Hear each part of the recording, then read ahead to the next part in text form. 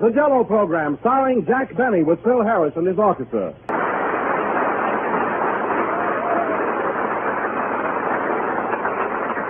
And now, ladies and gentlemen, after 4 months' vacation, we present to you the man the whole world is waiting to hear.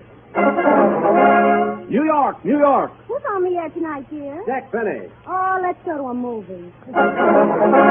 Denver, Colorado. Oh, Daddy, let's go see a picture show tonight. Jack Benny is on the air. I want to see Joey Jumbo.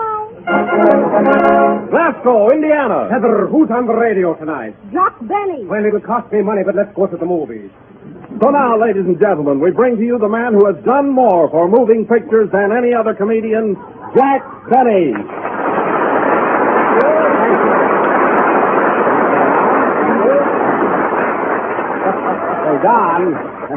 Don, would you mind trying one more town? Which one? Oh, anyone. Say Waukegan, Illinois. Okay. Waukegan, Illinois.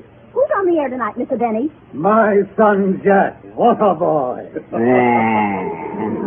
Oh, then you're not going to the movies tonight. No, I saw the picture. Do you want me to tune in any other town? No, Don, that's enough. Well, hello again. This is Jack Benny, who has just returned from his vacation, and I want to tell you, it's great to be back again. Back with this old gang of mine. You mean me, Jack? I sure do. Let's give Wilson a nice big hand. Yes, sir. But no kidding, Don, you look swell. Fit as a bass fiddle. I don't know, you're so tan and rugged. Oh, thanks, Jack. You look tan and rugged, too. Where did you spend your vacation? Well, Don, I worked most of the summer at the Paramount Studio, but I did manage to get a couple of weeks off. So I went to Saratoga Springs to the races. I wasn't very lucky, though. Oh, Saratoga Springs. Oh, yes, I lost an uncle there once. Well, I had to put up cash. Oh.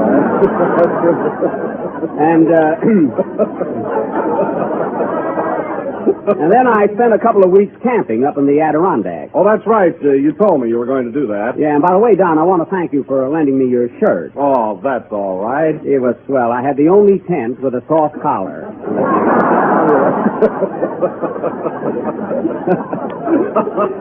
I told you that would go over, didn't I? I like that a lot. What have you been doing the last few months, Don? Well, I had your job. I was master of ceremonies on the Jello Summer Show. Oh, sure. You know, Jack, the Jello sales increased tremendously. They did, huh? Yes, sir. And that means that while I was telling jokes, more people than ever before went out and bought Jello. While you were telling jokes. Well, that's a boost for the product only. Come in. Pardon me. Lewis is my name. I'm a reporter on the Radio Guide. Oh, yes. I'm here to get an interview. Oh, of course. Certainly. Pardon me, Don. Has Kenny Baker arrived yet? Not yet. Thanks. I'll wait. Hey, you know, I'm Jack Benny. Yes, I know. What were we talking about, Don? Oh, you were saying how tan and rugged I look. Oh, I thought we went further than that. Oh, Don, look who's here. Hello, Don. Hello, Jack. Hello, everybody. Hello, Mary. Oh, Mary!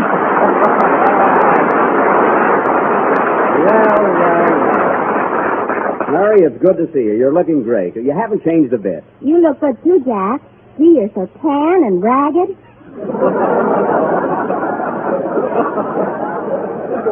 Mary, it's not ragged, it's rugged.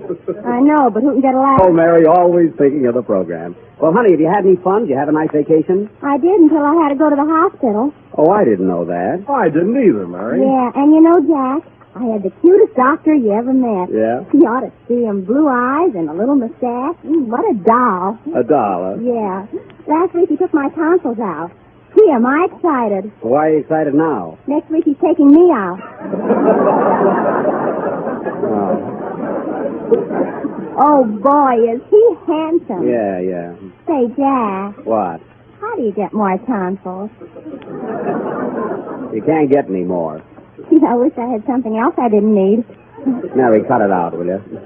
Pardon me. Has Kenny Baker arrived yet? No, Mr. Lewis, but if there's any information you want, I'm always glad to talk to a reporter. No, thanks. I'll wait.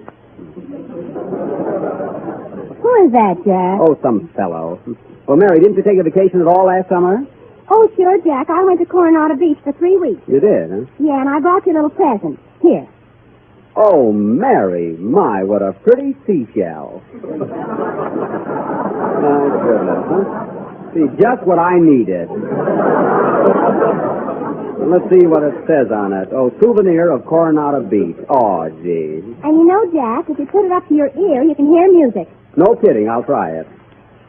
Mary, I don't hear any music. You don't? No. Oh, I forgot to tell you, you got to put your other ear up to a radio.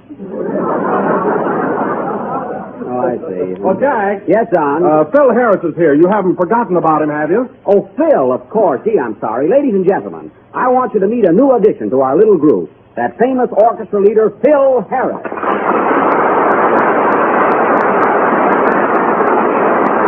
Yes, Phil. Thank you. And thank you, Jack. I want to apologize, Phil, for not introducing you sooner. Oh, that's all right. You know how it is, the opening program and all the nervousness and excitement and that reporter bothering me all the time, you know. But, Jack, he didn't ask you for an interview. That's what bothers him. Does not. Oh, Mary, this is Phil Harris. Phil, this is Mary Livingston. Hello, Mary. I've always wanted to meet you, and I'm very happy that we're going to be together. Oh, thank you. I'll be glad to have dinner with you tonight.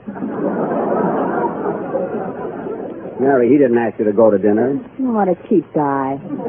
Don't mind her. One thing I want to tell you, Phil, you're going to enjoy being with us. I never interfere with anything. You can always pick out your own music. In fact, you can be your own boss. And not only that, I'll always see that you get the best joke. What joke? The one about being your own boss. Quiet.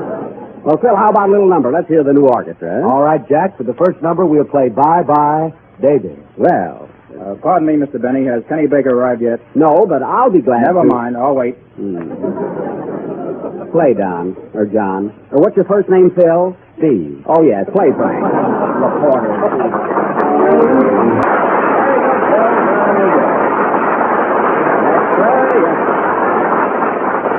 That was Bye Bye Baby, played by Phil Harris and his orchestra, with Johnny Green at the piano on another program.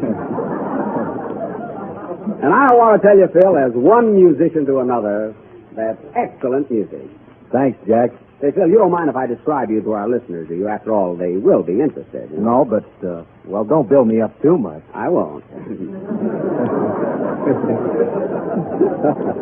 You don't know nothing yet.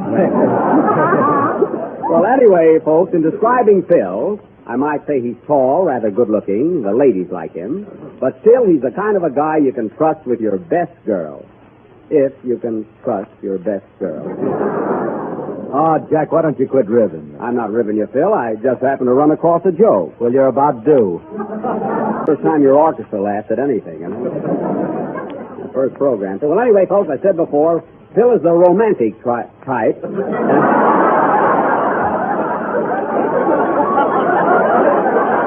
Phil, I didn't mean that. Well, that was really a slip. I didn't mean that. Phil is a romantic type. Yes, sir. He's got fire in his eyes, a wave in his hair, a smile on his face. And rhythm on the range. Quiet, Irene. Okay, Tim.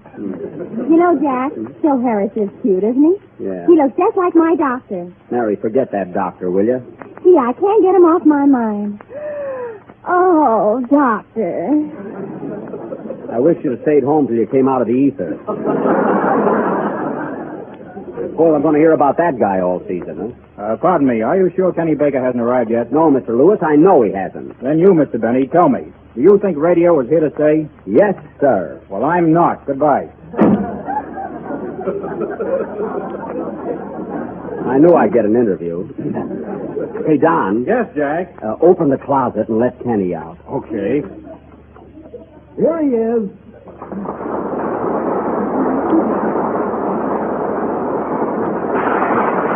Hiya, Kenny. Hello. Oh, Kenny, you're not sore because I locked you in the closet, are you? No, but you didn't have to hang me on a hook. Well, I'm always neat. Hey, I was saving you for that big entrance. You heard that applause, didn't you? Oh, sure. Thanks, Jack. Certainly. Hello, Kenny. Hello, Mary. Hiya, Don. Hello, Kenny. Say, Kenny, have you noticed Don's put on a lot of weight? Yeah, he looks so ton and rugged.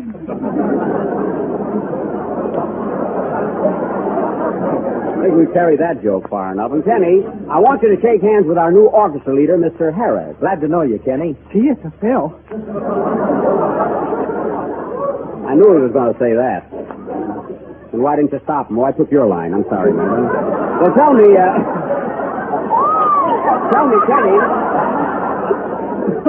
Kenny, what kind of a vacation did you have? Huh? Oh, pretty fair. It was all right, I guess. Where were you? Well, I spent 2 months in Catalina, 4 weeks in New York. And a half hour in the closet. Well, it wasn't his fault. Boy, is he dumb. He is not. He is, too. He didn't even notice I had my tonsils out. Yeah, go ahead, Mary. Why don't you tell him about that doctor you're so crazy about? He's crazy about me, too. Yeah. Well, Kenny, it's been a long time since we heard you sing. How about a little number right now? All right, Jack. I'll sing The Way You Look Tonight. Oh, your voice is better than that, Kenny.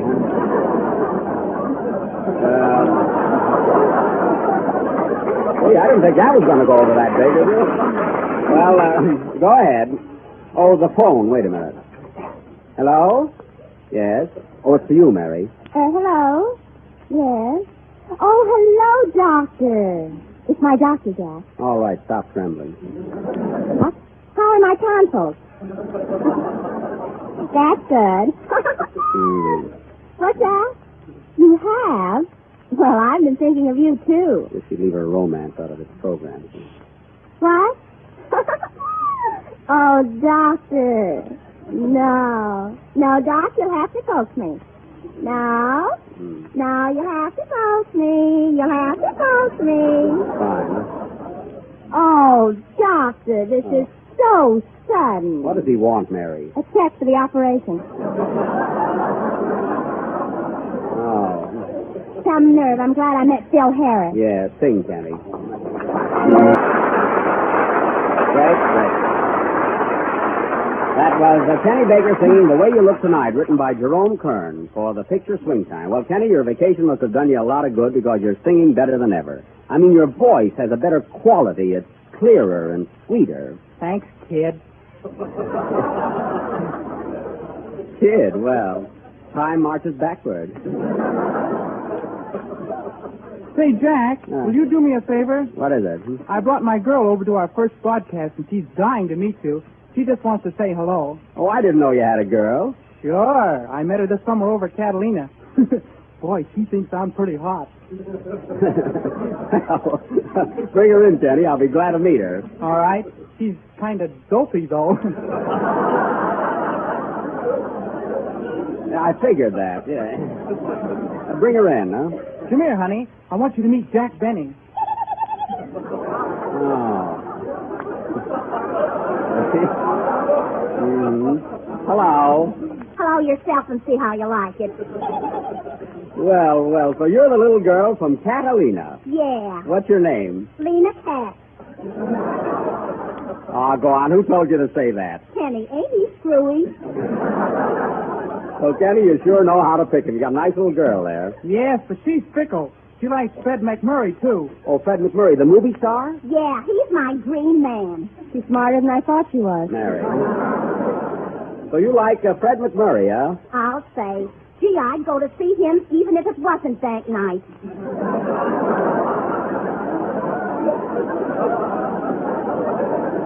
Well, I don't blame you. Oh, Mr. Benny, I hope you don't think I'm too fresh, but, What is it? Come on, don't be bashful. would you give me a lock of your hair for a souvenir? Ah, you are fickle. But isn't that cute, Mary? She wants a lock of my hair. Why don't you give her the whole wig?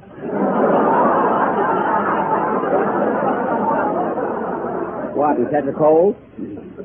Some other time, Lena. Say, your girl's all right, Kenny. She's talented, too. I wish you could use her on the program sometime. Oh, yeah? What's she got that I haven't got? Tonsils.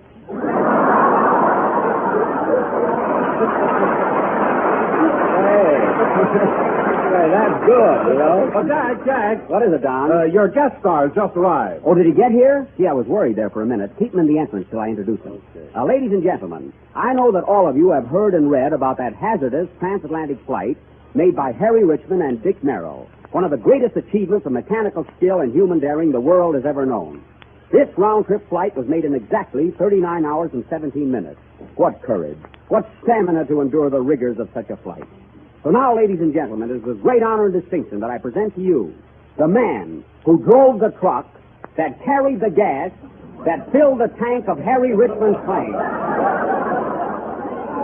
None other than Mr. Samuel T. Buxton.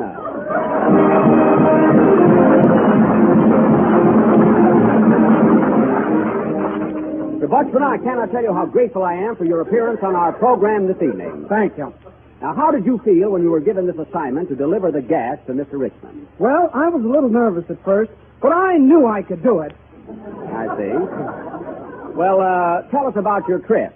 Well, after a light breakfast consisting of a New England boiled dinner, I took on a big cargo of gasoline. How much? Oh, just oodles of it.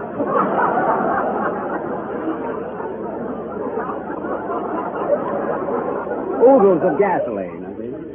Yes, well, anyway, I swung into my truck and took off at exactly 3:10 a.m. From the gas station? Uh-huh. I made moderate speed through 59th Street until I reached the Queensboro Bridge, and then I let her out. How thrilling. From then on, it was smooth driving until I reached Flushing Boulevard. Oh, Flushing. Is that winding street? No, it's a straight flush.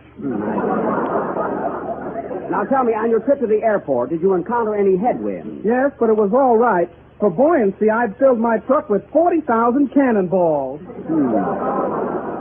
Now, what kind of reception did you receive on your arrival at the airport? It was sensational. And what did Mr. Richmond say to you when you delivered the gas? I'll pay you later.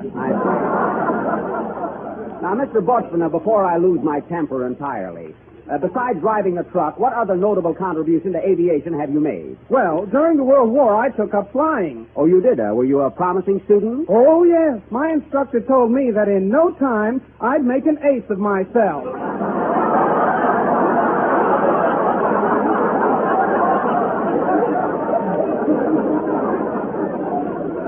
Getting back to your journey, did you have any trouble on your return trip? Yes, I hit a road pocket and was thrown out of my truck into an open manhole. Oh, my goodness. Mary, what are you laughing at? An ace in the hole. Okay, now, just one more question. Did you make this trip alone? No, I had my assistant driver with me, Mr. Borscht. Well, I don't want to appear personal, but there has been a report that you and your co-driver have been on rather unfriendly terms, especially on this last trip. Is there any truth to that? Definitely no. It's an... Well, I'm glad to hear that. In fact, there's never been any jealous flow. See? I get it. So do I, and thank you. Is Mr. Borscht here with you? Yes, he's sitting right in the audience. Well, put him on a plate and bring them up. Mr. Borscht, will you come up here, please? I wish I had known this sooner. So you also made this trip, huh? Yes, sir. Well, tell me, when you get behind the wheel of a truck, what road do you like to travel best? You mean my favorite highway? Yes. Oh, Jack, give me the road, the white winding highway. Then let me know the unbeaten byway, and I'll travel along. Singing on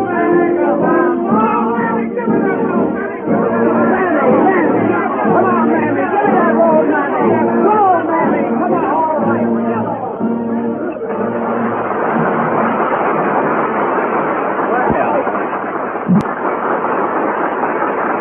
That was Sing Baby Sing from the motion picture of the same name. And now, ladies and gentlemen, our first program is nearly over, and I'd like to announce our feature attraction for next Sunday night. Most of you have read that outstanding novel by Hervey Allen called Anthony Adverse. And many of you have already seen Warner Brothers' great production. If you haven't, see it this week. Because next Sunday night, we are going to present our version of that famous classic. Our own super, gigantic, stupendous, colossal presentation, Anthony Adverse. Don't miss it, folks. Next Sunday night, you'll cheer. Hooray! You'll laugh. You'll cry. You'll sneeze. Gesundheit. Next Sunday night, folks, when we bring you Anthony Adverse, in addition to the regular newsreel, short subjects, and bank night. Bring your own bank. What thrills, what chills, what glamour. What are you talking about? I don't know. Next Sunday night, Anthony Adverse.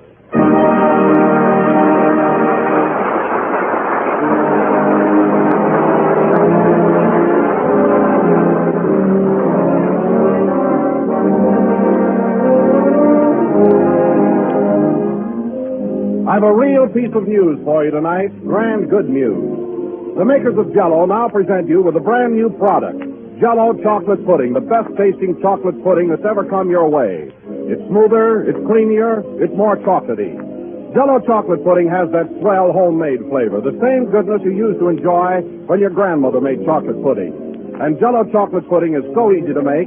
Just mix the contents of the package with some milk in the top of your double boiler and let it cook until it becomes thick and satin smooth. Then when the mixture's cooled, pour it into the sherbet glasses. And you're ready to surprise your friends and family with a fine, rich, thoroughly delicious chocolate pudding. Each package gives you 6 servings and sells for the same low price as Jell-O. Ask your grocer for Jell-O chocolate pudding in the morning. And if he hasn't put it in stock for you, remember the name, Jell-O chocolate pudding.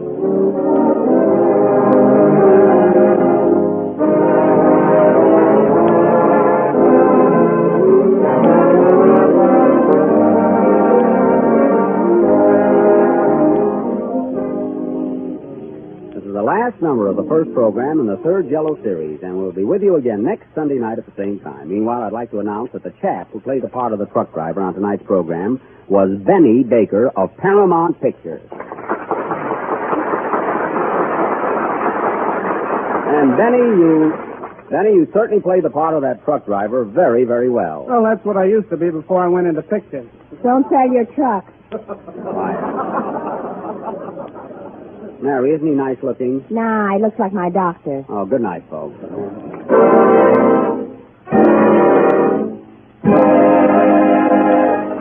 The Jell-O program starring Jack Benny with Mary Livingston and Phil Harris and his orchestra. And now we bring to you the man who returned to the air last Sunday with a deluge of merriment, a gale of laughter, and a worried look, Jack Benny.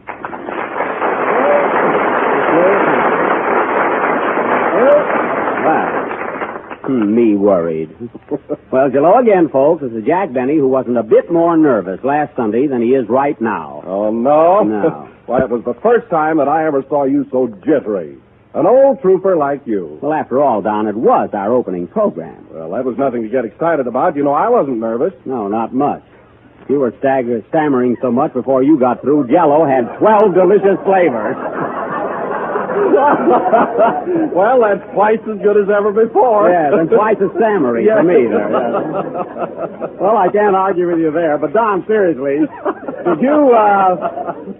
did you hear any reports on last week's program? You know, any comments? Well, no, Jack, but I happen to have a few clippings with me. Here's one from the San Francisco Examiner. Oh, the Examiner. Let's see it.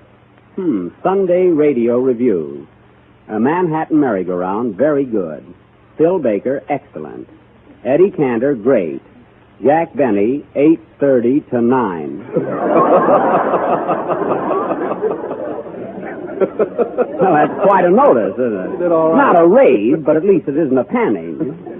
Any other glowing reports, Don? Oh, yes, here's one from a local paper, Jack. Read it. With a big headline, no less. Well, Jack Benny's first program goes over with a thud. He must have thought it was our thud program. It was our fuss. Well, what else does it say? It says, all in all, Benny's humor showed the most complete display of brass that this critic ever heard. Brass, he must be talking about the band. I'll have to speak to Phil Harris about that. Did you call me, Jack? No, Phil, I was just talking to Don about our fuss program. Have you heard any reports on it? Nothing to speak of. I see. But say, Phil, I did hear some awfully nice things about you. Thanks, Jack. I hear some awfully things about you, too. Hey, read that right, will you? Oh, pardon me. I mean, I heard some awfully nice things about you. He's just a little excited, folks. But you know, Phil, you were a little nervous last week, too. You were shaking, so I don't see how you ever managed to lead your orchestra. Oh, it was easy, Jack. I just grabbed my baton real tight, and my nerves did the rest. Oh. Well, you deserve a lot of credit. Huh? Come in. Telegram for Jack Benny. Oh, thank you. Gee, this has been going on all day, folks. Oh, Don, listen to this one. Heard your program last Sunday night and can appreciate how you feel. Well, who's that from, Jack? The New York Giants. Oh.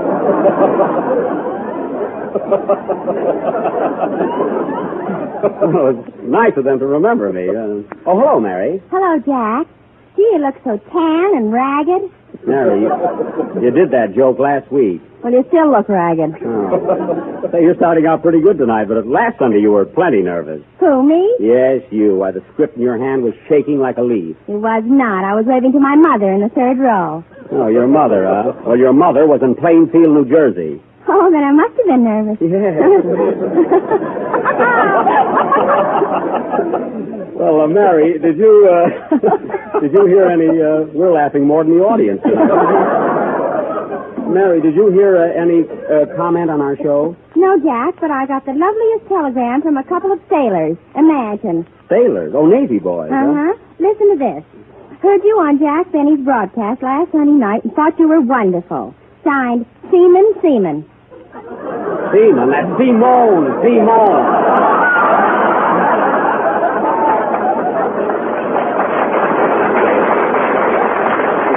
Simone.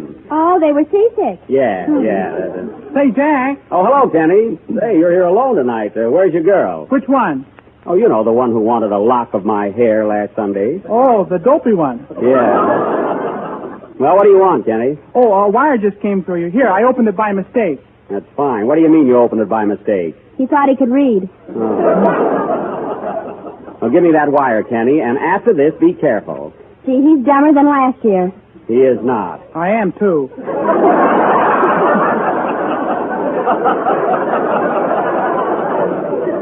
All right. Oh, hey, fellas. Get this wire. Oh, boy. Get this. It says, felicitations on your debut last Sunday, repercussions of which are still reverberating. Steve. Your nonchalance and savoir-faire dominated the festivities throughout. Steve. Accept my sincere approbation. Who's that from, Jack? Freddie Bartholomew. Wasn't that sweet? Well, somebody likes to play, Phil. That's right. Oh, yes. That was Sing, Sing, Sing, played by Phil Harris and his orchestra. And very good. Thanks. Well, we went Simone one better there, I think. But, Phil, I notice you're still a little nervous. Well, to tell you the truth, Jack, I invited two of my girlfriends up to see the broadcast. And they're sitting in the front row, and, well, naturally, I'm a little self-conscious. Oh, well, I know how you feel. You see, I asked some girls up to the broadcast tonight myself. I invited Claudette Colbert, Joan Venice, and Carol Lombard. Yes, I noticed those 3 vacant seats. Well, you know how heavy traffic is today. Anyway, ladies and gentlemen, as we announced last Sunday, this evening we are going to offer our condensed vest pocket edition of that famous classic, Anthony Adverse, written by Hervey Allen, produced by the Warner Brothers, directed by Mervyn LeRoy. And choose by I. Miller. Yeah, quiet. We begin our play with Anthony at the age of 10.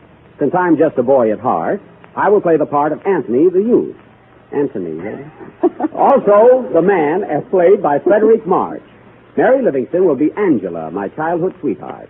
Kenny Baker will be my servant when I get to Africa. Oh, Kenny. Yes, Jack. Here's your accent. Yah's the boss, Jonah. Very good, Amos. Owing to the unusual length of our play, we will start it immediately after the next number, which will be sung by Kenny Baker. Meanwhile, I'll try and get Young for my part. Gee, I hope you get Robert Young. Quiet. Sing, Kenny. Gee, I wonder where I put my rompers.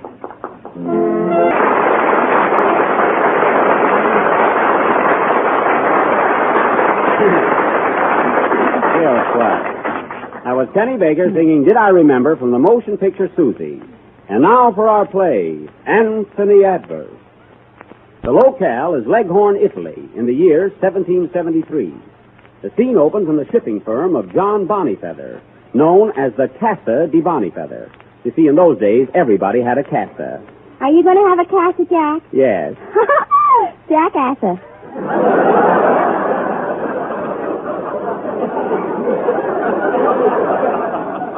All right, let's get into the mood.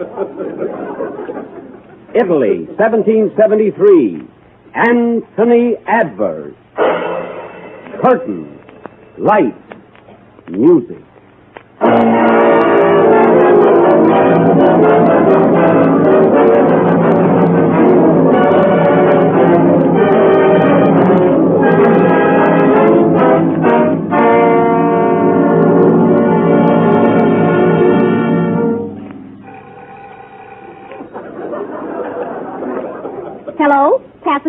Bonnyfeather. Yes, Mr. Bonnyfeather is in, but you can't talk to him. The telephone hasn't been invented yet, Dope. Call back in 100 years. What's that? Oh, wait a minute. Come in. Hello. Hello, little boy. What you doing? I'm answering a telephone that hasn't been invented yet. Why? I don't know. I must be nuts. What can I do for you, little boy? I'm looking for work. I'd like to get a job here. Sorry, we're not hiring any sopranos. I'm not a soprano. I'm a poor little orphan. An orphan, eh? What's your name? Anthony? Oh, little orphan Anthony. Have you ever worked before? Oh, orphanon. Am I telling me? Oh, here comes Mr. Bonnyfeather. He's a nice old Scotchman, and you can talk to him. Oh, thank you. Ah, good morning, Les. Good morning, laddie. Good morning. Shut off that motor. Who are you, laddie, and what brings you here? I'm Anthony, sir, 10 years old and looking for work. Work? Yes, don't tell me that hasn't been invented yet. Well, you look like a bright lad. Anthony, what is your last name? I haven't any, sir. Well, laddie, I'll get you a name. Aye, and a job, too. I've got an eye. I know. I'll put you to work in the accounting department. Anthony, do you know arithmetic? Oh, sure, I can count up to 10. Up to 20 with my shoes off.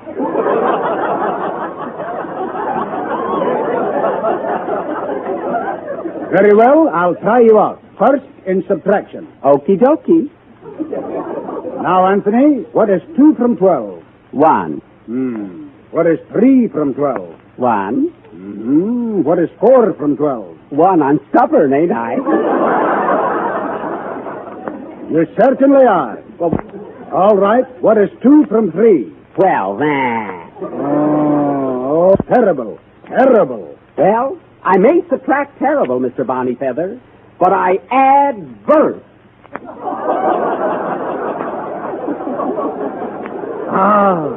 Adverse. That's it. That's what we'll call you. Anthony Adverse. Anthony Adverse. Anthony Adverse. Now and forever.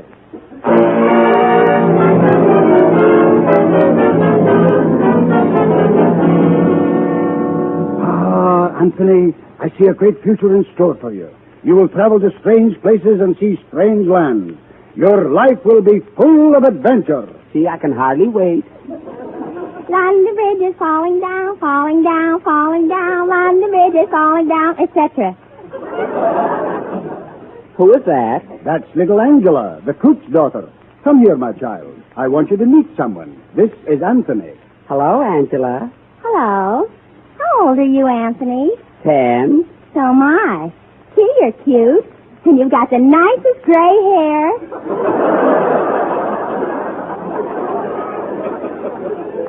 Say, I got plenty of worries, believe me. Well, children, I have work to do, so just run around and play. See, that Mr. Bonnyfeather's awfully nice. He's a Scotchman, isn't he? If he isn't, he's wasting a lot of ours. And speaking of Scotchman, you will find that Jell-O, too, is economical. With its 6 delicious flavors, strawberry, raspberry, cherry, orange, lemon, and lime.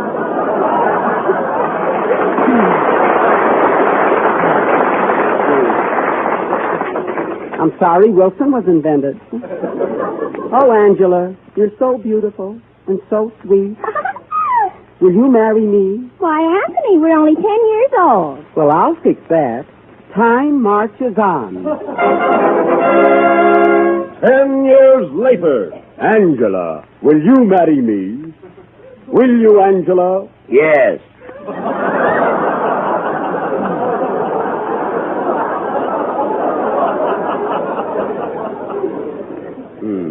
You ought to have your voice lifted. I'm sorry. I got a bad cold. But I'm all right now. Oh. Then you will accept me, Angela. Yes. There I go again. Angela, I'm so happy. Come, sweetheart. We'll be married at once. Anthony. Angela.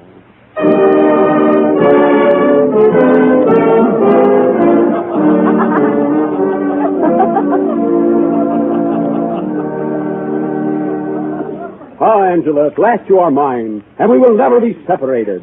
Never. Oh, Anthony! Anthony! What is it, Mr. Bonnyfeather? You must leave here immediately. I'm sending you on a special mission to Havana to collect some money that is owed to me. Havana? Aye, lad. You must contact Carlos Sibo, a wealthy Cuban. He's a slippery customer, but I want my money. What does he do? He runs a sugar plantation. Good. I'll try and get a lump sum. Angela, be brave. I must leave you at once. All right. Ah, poor Angela. What will you do all the time I'm away? Oh, I'll get along. That's what I'm afraid of. Now, goodbye, darling. I'll see you in 5 or 10 years. Goodbye, lover. Goodbye, Mr. Bonnyfeather. Goodbye, Anthony. Don't forget that lump sum. I won't. Will you miss me, Angela? Yes. Gee, I'll be lump sum. Well, goodbye, goodbye. I'm off to Cuba. Cuba, that's where he's going. Cuba, that's where he'll stay. Cuba, where wine is flowing. Anthony Adverse is now on his way to Cuba and will arrive there immediately after the next number. Play, Phil.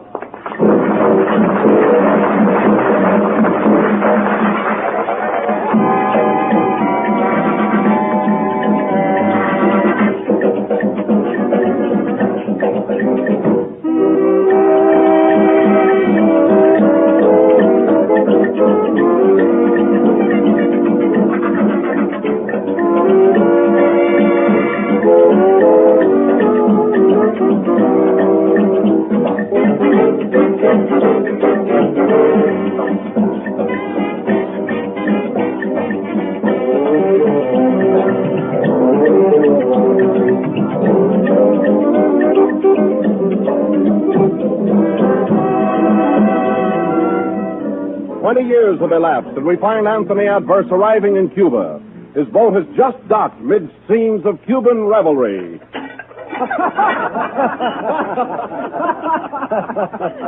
Goodbye, Captain. Goodbye, Mr. Adverse. La cucaracha, gangway. I'm looking for Mr. Adwoy. Ah, Mr. Adwoy? Yes, are you Carlos Sibo, the Cuban? Am I a Cuban, he's asking.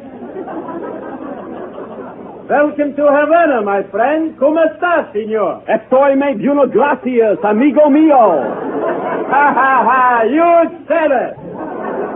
You know why I'm here? Sure, Mr. Bonnyfeather wrote me, so I want you should be my guest. Thank you. I want your stay in Cuba should be a pleasure. Don't be afraid to ask for anything. Everything I got is yours. What have you got? Nothing. I see. Now listen, Carlos. You owe Mr. Bonnyfeather a lot of money, and I'm here to collect it. Take it easy, Anthony. Stay here with me. We'll go out and make bookies. Listen, I don't do that kind of stuff. Come on. Now, first you'll have to get some new clothes. New clothes? Why? I'm a tailor. Now listen, Carlos, let's settle this debt right now so I can get back to my wife. Pipe down, Poopsie.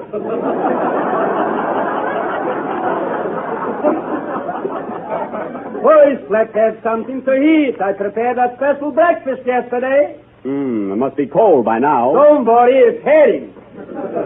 Now quit stalling. I can't go back to Mr. Bonnyfeather without that money. Well, money I ain't got, but if you would like to take a trip to Africa, I got there a piece of property that's #1. It's a rubber plantation. Oh, so you're in the rubber business, eh? I thought you were a tailor. That's me, Robert Taylor.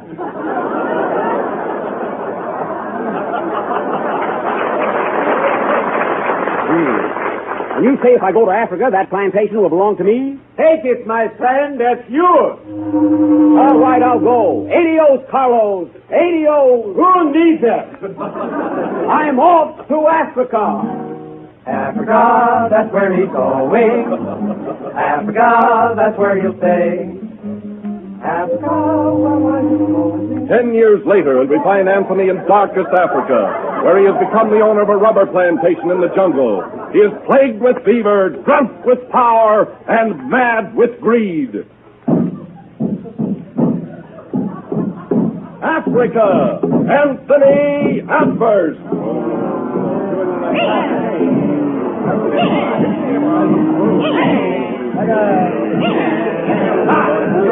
Stop that infernal noise. Come on, you slaves. Get busy there. Cut that rubber. Haul that barge. Tote that bale. This heat is enough to drive you out of your senses. Hey, boss. Yeah, what do you want? Gooba, gooba, gooba, guno, guno, thou. Oh, yeah? Well, why don't you do something about it? I don't know what it means, that's why. I want a drink. Where's my man Friday? Friday. What's that, Ball? Are you my man Friday? No, sir. I'm your chocolate sundae. Well, give me a drink. I'm getting drunk with power. Oh, Mr. Adverse, why don't you give up this life and go back to your own people? Ain't you got no heart? No, I ain't got no heart. I ain't got no conscience. I ain't got no soul. Have you got a match?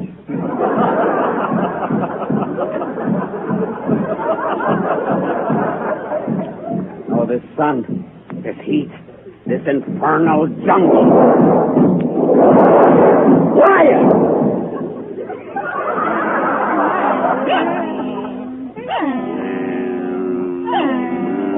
Quiet, you slave. Ouch, that whip is always getting caught in my leg. But I can take it. What's the matter with the balls, man? He must be delirious. Better bring us some water. That's what I want. Water. Water. Everything is going black. Look, he's fainted.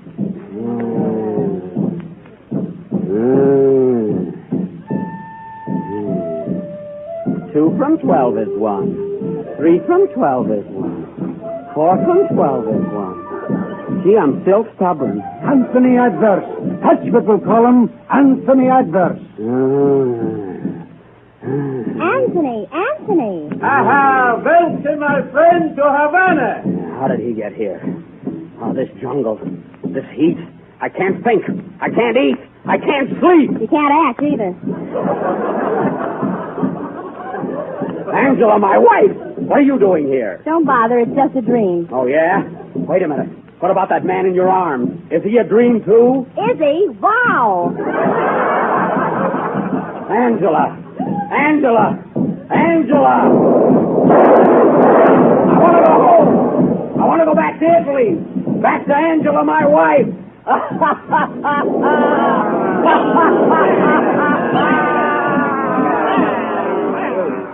Ladies and gentlemen, this production will be continued. This is the last number of the second program in the new Jello series, and I hope you'll all be listening in next Sunday night when we offer our second episode of Anthony Adverse. The part of John Bonnyfeather was played by Charles Irwin, and Carlos Sebo, the Cuban, was played by Patsy Flick through the courtesy of Warner Brothers. Oh, Jack, don't you want to say something? Good night, folks.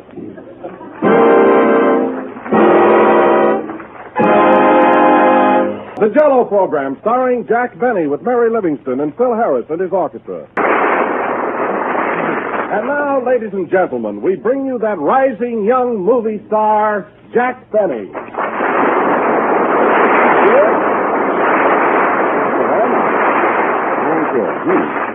Well, hello again. This is Jack Benny of the cinema, whose latest picture, The Big Broadcast of 1937, has just been released. By the way, Don, have you seen the picture yet? Oh, no, Jack, but I'm dying to. Oh, you ought to see it. It's playing downtown at the Paramount. Yes, I know. Oh, say, tell me, Jack, are you pleased with your work in it? Well, well, you know, Don, I'm not conceited. You know that, don't you? Why, yes, of course I do. I mean, you never heard me rave about myself. But really, I'll surprise you in this picture. Really? Well, I honestly believe that for the first time, the screen has captured the real me. Well, I'm glad to hear it. And you know I'm not egotistical, Don. You know that. Oh, of course I do. But in this picture, I'm really much better than I think I am. I don't know. I just can't find a word to describe my performance. Well, Jack, would you say you were terrific? Well, yes. Yes, Don, I would. And you know, Don, there's one big romantic scene in the garden where I ask the heroine to marry me. You know, I get down on my knees and I plead with her. I say, Gwen, darling, will you marry me? And as the moonbeams cast their magic spell over us, she looks into my eyes and softly whispers, no. Well, I thought and cried. And, Don, you know when a fella can cry at his own picture, well. Tell me, Jack, now, how do you look on the screen? I mean, how do you photograph? Well, I'm glad you brought that up. Don, you know I never brag. Now, you know that. Oh, yes. Well, now, come here a minute. Now, don't misunderstand me. You've seen Robert Taylor, haven't you? Mm-hmm. Well, let's not talk about it. Come on now, I want to hear some more. No, Don, no, I'm acting like a kid. No. Then, Jack, you really feel that you've established yourself as the great screen lover? Definitely. Well, to tell you the truth, Don, I was so good in those love scenes that in my next picture, they're just going to give me a leading lady and a Davenport.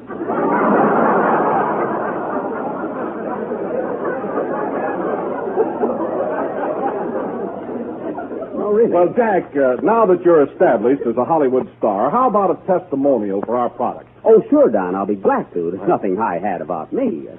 Now, let's see. I can truthfully say that Jell-O is a 4-star dessert. And I never go into a major love scene without first indulging in a dish of tempting, delicious Jell-O. Thank you, Mr. Benny. Oh, you can still call me Jack. Hey, Don, we're continuing with Anthony Adverse tonight, aren't we? Oh, yes. I want to speak to Phil about the incidental music. Pardon me a moment. Love sends a little gift of roses. Hello, Don. Where's Jack? Why, he's over there talking to Phil. Oh, say, Mary, Jack was just telling me about his picture, the big broadcast. Have you seen it? Yeah, and oh, boy, what a picture. Gee, it's swell. Well, confidentially, Mary, how's Jack in it? Jack? Well, Don, you know I'm not conceited. You know that. Yes, Mary, yes. And you know I never brag. No. Well, he's lousy.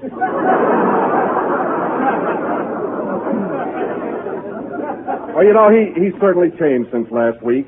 He's not the same modest Jack we knew. I don't like the way he's acting. Neither does Paramount. Well, tell me, Mary, how does he photograph? Don, come here a minute.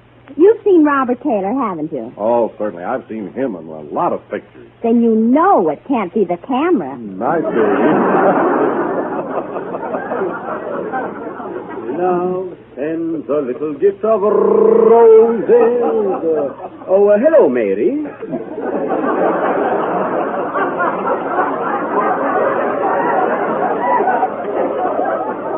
Hello, dear. Hello, Ham. Oh, Ham, evidently you didn't see my picture. I did, too. And I don't see how you can possibly say that. What about that emotional scene where I'm making love to the girl, where I'm pleading with her with every fiber of my being? Well, I'll admit that was funny. Thanks. Anyway, my talent doesn't stop at love scenes. I had a lot of comedy in the picture, and I got plenty of laughs, believe me. Hello, Don. How are you, Kenny? Oh, hello, Kenny. You almost missed that, didn't Yes, you? I did.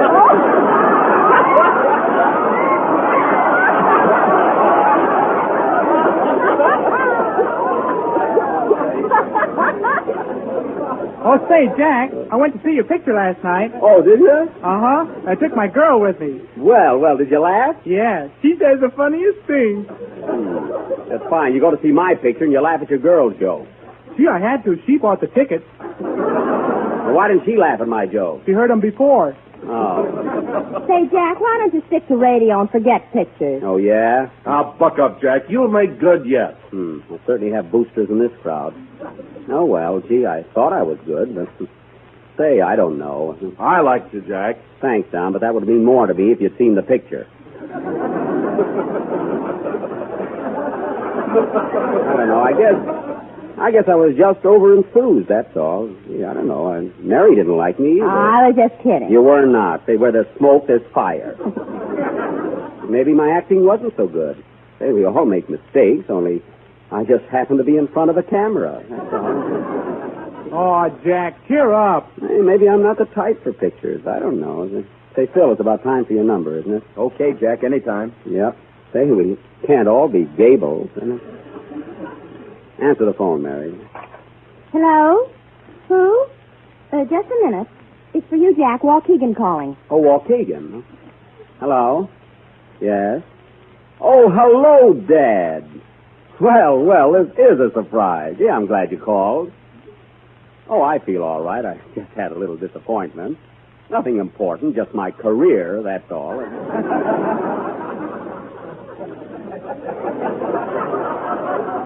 What's that? You did? Well, how did you like me in it? Really? No, kid. Oh, you're too sweet. I couldn't have been that good. What's that? Opposite Garbo? Oh, Dad, you just said that to make me feel good, and you certainly did. Well, gee, thanks, Dad. I can't tell you how happy I am you called. Yeah, give my love to everybody. Goodbye. Oh, Dad, wait. How does my blue suit look on you? That's good. Goodbye, Dad. Goodbye. Opposite Garbo, eh? Say, who can tell? Love sends a little gift of roses. A play, Philip. Very, very good. That was A Night in Manhattan from the big broadcast of 1937, played by Phil Harris and his Philharmonic Orchestra. Woo. And I want to tell you, Phil, either that was very good or I'm feeling better. Thanks. Say, Jack, I heard the gang ribbon you before, and I want to tell you something. Yeah? I saw your picture twice. It's swell. You were great. Why, you stood out like a sore thumb.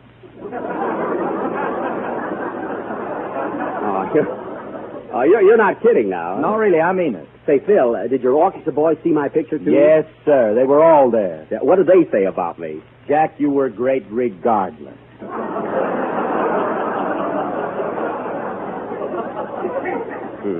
Why don't I shut up?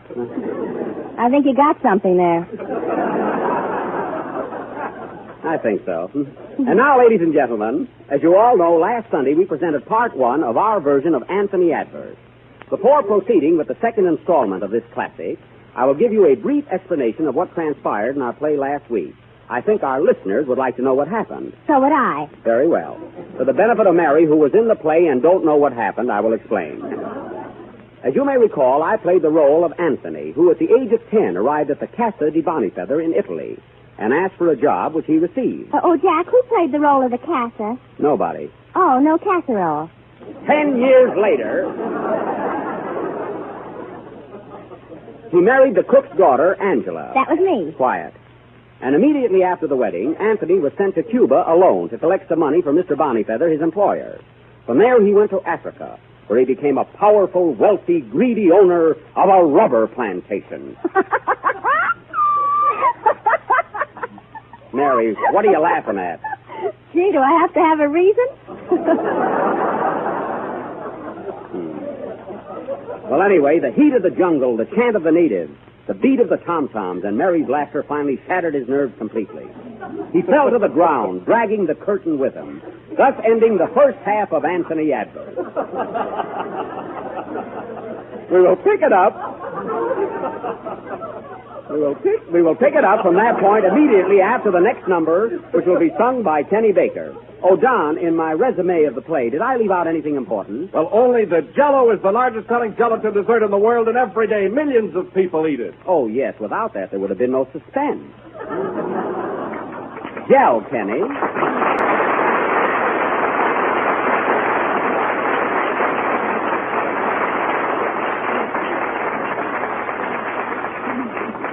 That was When Did You Leave Heaven from Sing Baby Sing, sung by Singing Baby Baker. And now, ladies and gentlemen, we continue with Anthony Adverse and take you back to Africa, where we find Anthony still delirious, surrounded by a group of awe-stricken natives. Africa, the jungle.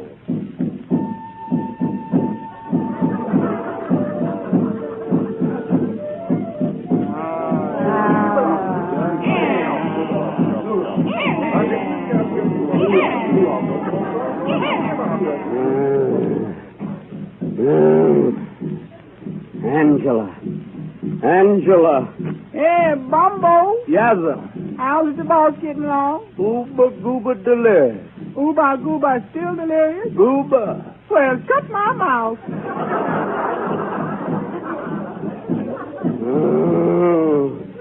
Mr. Adverse! Mr. Adverse, wake up! Knock, knock. Who's there? Delirious. Delirious who? Delirious Del Rio.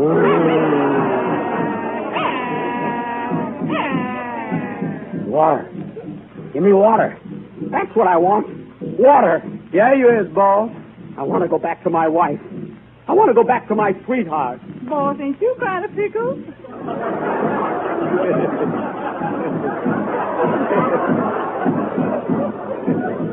I want to get away from this infernal heat. This jungle. Look, boss, look. Here come a white man. White man? Too late. I've already signed Phil Harris.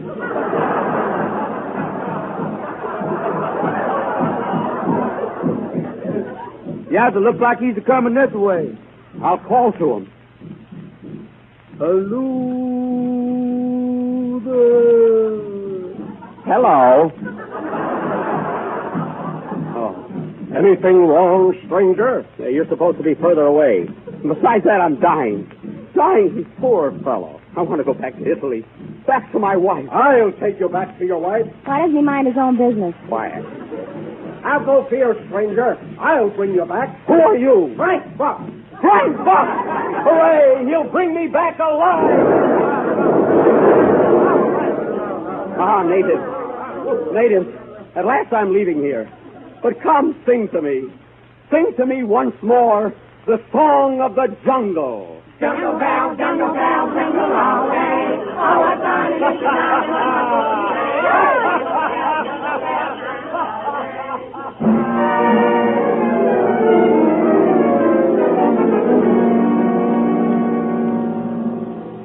Two years later, Frank Buck's boat lands at Leghorn, Italy, and docks at the Casa de Bonifeather. The crew is unloading the cargo.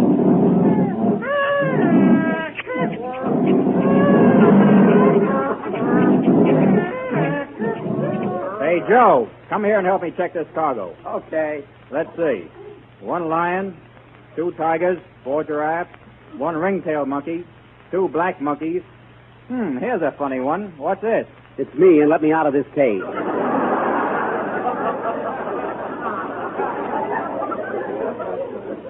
2 years in a cage with these monkeys. Boy, am I sick of peanuts.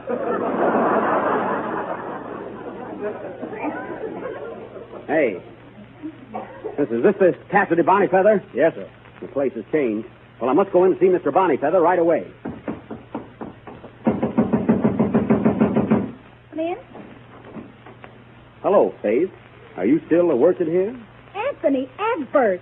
It can't be you. Oh, it can't, eh? How's Mr. Bonifeather? He's dead. Yes. How's business? Likewise. Well, I don't care about that. Where's Angela, my wife? She's Where is she, I say? Don't look at me like that.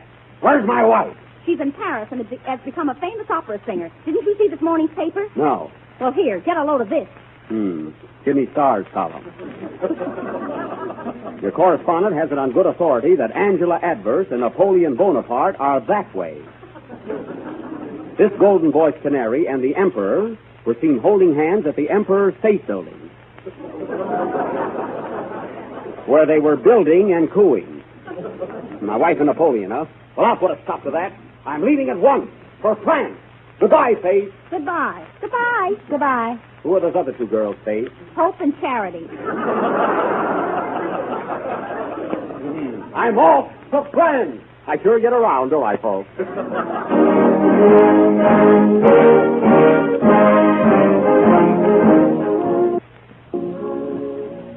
12 years later, and Anthony Adverse arrives in Paris. We take you now to the villa of Angela, where we find her singing to Napoleon. She is rehearsing for the opera. Mademoiselle from Armiteers, parley-boo. Mademoiselle from Armiteers, parley-boo. This is the part that they cut out, but I can do all right without. Hinky-dinky, parley-boo. Ah, mademoiselle, this was magnifique. Your voice, it thrills me. You should have heard it before I had my tonsils out. Ah, ma chérie, come to the arms of Napoleon. Ooh, la, la, too sweet. Kiss me, my little Mickey Mouse.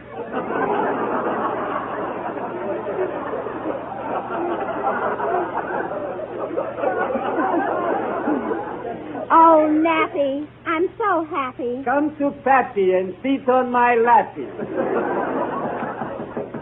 Wait, who's there? Anthony Adverb. Anthony, my husband. Quick, Nap, you must hide. I do not leave you, sweetheart. I hide under the table. Hurry, hurry, please. Come in. Angela. Anthony, how was our honeymoon? Great. I wish you'd have been with me. Oh, Angela, I'm so glad to see you. Come, fall into my arms.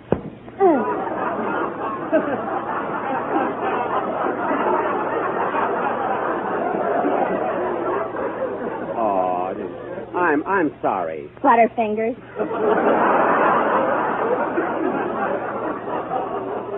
Oh, Angela, let me look at you. I've missed you so much. Oh, don't talk now, Anthony. Kiss me. My darling. Gesundheit. Hey, wait a minute. Who's that under the table? Under the table? Oh, just the legs. Well, they're trembling. It's cheap furniture. Legs, eh? Legs. What are those knobs on them? That's the bony part. That's what I thought. Come out of there, you. What are you doing under that table? I'm looking for my chewing gum. Are you Napoleon? Am I Napoleon is asking. Wait a minute. Weren't you Carlos Tibos, the Cuban, last week? Certainly. And now you're Napoleon? That's me. Cuba, France. How can I keep from running into you every place I go? Why don't you hire more actors?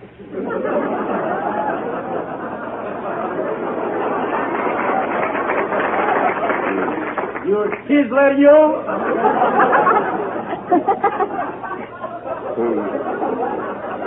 What's this world coming to? You leave your wife for 20 or 30 years, and you can't trust her. Well, conditions are bad all over. They are, eh? Well, listen to me. I love Angela, and I'm not giving her up without a struggle. You'll have to fight, Napoleon. Come on, take your hand out of your vest and fight. Wait, Anthony, don't quarrel. You must choose between us. Look at me. You really and truly love me? Yes, Angela. With all your heart and soul? With all my heart and soul. Is your love undying and unselfish? Yes, darling. Then you get under the table. No, I've lost you, Angela. So I might as well leave. But where can I go? If only I could find peace and quiet. Anthony, why don't you go to America? America? Yes, there you will find peace, quiet, and Indians. All right, I'll go. Goodbye, Anthony. Goodbye, Angela. Goodbye, Anthony. Goodbye, rat. Au revoir.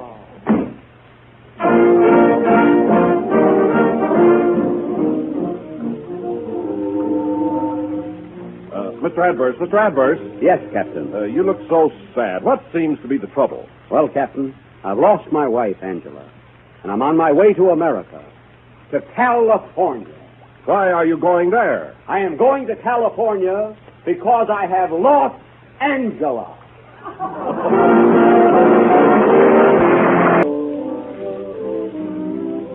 This is the last number of the third program in the new Jello series. I hope you've all enjoyed our presentation of Hervey Allen's famous novel, Anthony Adverse. And we'll be with you again next Sunday night at the same time. Who's there? Hervey Allen. Don't let him in, Mary. Good night, folks.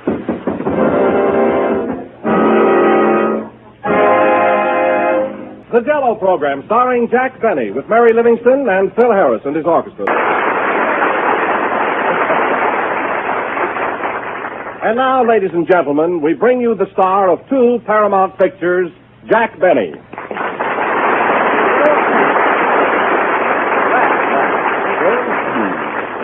Love sends a little gift of roses.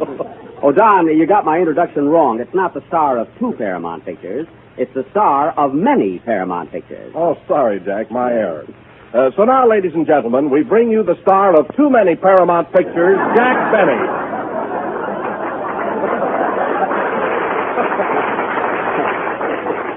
That's better. Oh, say, Don, come here a minute. You know, I heard, now, this may be a surprise to you, but I heard quite a bit of unfavorable criticism about last Sunday's program. You know, some people seem to think that when I mentioned my performance and my new picture, The Big Broadcast, I was just a little bit too egotistical. Oh, did they notice it, too?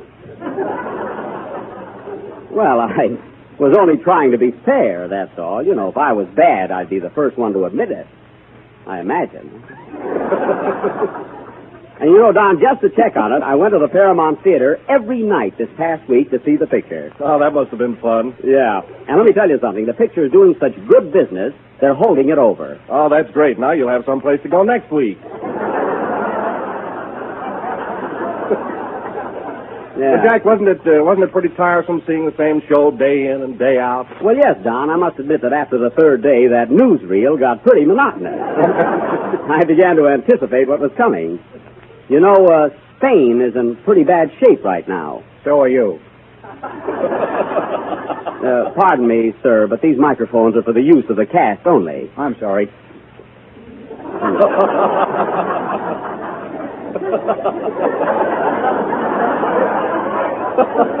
See, the way people walk around here. Where were we, Don? Oh, at the Paramount. Oh, yes. Is the feature on yet? I mean, I guess we've said enough about the picture. Jack, I meant to ask you, did you hear any comment on the Anthony Adverse play that you did last Sunday? Well, yes, and incidentally, Sam Harris, the New York producer, heard the program and offered me $3,000 a week to play Anthony Adverse on the stage. $3,000 a week? Yes, and, Don, be careful. You know how fast these things get around. You know? I understand, Jack. I won't breathe it to a soul. Oh, you don't have to go that far, Don. You can tell a few friends. Okay. Yeah. Hello, Jack. What are you bragging about this week? Oh, nothing. I was just telling Don about Sam Harris, the New York producer. He offered me $4,000 a week to play Anthony Adverse on the stage. You know, Frederick March's part. Are you surprised, Mary? No, I was calling my dog. You know, Jack, I'm surprised Sam Harris didn't get Frederick March for the part. Now, Don, I'm sure Mr. Harris knows what he's doing.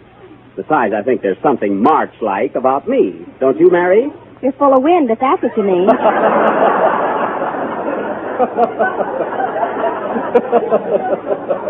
I didn't mean the month of March, Miss Livingston. Anyway, I don't know what to do about the offer. Do you think you'll take it, Jack? Oh, I don't know. Say, $5,000 a week is quite attractive, you know. Gee, I can hardly believe it. Neither do I. Well, it's the truth. And by the way, Mary, remember, keep it strictly confidential, you know? Don't worry, Jack. I'll tell everybody. Thanks, yes. Showing off because Loretta Young is sitting in the audience. Oh, I forgot to tell you, Don, Sam Harris... Let's give Loretta a nice hand for all her work in the picture. Well, Don, Sam Harris wired me to select my own leading lady out here in Hollywood. Nice gesture on his part. Huh? Yeah, it surely was. Yeah, I don't know who to pick out. I have so many favorites. Mary, who's your favorite movie star? Cary Grant. Fine, I'll look nice playing opposite Cary Grant. I mean, your favorite leading lady. Oh, I don't know. I like Universal. Universal, a movie star? Yes, he works at Metro. That's Una Merkel. Oh. Universal. Say, she wouldn't be bad, you know? Love sends a little gift of Kenny. Hello, Jack. Oh, hello, Kenny. Tell him, Don. Kenny, did you hear about the swell proposition Jack had? No, what was it? Oh, nothing, Kenny. Sam Harris just offered me $7,000 a week to play Anthony Adverse. 7,000? What happened to 6?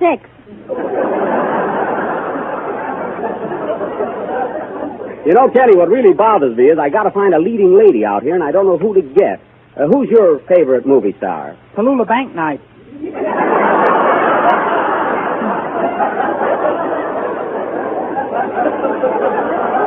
Tallulah Bank Night. Kenny, you mean Bankhead. It's not Bank Night. Oh, I don't care. I never win anyway. Well, what do you go for? Blonde. Why, Kenny, I'm surprised at you. That's all right. He never wins anyway. Listen, Kenny, I told you about my offer from Harris in strict confidence, so, you know what I mean. Keep it under your hat, huh? Gee, I never wear one. No, you never wear one. Did you ever hear of anybody wearing two? I did. Who? Amos and Andy. Well, that was my fault. Amos and Andy. Who's he? Who's he? That's Amos and Andy. They're on the radio. Oh, I thought I was. You know, Jack, that Kenny gets dopier every day. Oh, he does not. He does, too. He does not. Don't listen to him, Mary. Why, Kenny, what's the matter with you? I was sticking up for you. You were not. I was, too. Don't listen to him, Kenny. Oh, for heaven's sake. Play, Phil. I will not. You will, too. All right. It's the craziest mob I ever saw. You will not. You will, too. You will not. You will, too. That was I Will Not, played by, South Sea Island Magic, played by Phil Harris and his Aristocrats of Melody. I kind of like that. I certainly think of some cute names for your orchestra, don't I, Phil? Yeah, but you're cute anyway. I think so. You should see me when I'm shaved. Say, Jack, I hear you have an opportunity to appear on the legitimate stage. Is that right? Oh, yes. Well, are you going to do it? Well, I'd like to. Sam Harris is a swell guy to work for, and a change is good for anybody. Of course, Phil, you'll keep this under your hat, won't you? Well, I'm sorry, but I just loaned it to Kenny. No. I never saw a program with so few hats. Mary, what are you laughing at? Knock, knock. Oh, all right. Who's there? Few hats. Few hats who? Few hats who? If you had some better jokes, I wouldn't have to knock, knock.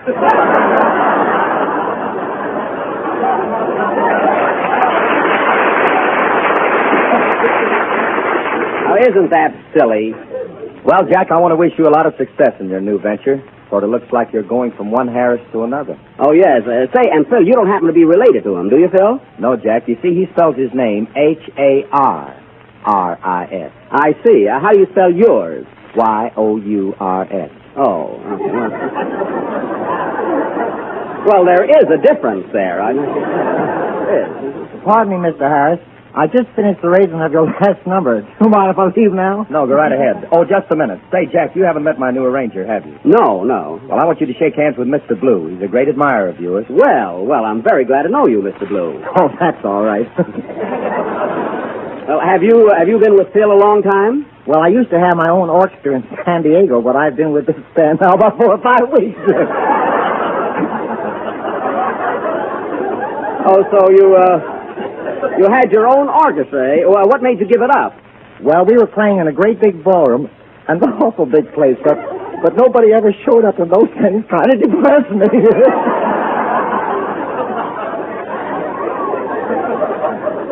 Well, that's too bad. And now you're an arranger. Are you from California? No, I'm a Texas arranger. Very good, very good. Well, Mr. Blue, you know, I'm quite a musician myself. I'm a violinist. Oh, a fiddler, eh? Well, yes. In fact, the violin was really my first love. You don't say. Oh, yes. Boy, were you jilted. Quiet. Well, I'm very glad to have met you, Mr. Blue. It's been a great pleasure, and I hope you'll be on this program for a long time. Thanks. I hope you will, too.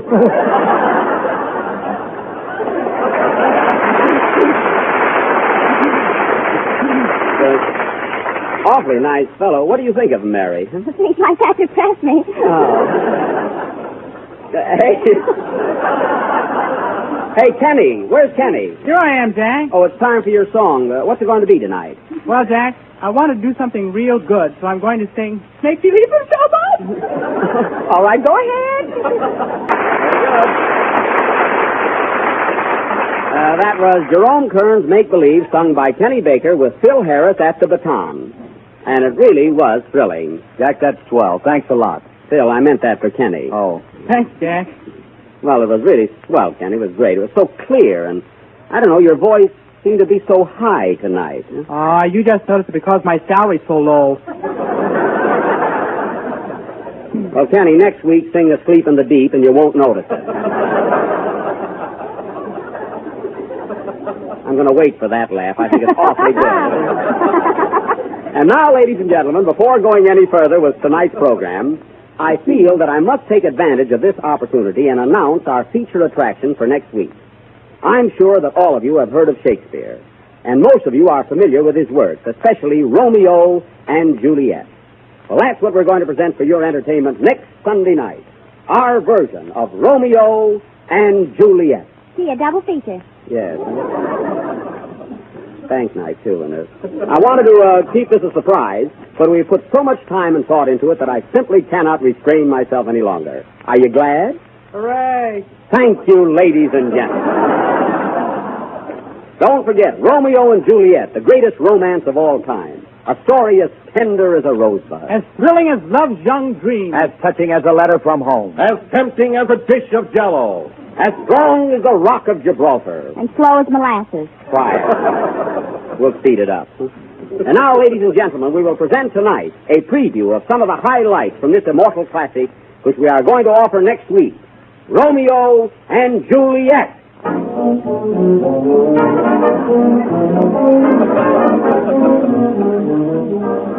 Romance. Ah, Juliet, my love. Wherefore art thou, Juliet? Up here on yon balcony. Come, climb up to me, Romeo. Wait, my sweet, whilst I build this ladder.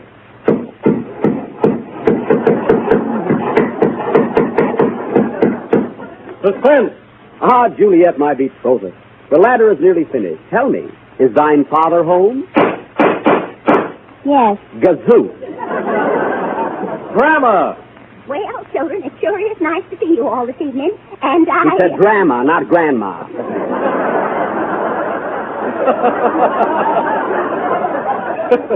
Oh, nurse.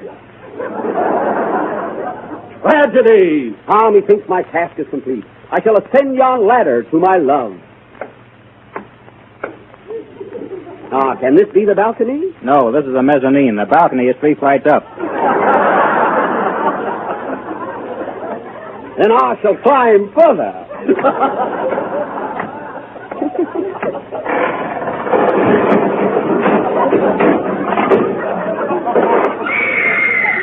Romeo, art thou hurt? Art thou hurt, Romeo? Was Romeo hurt? Will he recover? Can the ladder be fixed? Don't tell him, Don. Make him listen.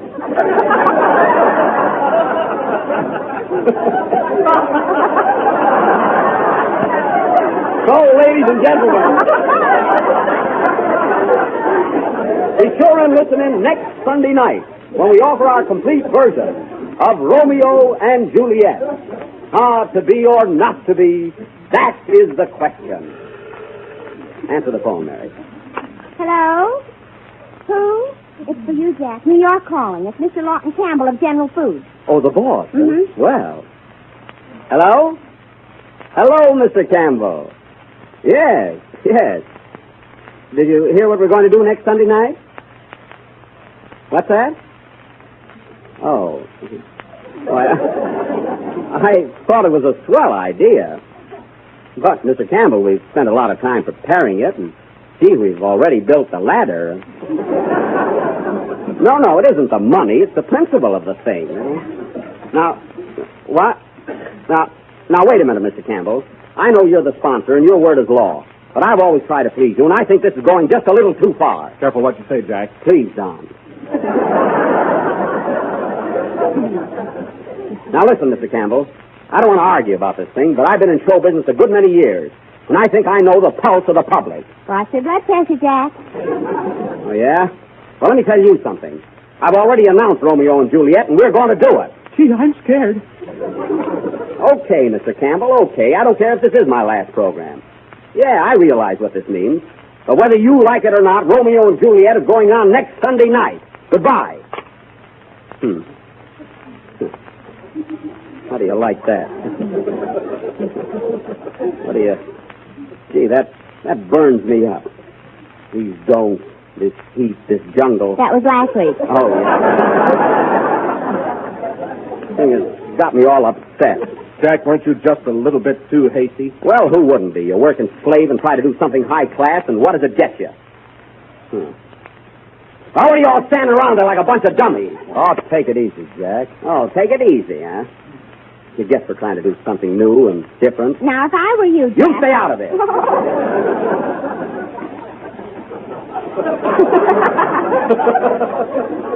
It ain't Charles Lawson talking either.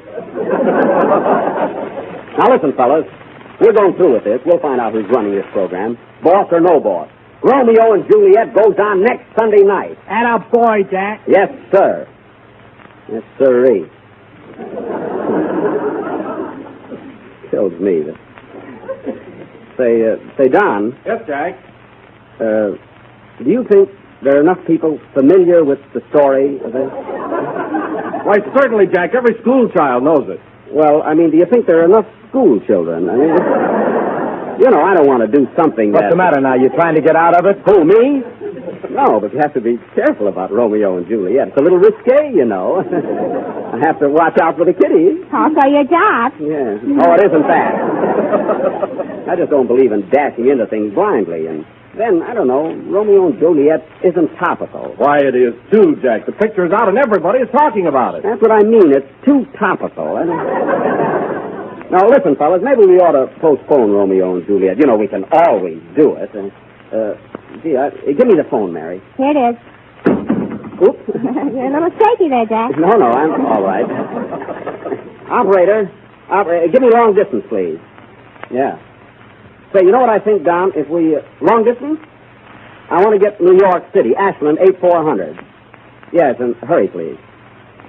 Say, kids, you can all go home if you want to. I mean, there's no use hanging around here. There's nothing else to do. I'll see you later. Good night. Good night, fellas. So long. Hurry that up, operator. Dum dum dum dee dum dum. Da dum da dee dum. Hello? Oh, I thought I heard someone.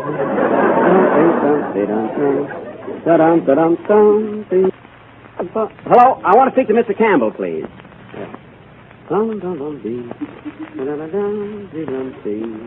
Mr. Campbell? This is Jack Benny again. Yeah. Yes. Say, when we were talking before, when I was kidding about next week's program. Well, this is awfully funny. I'll bet, Mr. Campbell, I bet you really thought we were going to do Romeo and Juliet. You did?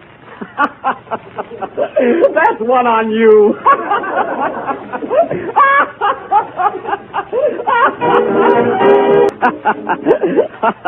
Yes, I sure will. Yes, sir. Well, look, Mr. Campbell, what would you suggest we do next Sunday night? Oh, a fellow as clever as you must have some idea. What's that? A minstrel show? Oh, you mean a real old-fashioned minstrel show? Oh, sure. Thanks. Yeah, I think that's a swell idea. What's that? Oh, no, Mr. Campbell, no, you can't be the interlocutor. That's my job. So I'll have to put my foot down there. Mildly, of course. Well, goodbye, Mr. Campbell. Thanks for calling. Oh, yes, I called you. Yeah, well, thanks anyway. Say, Mr. Campbell, I sure was a bad boy, wasn't I? Well, goodbye. Goodbye. Well,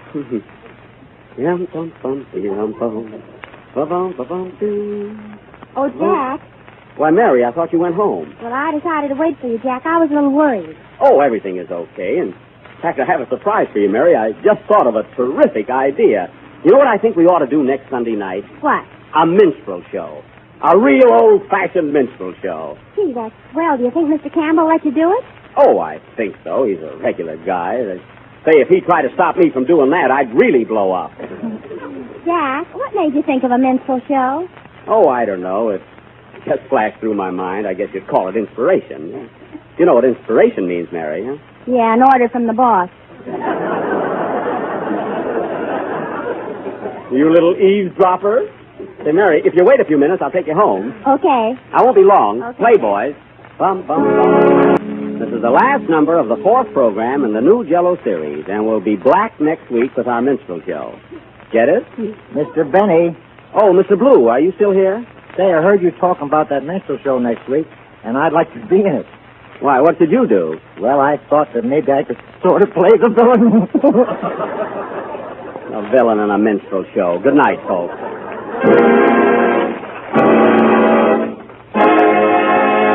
The Jello program, starring Jack Benny with Mary Livingston and Phil Harris and his orchestra. And now, ladies and gentlemen, we bring you that leftover ghost for the Halloween, Jack Benny.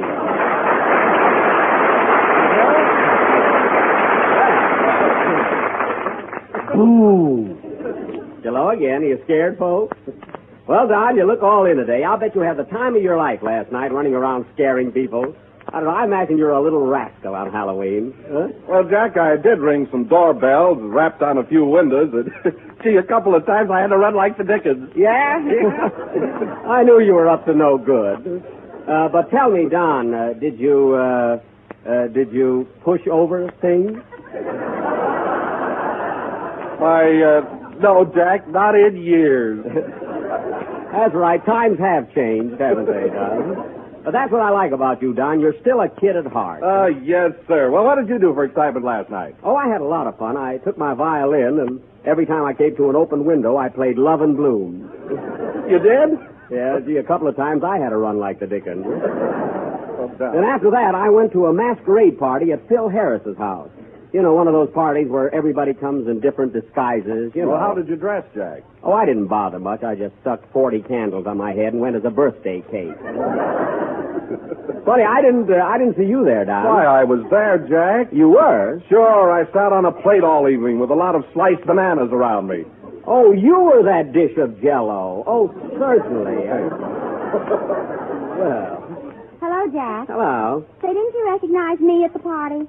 No, Mary, I didn't know you were there. How are you disguised? Well, I had on a big red hat with a long yellow feather, tan-button shoes, then I had a brown fur piece around my neck, a parasol in one hand, and a bookcase in the other. Well, Mary, what were you supposed to be? A rummage sale. Oh. Hey, Jack, you certainly looked funny with those candles on your head last night. Oh, were you there too, Kenny? I didn't see you. Sure, I was there. I got the first prize. Oh, no kidding. You did? What was it? And they let him wash the dishes. Oh. Well, congratulations, Kenny. Say, Jack, not changing the subject, but, well, come here a minute, will you? Well, what is it? Have you ever voted? Voted? Oh, sure, Kenny. Why? Well, look, I'm going to vote next Tuesday for the first time, and there's only one thing that kind of bothers me. Well, what is it, Kenny? I'll be glad to help you out, you know. Well, I know where I'm supposed to go and everything, but... Well... But what? What's bothering you? Well, when you get in that booth and you pull a curtain around you, do you have to take a shower?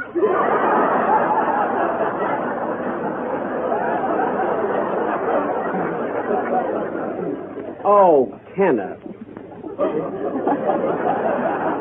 Slightly formal, huh? Gee, that guy doesn't know enough to come in out of the rain. He does, too. Don't be too sure. I won't. Say, Mary, who are you going to vote for, incidentally? Oh, I don't know. I like Gary Cooper. Gary Cooper. Well, he isn't running for president. I don't care. I like him anyway. Oh. Well, Jack, by the way, what have you decided to do tonight? Is it going to be the Minstrel Show or Romeo and Juliet? Why, the Minstrel Show, of course. I told you all about it last week. And it's kind of long, too, Don. I think we ought to get things started. Okay. Well... Look, Mary, straighten things out and put the chairs in a semicircle, you know. Like I don't know how. Well, put them in a circle and then take half away. Oh. And you, Don, get all those jokes out of the mothballs and pass out the burned cork. Okay. Kenny, you know, you're going to be an end man. Are you ready for the minstrel show? Am I? I haven't washed my face all week. Oh. He didn't wash his neck either. Quiet. Phil, play something until we get set, will you? Righto. Now, look, Mary, pass out the tambourines and let's get into the spirit of this. And, Don, be sure and put your wig on straight and then... That was When a Lady Meets a Gentleman Down South, introduced by Phil Harris and his orchestra. And now, ladies and gentlemen, we present for your entertainment Doc Benny's world-renowned minstrel. The scene opens on the main street of that thriving metropolis, Sponge Cake, Missouri. Time, July 1st, 1906. Take it away, boys.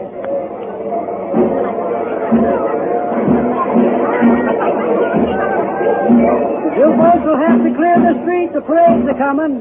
This is Thistlefoot. Keep your little boy on the sidewalk. Come here, Elmer. Stay right close to your mother. I want to see the parade.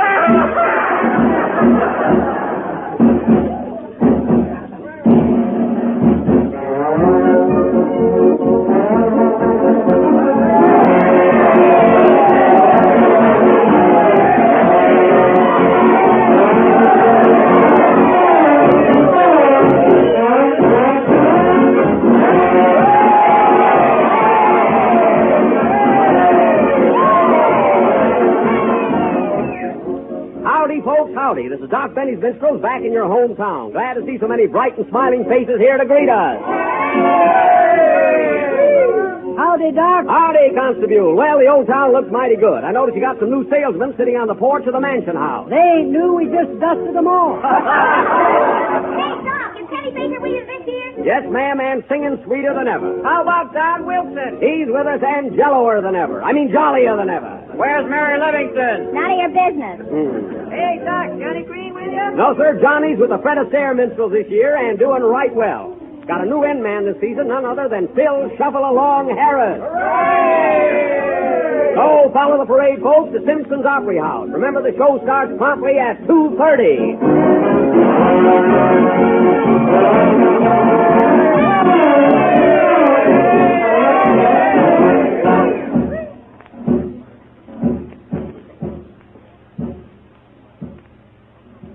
We now take you to Simpson's Opry House, where Doc Penny's minstrels are about to begin.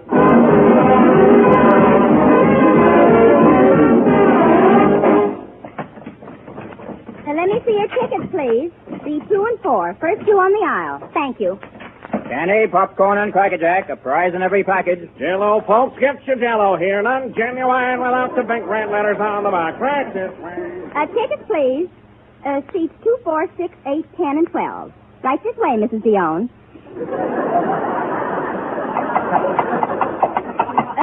Pardon me, sir. You can't bring your horse in here. Well, I got a ticket for him. All right, seat 1 and stall 2.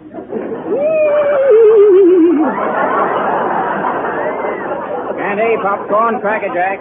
Hay, oats, and water. Tickets, please. Ladies and gentlemen, your attention please for a few moments before the show begins. Now, I have here a selection of the latest song hits of the day. Tunes are all a-whistling. In the shade of the old apple tree, they made sweet cider on a bicycle built for two. Only a bird in a gilded cage down by the old mill stream, and I's a muggin'. Thank you. Here you are, sir. All the latest songs, folks. Takes me out to the ball game, Wait Till the Sun Shines Nelly, and their hanging father at sunrise. That's the new swing tune. Get 'em while they're hot, folks. Have you got Sweet Sue? Had her, but she got away. Any other song, folks? Last chance before the curtain goes up. Overture, overture. The Doc Benny Minstrels.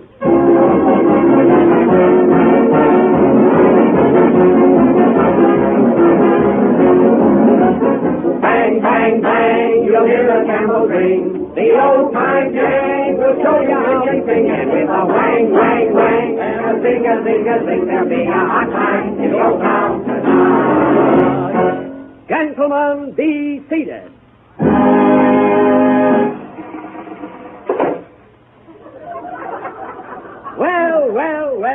Well, Mr. Harris. Yes, sir, Mr. Interlocutor. How are you feeling this evening? Well, sir, in the words of the poet, I scintillate. Well, that's good. And you, Mr. Baker? I'm feeling fine, Mr. Denny. Most insignificant. Yowza. That's something. And how are you feeling, Miss Livingston? Yahoo! I'm glad to hear it. Oh, Mr. Betty. Yes, Mr. Wilson? Why don't you ask me how Mama feeling? Be patient, Brother Wilson. I was coming to you. Well, when you get there, I wish to convey that I'm feeling mentally and physically superfluous. Well, what makes you so happy, Mr. Wilson? I got a right to be. I got a wife and a cigarette lighter, and they's both working.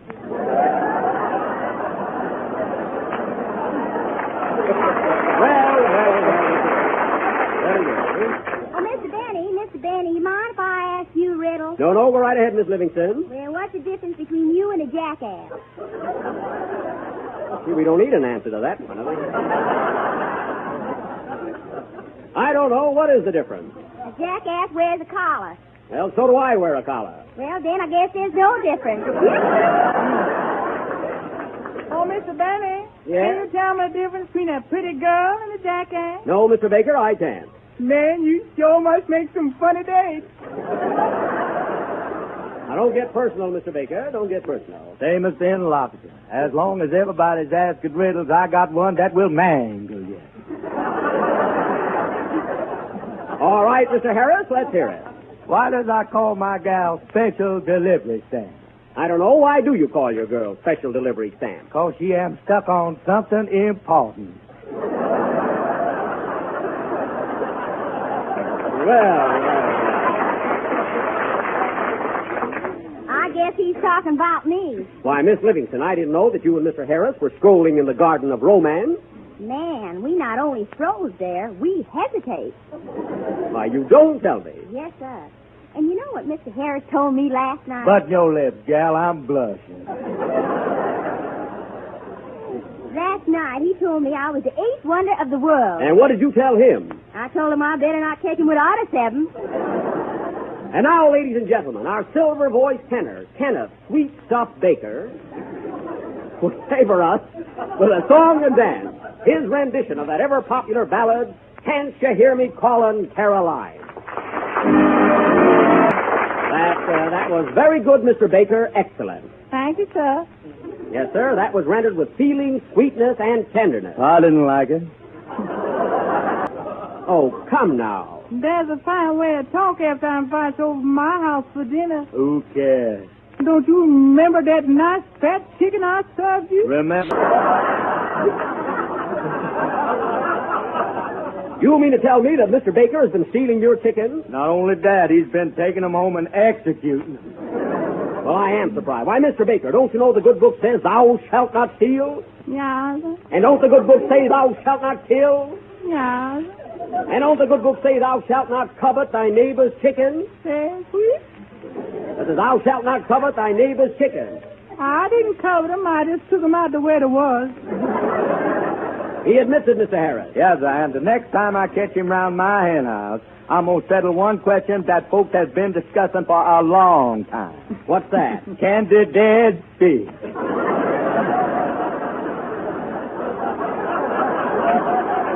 Control yourself, Mr. Harris. I'm going to fill him so full of buckshot that the next time he takes a bath, he'll sink right to the bottom.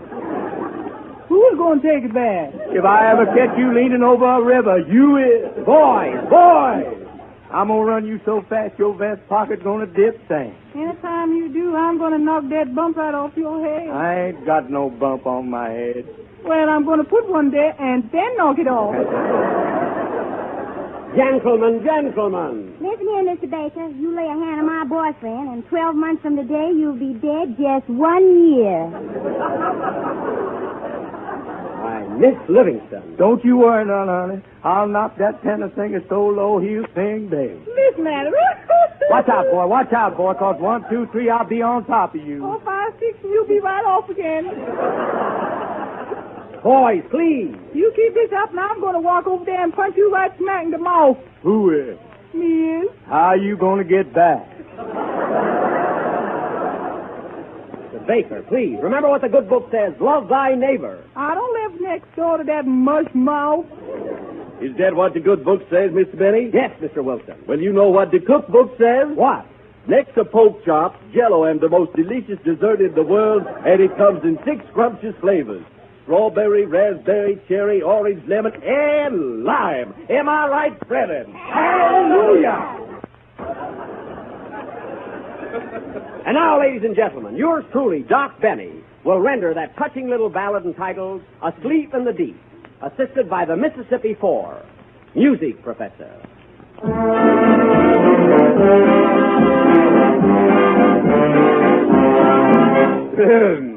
Loudly the bell in the old tower ring, bidding us listen to the warning it brings. Honk! Sailor beware, danger is near thee. Beware, beware. Many brave hearts are asleep in the deep. So beware,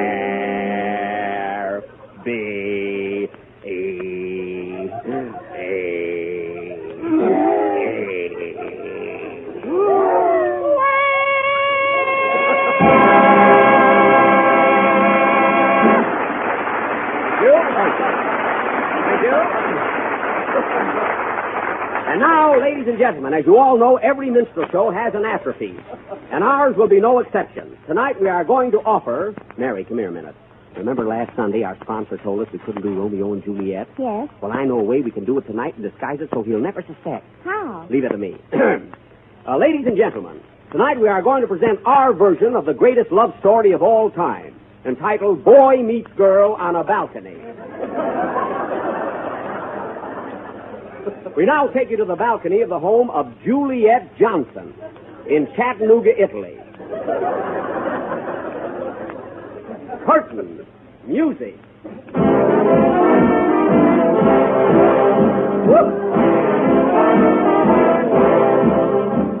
Romeo and Julie were sweethearts, and oh, how that Romeo could love. Catch on, folks. Yum-ba-bum-bum. Hey, Julie. Julie. Who's that calling me? Oh, Julie. That you, Romeo? It ain't Hamlet. I can't see you down there. Romeo, Romeo. Wherefore is you, Romeo? Here is, gal, right below yon balcony. Well, get beyond that ladder, son, and come right up here. Forsooth, honey, I'll be there forsooth. Here come.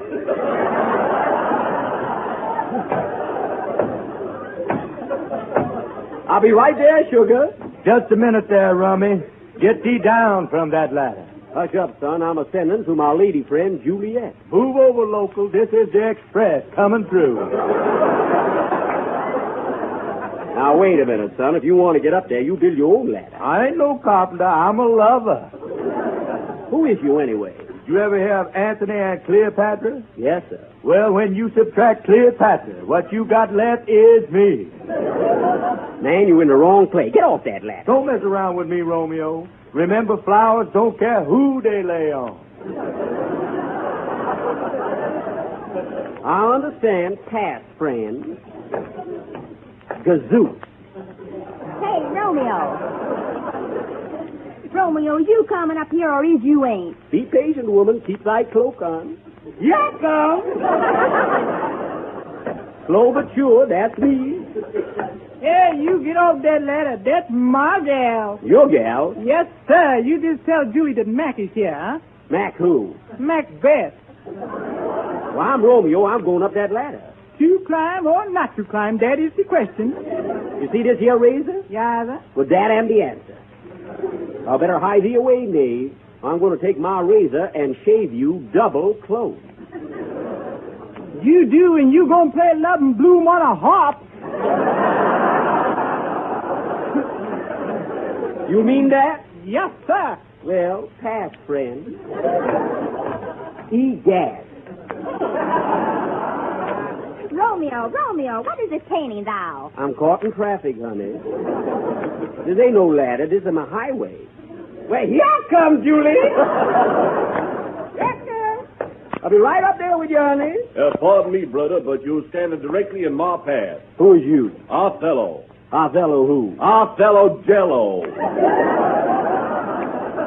Oh, then you is the merchant of Venice. Yeah, that. Now, step aside, man. Now, wait a minute, son. This is going far enough. This parade is going to come to a halt. Brother, I'm warning you. I'm just going to ask you once more to let me pass. And if you say no, the next man you talk to is going to be St. Peter. Does you know St. Peter personally? No, but I sends him a lot of business. Well, if that's the case, pass, friend. Doggone it. What is this, anyway? Hey, Julie. What wishes thou, Romeo? Can it be that you is unfaithful to me? I ain't unfaithful, honey. I'm just popular. Well, I only knows one thing. I'm the man who started at the bottom of the ladder and stayed there. I know what I'll do. I'll smash this ladder so nobody else can go up there.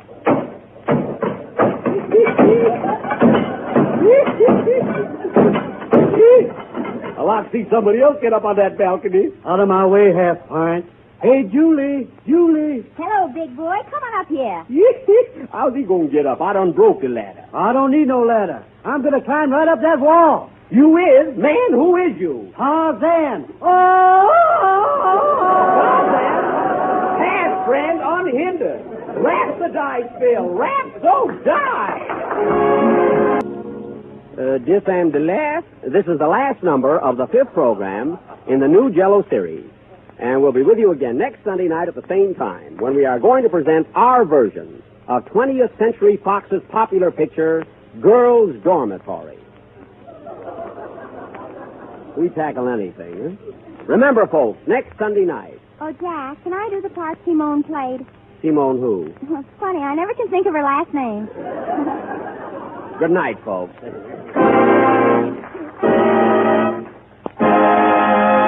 Say, Kenny, I told Phil what I thought about his work in the Minstrel show last Sunday, and that goes for you, too. Your blackface dialect was really great. Thanks, Jack. I didn't like it. Why, Philbert.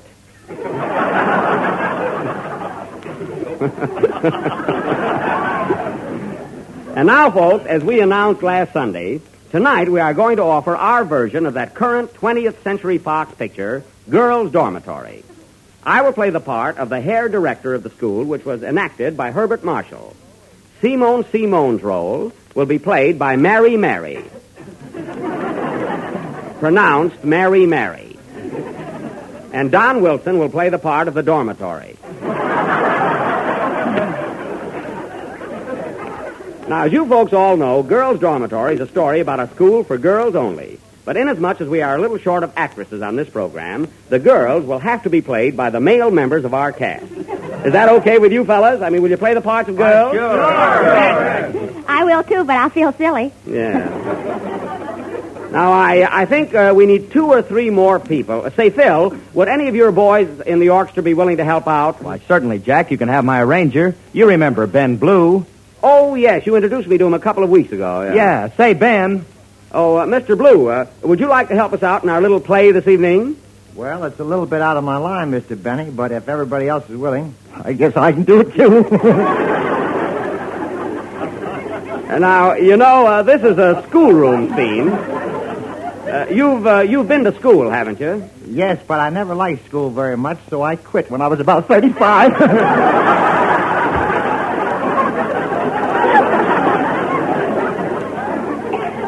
Maybe he doesn't have to change characters. I don't know. But you'll like it in this school. Of course, you'll have to be a girl, but you don't have to change your voice, you know. Well, I don't mind as long as I don't have to change my girl. That's fine. Now, let's see. Who else do we need here? Come in. Hello. Hello. Am I talking to Jig Banny?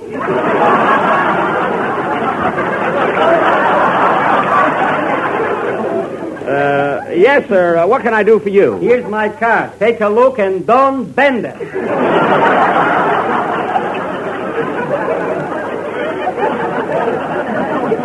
Your card. Let's see. Pat C. Flick. What's the C for? Salesman.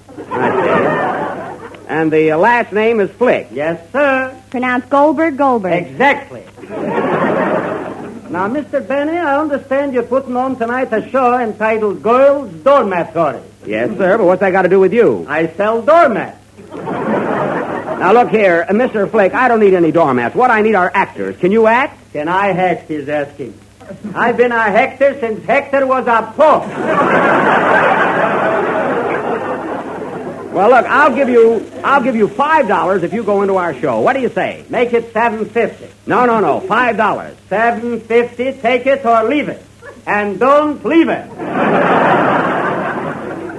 Now, listen, I'll give you $5 and that's final. Do you want it or not? Well, give me time to think it over. I'll take it. Now, remember, this is Girls' Dormitory, so I'll call you Patricia. Call her. I'll be glad to meet her. Well, I guess we're all set then, fellas, and we'll go into our sketch immediately after the next number. Play, Phil. $5. Vada Chislak. This is Pioneers of Radio Comedy, your only place on YouTube or anywhere else to get ad-free, music-free radio comedy from the golden age of radio, that is the 1930s to the 1950s. Welcome, and thank you for joining us here today. We've got 7 episodes of the Jell-O program starring Jack Benny from November and December 1936. Buck Benny fans will really enjoy them. I think the rest of you will too, of course. I've made some pop-up notes on the screen that may interest you, or maybe not. If you're not interested, just don't look at your screen while you let the video play. The Jell-O program starring Jack Benny with Mary Livingston and Phil Harris and his orchestra. That was the last number of the 6th program in the new Jell-O series. And we'll be with you again next Sunday night at the same time. I hope you all enjoyed our version of Girls' Dormitory. Come on, Mary, I'll take you home. I just got here. Oh, good night, folks. Hey, Jack, what's the idea? You're still on last week's show. Oh, I know, Don, but we were so rushed last Sunday that we didn't have time to finish the program, and I never like to leave things undone. You know. Well, Jack, when shall I start tonight's show? Right now, go ahead. Okay, let's go. Jello. The Jello program starring you-know-who with Whozus and his orchestra. The orchestra opens the program with whatchamacallit from the motion picture of the same name.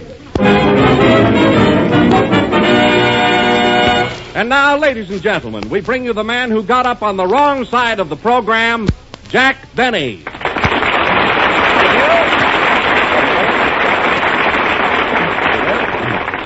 Jello again. This is Jack Benny, who just said goodnight and hopes nobody took him seriously. Say, Don, wouldn't it be awful if people heard me say that and thought that the program was really over? Oh, Jack, I don't think people pay any attention to anything you say. Well, that makes me feel better, you know. Say, Jack. But no kidding, Don. Didn't we have fun last week with our schoolroom play? Oh, we sure did. Yes. Say, Jack. You know, Don, it brought back a lot of memories, and it makes you wonder what became of your old schoolmates. Yes, it does. Yes. Say, Jack. You know, it's good to remember your old friends once in a while and hark back to childhood days. Yes, sir. Yes, sir. Yes, sir. I gotta get in here someplace. Yep, it's fun reminiscing. And you know, Don, I bet a lot of my old school pals in Waukegan, Illinois, are sitting around Stub Wilbur's garage listening to this program right now. We sure are, Jack. Thanks, fellas.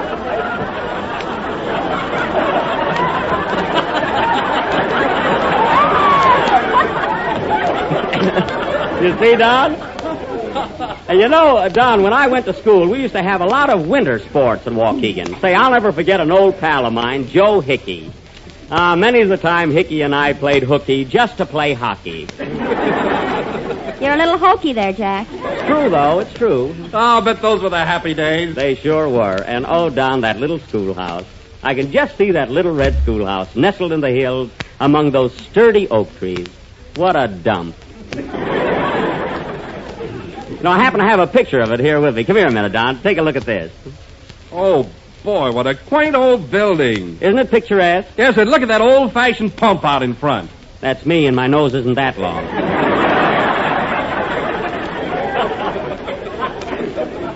But gee, when I think of the hardships I went through to get an education, well, I remember one cold winter morning when I was just a kid. I had to walk through 10 miles of snow to return a book I borrowed. That was Abraham Lincoln. Oh, it was? Well, anyway, I did something with that book I borrowed. You probably kept it. Well, I haven't finished it yet. Say, Jack, I remember once when I had to walk through 10 miles of snow right here in Hollywood. Why, Mary, it never snows here in Hollywood. It's a fine time to tell me. Go away, will you? Tell me, Jack, when you were a schoolboy, what were your favorite subjects? Well, Don, you may not appreciate this, but when I went to school, I excelled in spelling. I excelled in spelling. I was very good at it, really. Say, Jack. Yes, Phil? As long as I'm standing around here like a big dope, oh, why don't you ask me about my school days? I was coming to that, Phil. You went to school in Alabama, didn't you? Yeah, and what hardships I went through. Oh. Why, I remember one bitter cold morning I had to walk through 10 miles of cotton to get to school. That's very funny. I didn't like it. Neither did I. Oh, Jack, did Kenny Baker ever go to school? Kenny? Why, of course he did. His teacher must have been Gracie Allen. That's no way to talk about Kenny, especially when he isn't here yet.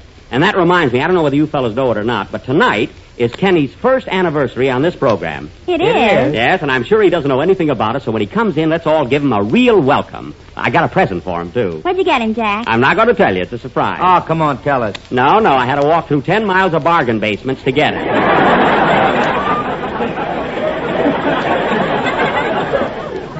Yeah, I wish Kenny would get here. Will he be surprised? I bet he doesn't know it's his anniversary. I bet he doesn't know it's his birthday. Why, it isn't his birthday. I bet he doesn't even know that. He does, too. Jack, come on, tell us. What'd you get Kenny for a present? Oh, you'll find out soon enough. It's something he can wear. Oh, Jack, here comes Kenny now. Now, remember, fellas, this is a surprise, and we don't want to tip him off. Gee, I can just see how his face is when it'll be red when he finds out all about it, won't you? What kind of a line was that? Don, just read the script. You know what I wrote. Quiet. Here comes Kenny. Hello, Kenny. Hi, Kenny. Hi, fellas. Hello, Mary. Mary, why don't you answer him? I'm not going to give away the surprise. Kenny, come here a minute. Now think, Kenny. Do you know what day this is? Sure, it's my first anniversary. Well, oh, then you knew it. Yes, Kenny, it's your first anniversary. First anniversary of what? I knew he started out too good. Yeah. Look, Kenny, you've been on the Jell-O show exactly 1 year today. But to us, you're still the baby of our program. Baby? Yeah. Mary, what are you laughing at? Now I know what you bought for him.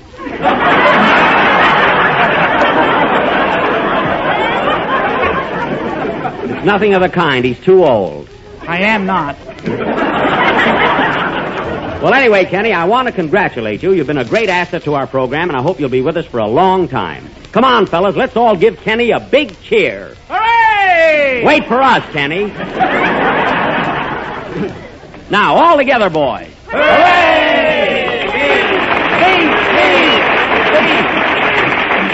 Come on, Kenny, say something. Well, I don't know what to say, fellas. Oh, come on, don't be bashful. Hey, Phil, give him that box to stand on. All right, Kenny, let's have it. Nice speech. Attention, everybody. Well, fellow people, I am very happy to be here today, and I think that this, my first anniversary, is even better than my second one, and many more to come, which is certainly some stuff.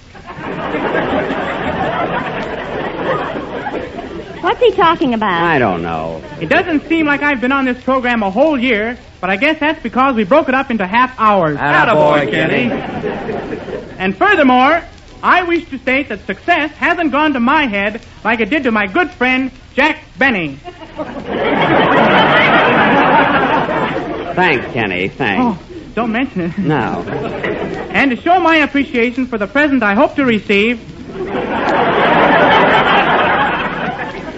I will sing a beautiful number entitled Talking Through My Heart from Jack's last picture, The Big Broadcast. My latest picture, not my last. Knock wood. Ouch. Continue, Kenny. P.S. I dedicate this song to my girl Lena, who is sitting right here in the first row. Say something, Lena. Gee, her speech was better than Kenny's. Mary. Well, go ahead and sing, Kenny, and when you get through, I've got a little surprise for you. Is it a present? Yeah, but you gotta sing first. Say, Phil, do you know Kenny's number? Yeah, it's granted 3414. Oh. If I answer, hang up. Yeah. Isn't this a silly way to make a living? Do I get my present now? Yes, but it's a surprise. Now, first, I want you to close your eyes.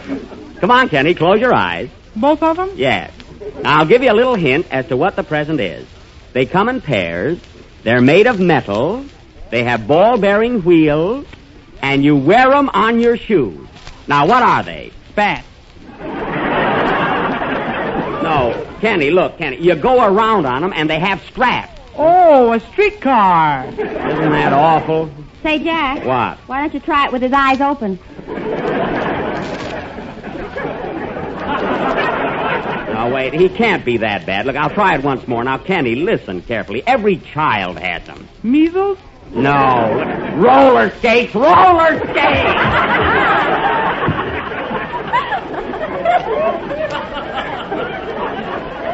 And now for our Western drama, Buck Benny Rides Again. The scene is the Barro, but don't pay Bacco Rancho. Curtain. Music.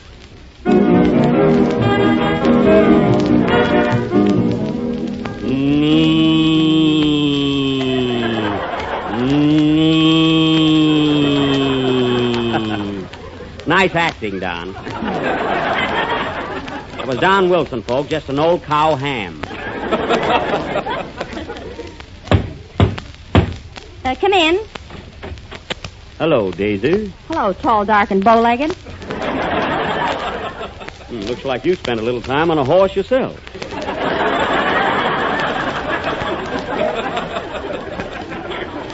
Is your pappy in? No, he's out branding the cattle. Where you been, Buck? I've been buck home for a couple of weeks. And I just got buck.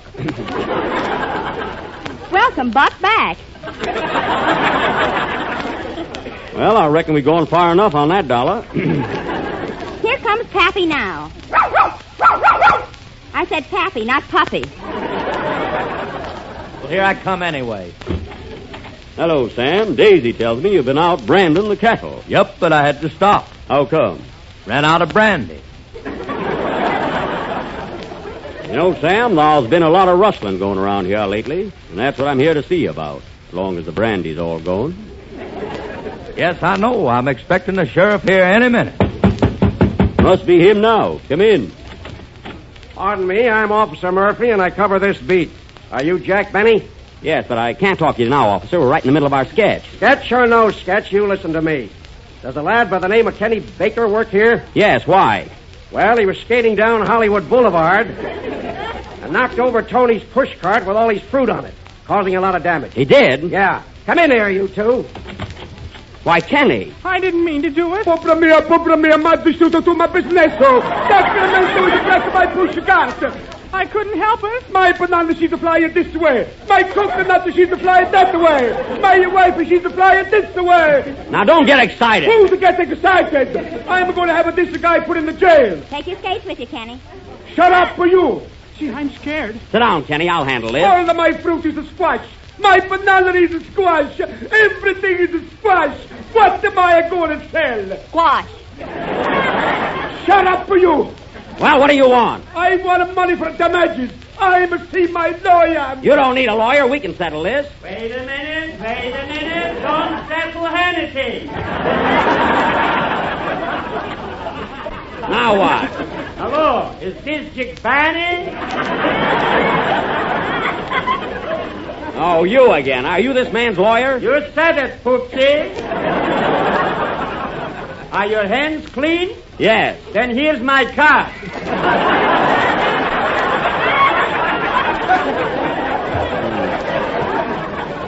Same guy. Pat C. Flick. What's the C for? Catoinis.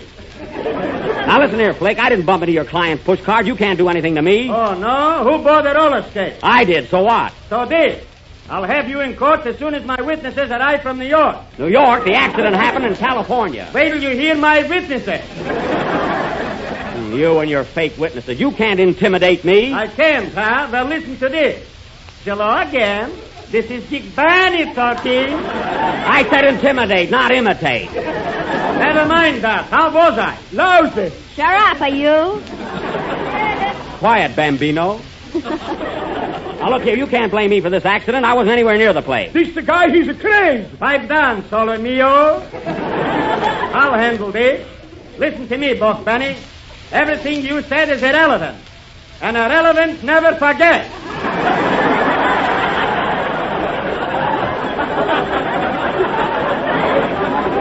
Are you going to settle or yes?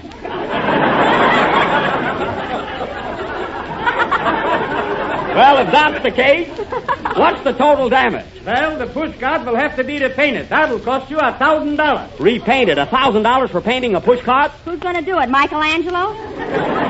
Mary, is there anything else? Don't forget of my wife. She's got the damage too. What's the matter with her? Well, the pushcart should fall on top of her and knock out the 4 teeth. And now she cannot talk. All right, how much for that? Well, for that I allow you $5.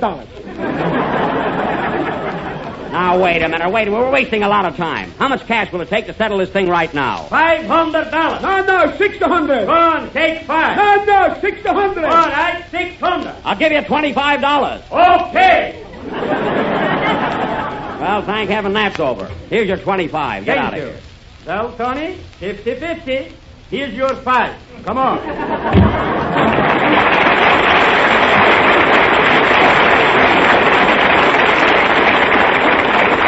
I think that a kid like that had to cause me all this trouble. Say, Mary, did you hear me when I bawled out Kenny? Yes, and I think he deserved it, too. I think so. Well, so long, Jack. So long. Why, Mary, where'd you get Kenny's skates? Don't settle. Good night, folks.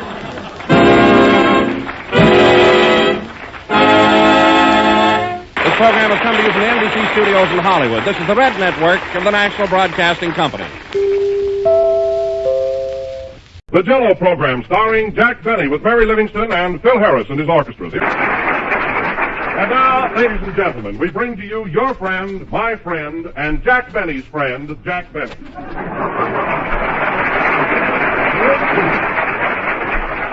Hello again. This is Jack Pal talking.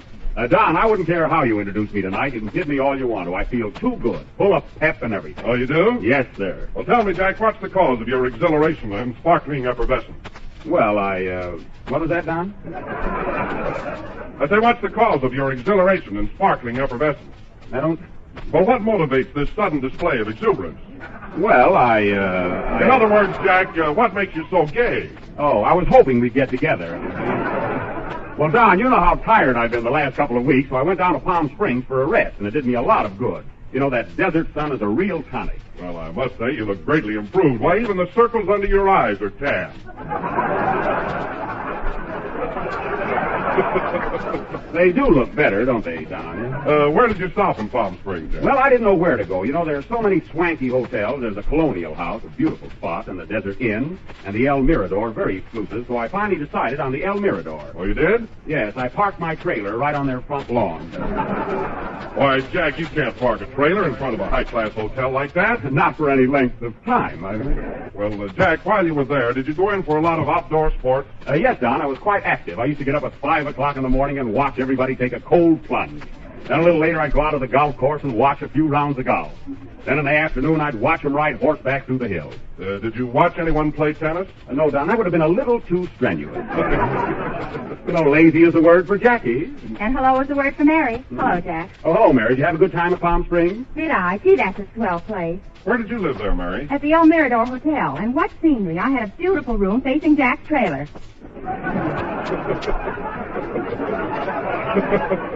Oh, did that annoy you? Only when you stuck your head out. Well, I had to get a little sun. Jack tells me that he had trouble keeping his trailer in front of the hotel.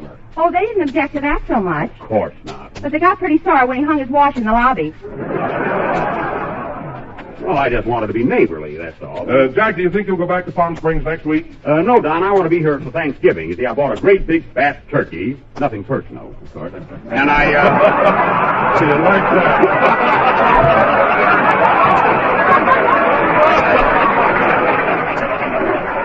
So I, stick to the script. I bought a big fat turkey, and I want to be right here to eat it. Oh, a big fat turkey. Well, did you get any trimmings? No, I made a good deal. I'm pretty sharp at those things. Say, Jack, is next Thursday Thanksgiving? Yes, Mary, why? Oh, Thanksgiving. Oh, Thanksgiving. Now, wait a minute. Wait, I thought you weren't going to write any poems this season. Oh, just this one. No, we've had enough of them. Oh, Jack, let her do it. No. All right, folks, you made your applause. Now lie in it. Go ahead, Mary. No, now you'll have to coax me. Well... Oh, Thanksgiving. Oh, Thanksgiving. You are sure my favorite day. How I love your festive spirit. Gosh, gee whiz. Oh, boy, I'll say. Well, you asked for it. Thanksgiving, you are sure a treat. How we love to eat and eat. Cause for dinner, we're sure there is turkey, stuffing, and cranberries. I knew it. Mary, try to get Jell-O in there someplace. I will. Your friends, they sit around the table and eat much more than they are able. Then your relatives, they come, and what's left over, they take hum. Take hum? Don't forget, Mary. Oh, you do it, Don. Okay. But your dinner's not complete without Jell-O, rich and sweet, and its flavors so delicious. Are you stuck, Don? No, I'll get it. And its flavors so delicious. Eat it there or take it with you. Okay,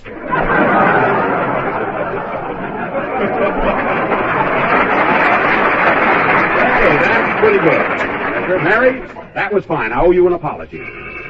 Answer the phone, Mary. Hello? Yes? Oh, hello, Aunt Ruby. Yes? I don't know. I'll ask him.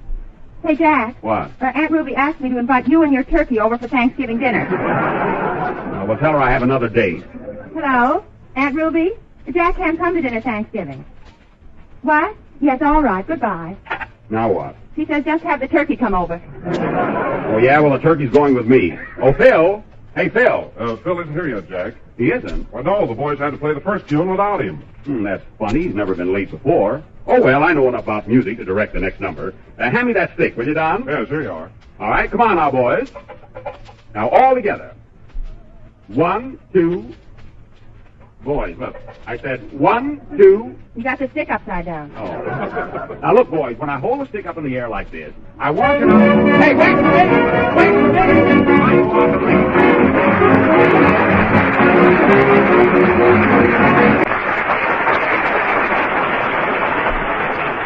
That was 1, 2, Button Your Shoe from the motion picture Pennies from Heaven, played by Phil Harris's orchestra with Jack Benny directing and doing okay.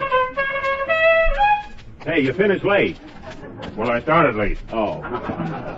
You know, Don, I can't understand Phil doing a thing like this. He's always been here on time. I hope he's not out of town. Why, he can't be. I saw him at the Clover Club about 9:30 last night with a blonde. With a blonde, huh? See, that reminds me. I saw him last night about 11 o'clock at the Coconut Grove, and he was with a brunette. He was? I wonder what color Harry's with now. Say, that Phil is quite a ladies' man. Not that I care, but I don't want it to interfere with this program, that's all. Well, perhaps Mr. Blue, his arranger, knows where he is. That's right. Hey, Ben, you don't happen to know where Phil is, do you? Well, the last time I saw him was Friday night. He was at the Trocadero, and he had a beautiful redhead with him, and she was sitting on his lap. Well, I don't care about last night, you know. Well, I do, Mr. Ben, because she was my redhead. Let's see if you can find her. And that guy Harris pays more attention to girls than he does to his job. Why don't you fire him, Jack? Oh, I wouldn't do that. He's a nice fellow and a likable character. Besides, he's got an iron-bound contract.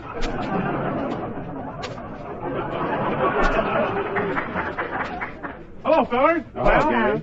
Congratulate me. I just won a 20-pound turkey in a raffle. Not so loud. Mary's aunt will invite us to dinner. Say, Kenny, did you see Phil anywhere? Oh, I saw him Thursday night. He was at the Brown Derby with the prettiest girl. She was cute. Oh, yeah? What color hair did she have? Oh, he wouldn't know. I do, too. It was sort of a plaid.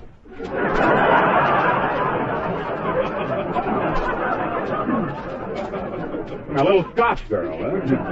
Well, wait till he comes in, that's all. When girls start to interfere with this program, something's got to be done about it. You're not jealous of him, are you? No, say I do pretty good myself.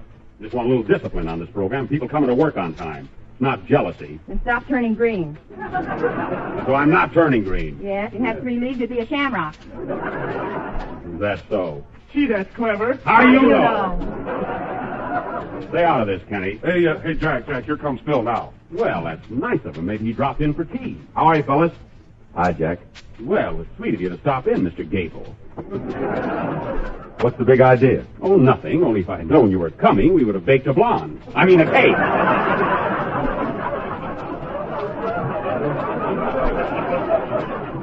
I still don't get you. Now, listen, Phil. I'm a pretty regular fella, and I don't care anything about your private life, which seems to be quite public. But an artist must maintain a certain amount of dignity. But I didn't do Why, what would people think if they saw me out with a half a dozen different girls? They think you were Phil Harris. Go away. Now, Phil, when this program's on, you got to be here on time. All right, Jack, I'm sorry. Of course, in all fairness to you, it's not your fault as much as it is the girls. Give me their phone numbers. I'll tell them a thing or two. Oh, no.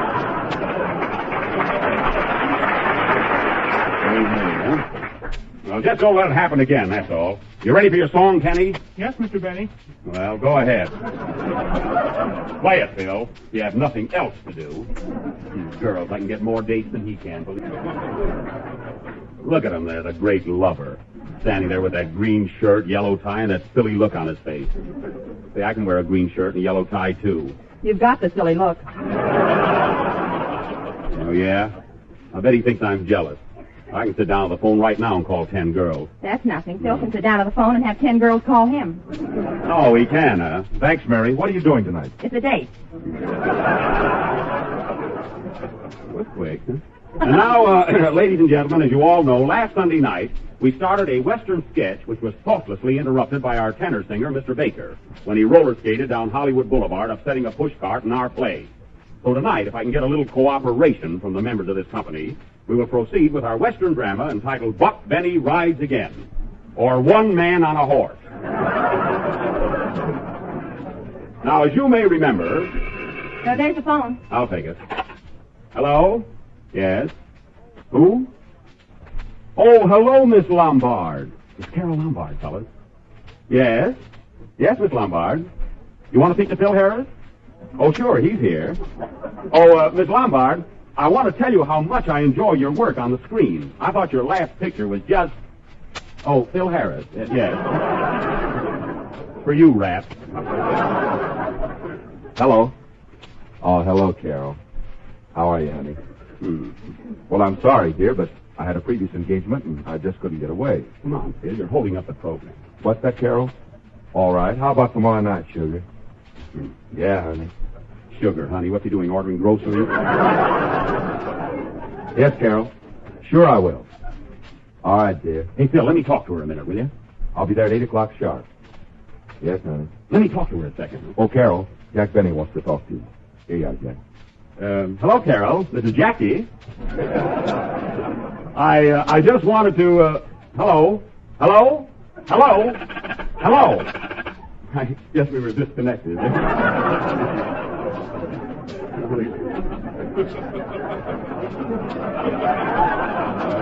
You know, these cheap Hollywood phones. Well, anyway, folks, our play, which we started last week, will go on immediately after the next number. Play, Carol. I mean, Phil. Mary, find out what's the matter with this phone. That was I'm Sorry, Dear, played by Casanova Harris and his orchestra.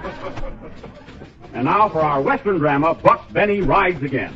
I will play the part of Sheriff Buck Benny, as tough an hombre as ever stepped into a pair of boots. A rootin', tootin', shootin', highfalutin', snootin', bootin'. Well, that gives you a rough idea. The opening scene is the office of the sheriff of Cactus County. Jeeves, my shaft. Curtain. Music.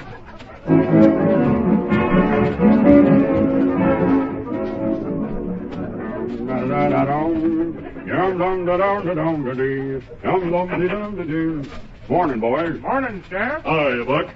Anything happened last night? Well, Three-Fingered Joe broke into the First National Bank, Alkali Ike stuck up the Citizens Bank, and Cactus Pete robbed the Merchants Bank. Oh, bank night, huh?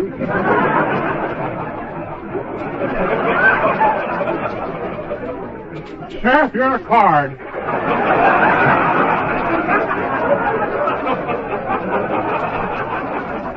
Smile when you say that. Go into the jailhouse and feed the prisoners. I can't. They're all dining out this morning. Well, I don't blame them. The food's awful here. Never should have pardoned their old cook. You know, Buck, there's been too much shooting and killing going on around here lately. What's the population of this here town, anyhow? 305. 302.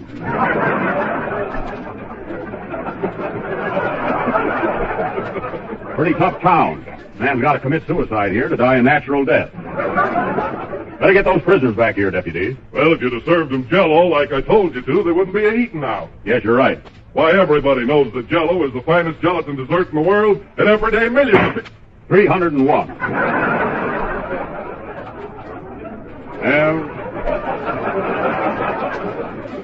Well, he was a good man, but he talked too much. Gotta have strong, silent men in these here parts. Ain't that right, deputy? I ain't saying. Well, I don't blame you. Answer the phone. Oh? Yes? It's for you, Sheriff. It's Daisy Carson. Hello, Daisy. Anything wrong? What? They stole your pappy's cows. Tell your pappy I'll be right over. Goodbye. More trouble. Those cattle rustlers are at it again. They got Frank Carson's cows. Come on, deputy. We gotta get going. Where's my gun? In your hand. Thought it was my pipe. I've been smoking it for an hour.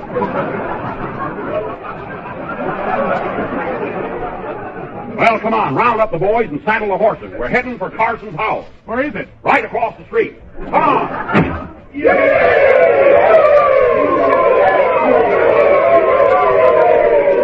All set, boys?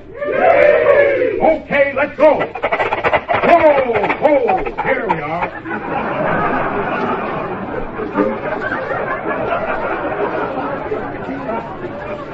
Rest your horses, boys.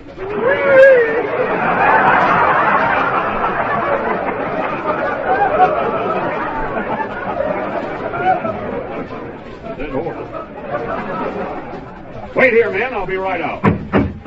Dan? Hello, Daisy. Hello, tall, dark, and knock-kneed. Can't help it. Just got off a thin horse. Where's your pappy? He's down in the cyclone cellar reading Gone with the Wind.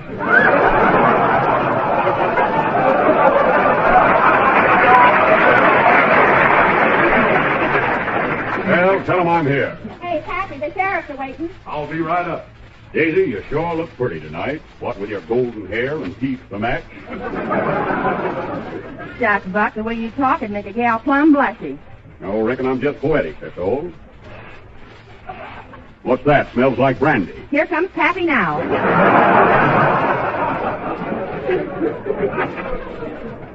Hello, Frank. Hello, Buck.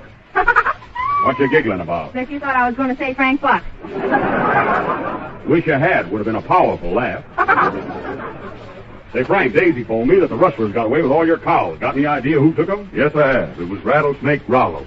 Oh, yeah? Well, I've been a hankering to meet that hombre for some time. Got your cows branded? No. Well, how'll I know them? I got a slave bracelet on each slave. I know you, but how about the cows?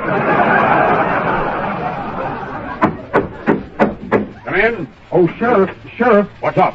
I just saw Rattlesnake Rollo heading towards Red River Canyon. You did? Did he have any cattle with him? Oh, yes. I tried to stop him, but he stuck a big gun in my ribs. And things like that, so it depressed me. Red River Canyon, eh? That's where that varmint is hiding those cattle. Come on with me, Carson, and we'll get your cows back. I'm heading for Red River Canyon. Buck Benny rides again. Hooray! Thank you. Come on, Carson. We ain't got a minute to lose. I'll answer that phone. Hello. Who? Ginger Rogers. You want to speak to Phil Harris? Now, look, Miss Rogers, we can't stop this. What? Oh, we're right in the middle of our... Oh, all right. It's for you, Phil, and hurry up. Gee, yeah. Hello. Right in the middle of it. Oh, hello, Gingy.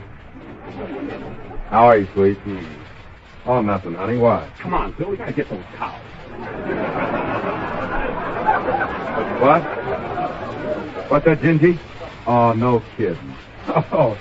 Come on, Phil. Buck Benny rides again.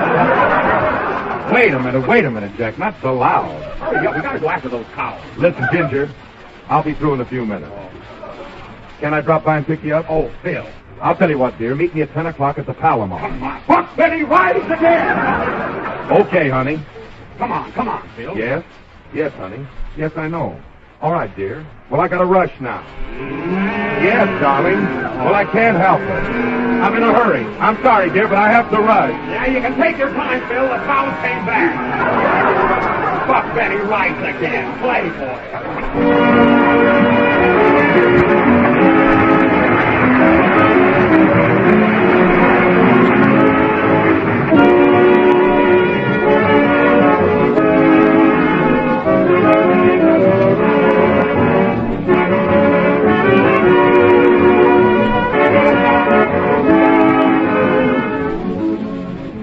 The Jello program starring Jack Benny with Mary Livingston and Phil Harris and his orchestra. And now, ladies and gentlemen, through the courtesy of NBC, we bring you our master of ceremonies through the courtesy of Paramount, Jack Benny.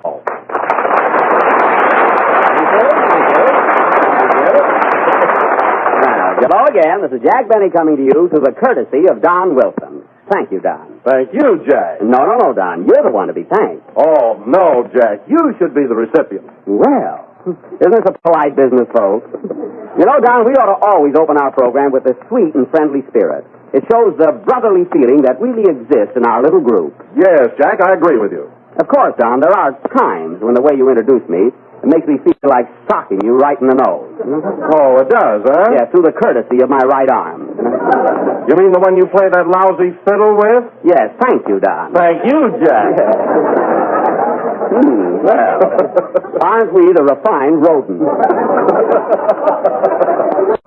Say, Don, I noticed the boys played their first number tonight without Phil. Is he late again? Oh, yes, he called up a little while ago and said that he might be delayed. Oh, he might? You know, he's getting pretty independent lately since those movie stars have been calling him up. Carol, Lombard. Very good looking, you know. Well, I'm always here on time, and I'm not exactly a Dracula. No, not exactly. Thank you, Don. Thank you, Jack. Well, anyway, I've got to do something about Harris. He's got to make up his mind whether he wants his girls or his job. Hello, Jack. Hello, Mary. How'd you get here so early? Through the courtesy of a taxi cab. Oh.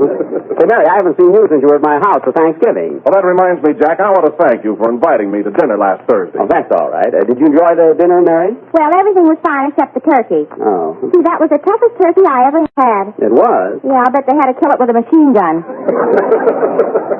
Well, there was nothing wrong with that dinner. The turkey was all right, and everybody had plenty to eat. I had plenty after the first mouthful. Oh, you wouldn't know good food anyway. You liked the turkey, didn't you, Don? Well, Thank you. Thank you, Jack. Say, Jack, where's Phil? Oh, he's home. What's this program in his life? But then it's my fault anyway. Why? I forgot to specify in his contract that he's supposed to be here.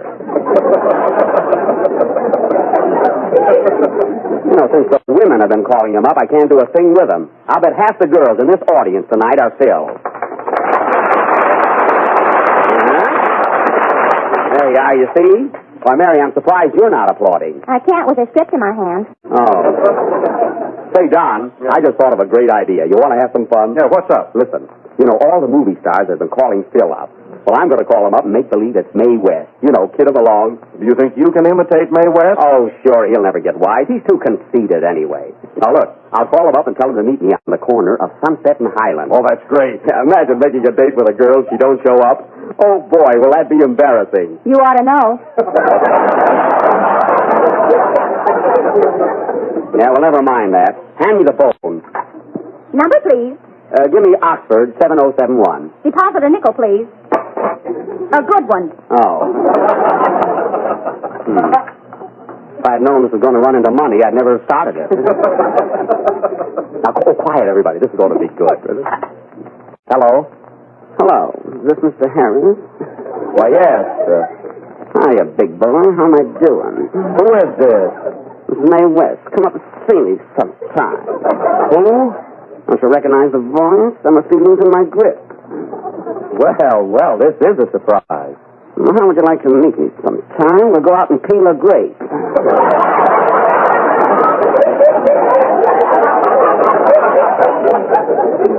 Gee, honey, that'd be great. Are you doing anything tonight?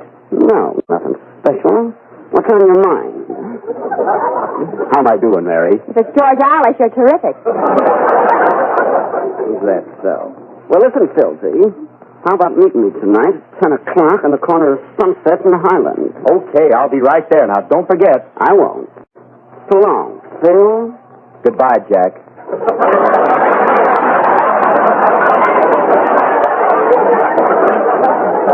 Well, how do you like that? Of all the double-crossing...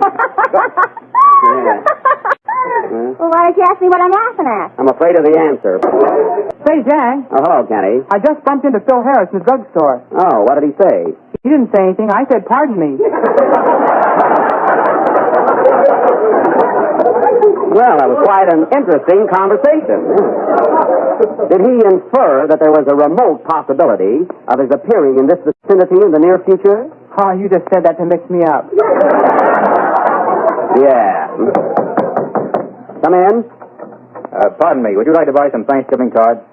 Thanksgiving cards? Well, Thanksgiving is over. Oh, then how about some hash? No, thank you. Thank you, Miss West. Wise guy. Oh, Jack, I almost forgot. I want to thank you for inviting me to your Thanksgiving dinner. You're welcome, Kenny. How'd you like the turkey? Well, I got the wishbone. Oh, did you make a wish? Yeah, I wish there was some meat on it. Where do you keep your soda fountain, Phil? In the living room? Yes, you funny man. Yeah, well, I had you fooled on the telephone anyway. I called you by your name, didn't I? Oh, it was just a wild guess. But no kidding, how did you know I wasn't Mae West? Well, in the first place, it sounded like Jack Benny. I see. And in the second place, Mae West was with me at the time.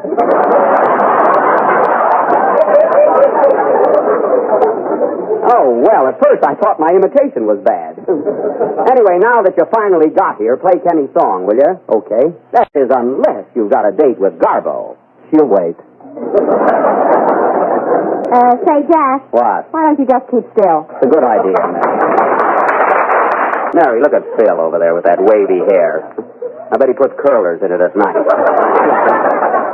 Say, Phil, where do you get your permanent? The same place you get your toothpaste. Well, that was some snappy retort. Who told you to say that, Carol Lombard? No, I thought of it myself. Oh, you did, huh? Yeah, you want to make something out of it? Well, say, Kenny. Don't change the subject. I said you want to make something out of it. Yes, he does. Quiet. Stay out of this. I'll handle this. Say, Kenny. Come in. That's your niece.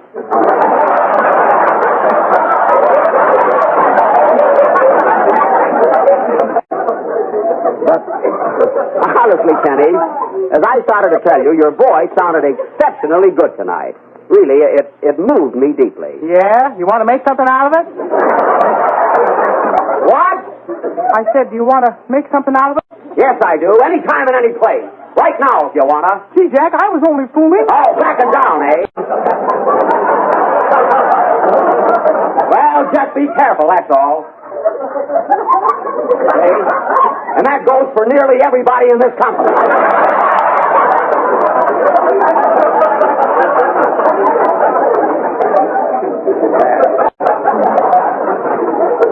You get me? Attaboy, Tiger. Yeah, you said it. Well, anyway, now that we're all understand each other, tonight, ladies and gentlemen, is our feature attraction for this program. We are going to deviate from the rather strenuous and noisy type of Wild West drama which we have been presenting lately. Tonight we will go from the ridiculous to the sublime by offering a refined, quiet little English drawing room play entitled Lady Windermere's Fan Dance. The locale is Worcestershire on the Source. The country seat of Lord and Lady, that's not my knees, come in. Special delivery for Jack Benny. Same voice as a car salesman. Here, boy. Where's it from, Jack? I don't know. It's postmarked Baked Potato, Idaho. You read it, Mary, while I look over the play. Will you? Okay. It's Mrs. Jack Benny, care of NBC Ranch, Hollywood, California. Dear Buck. Well, it must be from someone who heard last week's program. For 2 weeks now, you'll be... I just added me things in there, you know.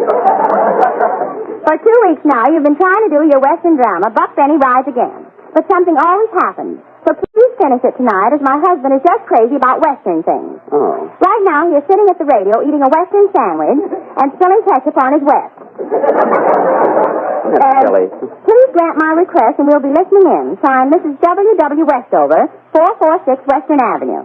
What are you going to do about it, Jack? Well, Mary, we can't disappoint fans like Mr. and Mrs. Westover. So tonight, folks, we will continue with Buck Benny Rides Again. And we will have to postpone our English drawing room drama. But I say, old fellow, you can't do this to me. Come back next week. Very well. Cheerio.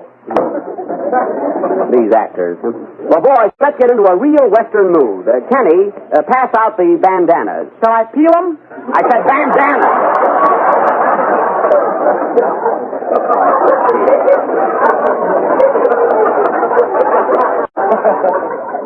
So now, ladies and gentlemen, Buck Benny will go on immediately after the next number. Hey, Jack, what part am I going to play? Oh, you, Adonis. You can play the part of Mary's father, same as last week. That is, if you're available. Of course, I don't want you to work too hard, so I'll just give you a small part. You always do. Well, you talk enough at the Palomar in your own program. Oh, boy, that was a humdinger!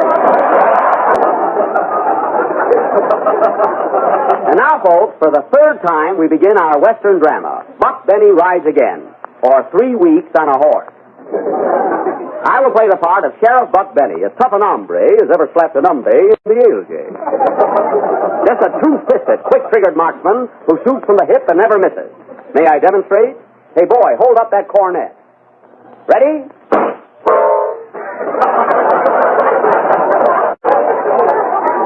Well, that was close enough. Oh, Jack. What? Can we come back in the room now? Yes.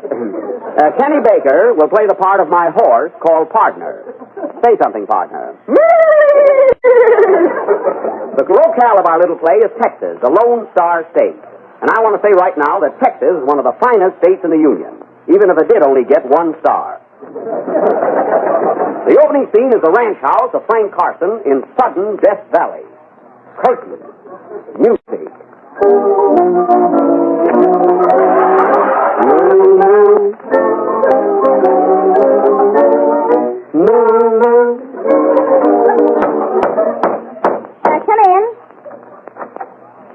Daisy. Hello, tall, dark, and bow-legged. Well, gal, you wouldn't have any trouble straddling a barrel yourself.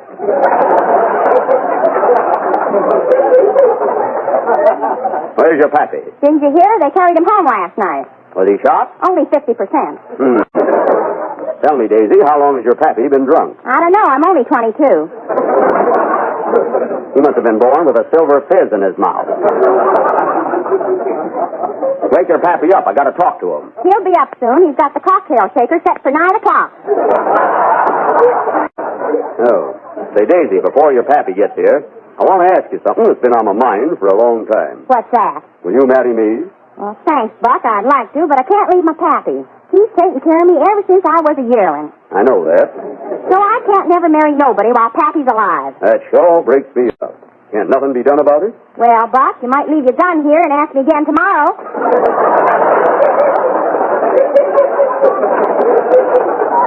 That's fine. We'll spend our honeymoon on a rope. Hey, Daisy. Here comes Pappy now.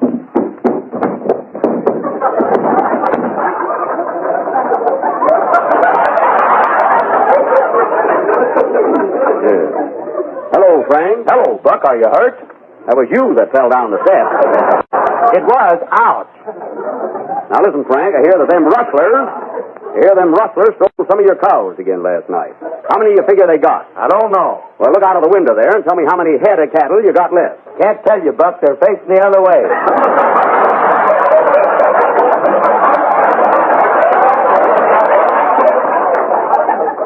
Well, then let it go.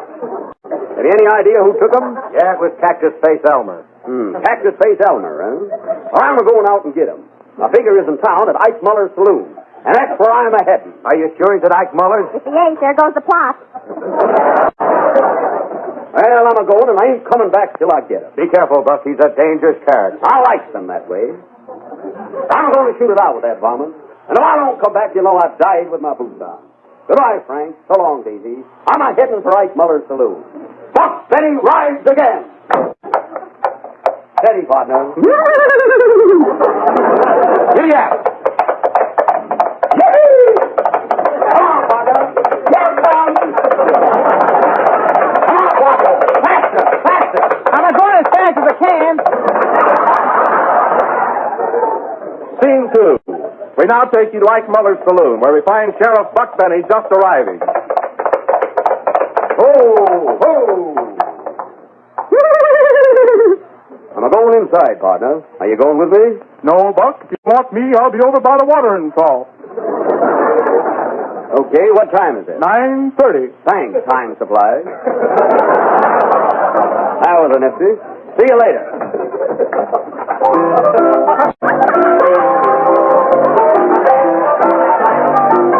Hello, Sheriff. Hiya, Curly. Howdy, Buck. Hello, Kate. How they treating you? They ain't. Well, if it ain't Buck Benny. Why, Slim Wilson, you old horn toad. No, I got a newfangled line now called Jello. Jello? What's that? Why, it's an up-and-coming young dessert, and I wouldn't be surprised if someday millions of people will be eating it. Well, shut my Texas trap. Hey, Slim.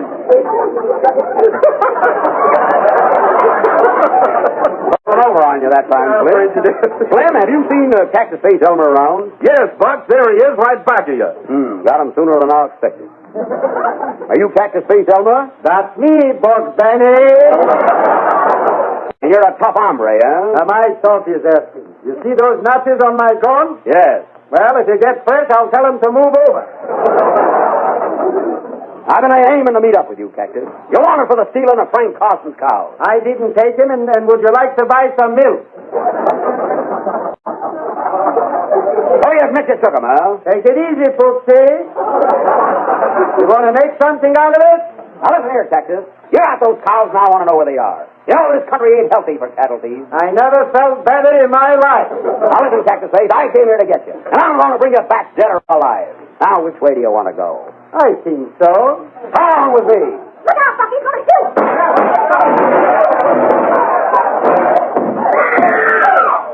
It's okay, boys. I got him. Come on, Cactus. Give me your knife and gun. Here's the gun. Where's the knife? In your back.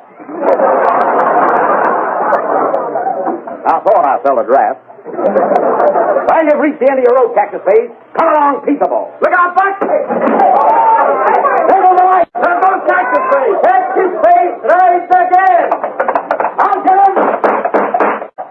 Oh. This will be continued next Sunday night. Will Buck get Cactus Face? Will the lights be fixed? Will the cows be contented? That's enough, Don. Make them listen in. Come along, Daisy. I'll take you home on my horse. Oh, we both can't get on, Kenny. That's right. Good night.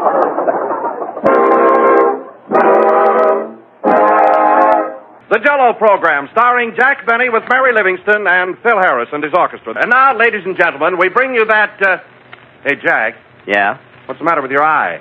Nothing. Why? Well, it looks kind of swollen and discolored. It's nothing. Go on and introduce me, will you? This isn't television. Okay.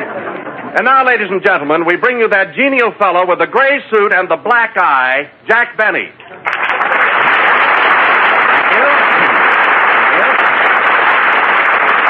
Thank you.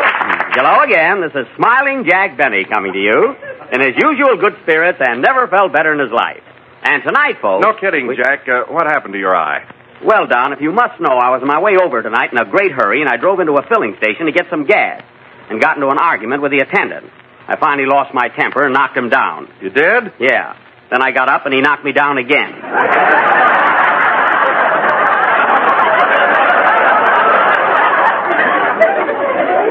Well, this went on for about 3 minutes, and then I took a terrific swing at him, hit him on the jaw, and he went out like a light.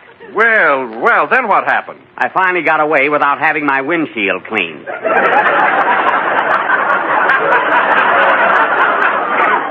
Look, Don, look. All I wanted was a little gas, that's all. Is that asking too much? No, of course not. I didn't want my fenders manicured or any rose water in my radiator. I just wanted a little gas. There's nothing wrong with that. Of course, I'll admit I shouldn't have lost my temper amidst such glamorous surroundings. You know what these California gas stations are like. Oh, for heaven's sakes, what kind of a gas station was it? What kind? Don, have you ever seen the Taj Mahal by moonlight? With its marble pillars and sunken gardens? Yes. Well, just put 3 gas pumps in front of it and you've got it.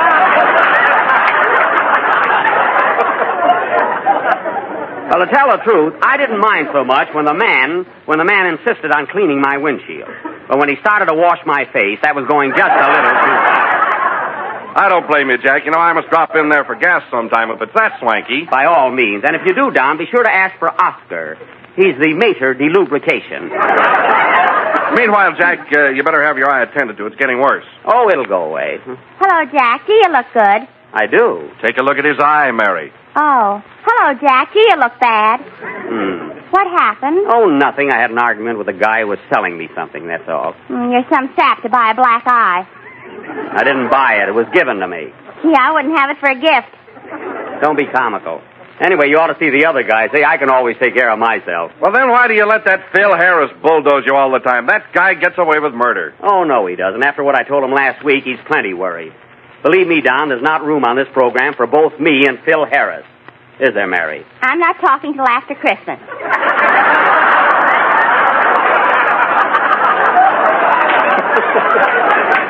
Oh. You know, Jack, Phil's late again today. I know it, and I'm just waiting for him to get here, that's all. And you'll hear Well, just wait till he gets here. Now, don't do anything rash, Jack. Don't worry, he won't. Oh, no? Here comes Phil now, and Kenny's with him. Oh, he's got Kenny that way, too. Yeah, and then I stuffed the pill under my shirt and made off like I was fat. Oh, gee, that's good. You're funnier than Jack. Who isn't?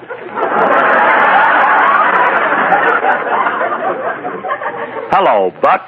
Hiya, Jack. Now, come here, Kenny. What's the idea of walking in here 10 minutes late? Well, I was with Phil. Now, don't change the subject. I've had enough of your actions coming in here late every week. This is the first time. It's Phil that's always... And furthermore, I don't like your attitude one bit. Neglecting your work and running around with girls. I don't have any girls. It's Phil that's... Well, cut it out, that's all. Oh, leave him alone, Jack. He's a lovable dope. Yeah? Now, look, Kenny, you're just a kid, and you've got your whole life before you. You ought to watch your step. Gee, do you want to grow up to be like Phil Harris? Do I? Wow!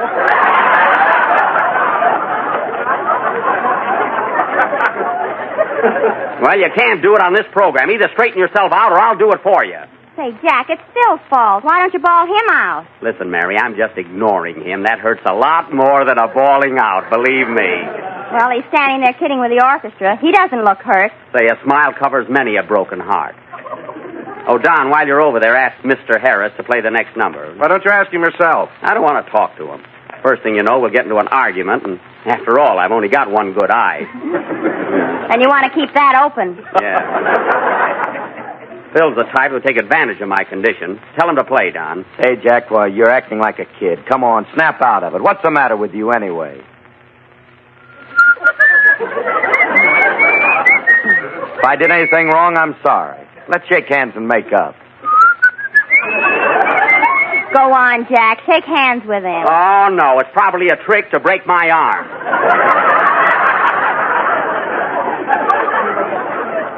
I wasn't born yesterday. Thought he'd catch me off my guard. Jack, that's ridiculous. Well, that's the dirtiest trick yet, the big bully. Imagine breaking a guy's arm when he can only see out of one eye. That's the most brutal thing. And look at him now, picking up that stick. He's going to hit me. That's his baton. He's getting ready to lead the orchestra. Oh, I bet he's got it full of lead, the big goat. That was I'm in Love with a Brand New Baby, played by Strangler Lewis and his orchestra. Which would have been rendered much more effectively if their leader got to bed nights. Mary, get a load of Phil pretending to be busy over that sheet of music. I bet he's got a phone number written on it someplace. I'll bet it's a good one. Yeah.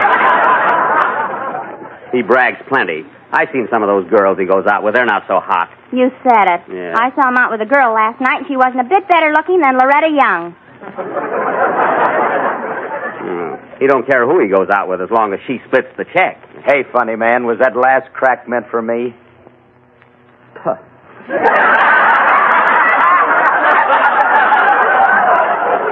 Well, was it? It wasn't meant for Paul Whiteman. So if the shoe fits, put it where it belongs. Don't tempt him, Jack.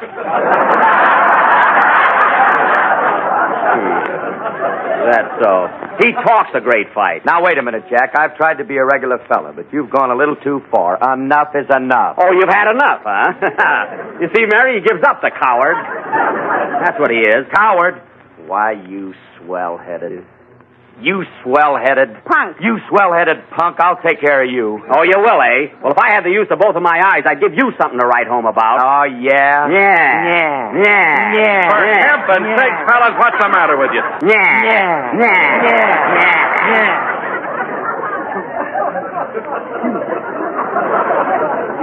Look at that silly goo. Now, wait a minute. You're not talking to Kenny Baker, you know. I'll say you're not. You keep out of there.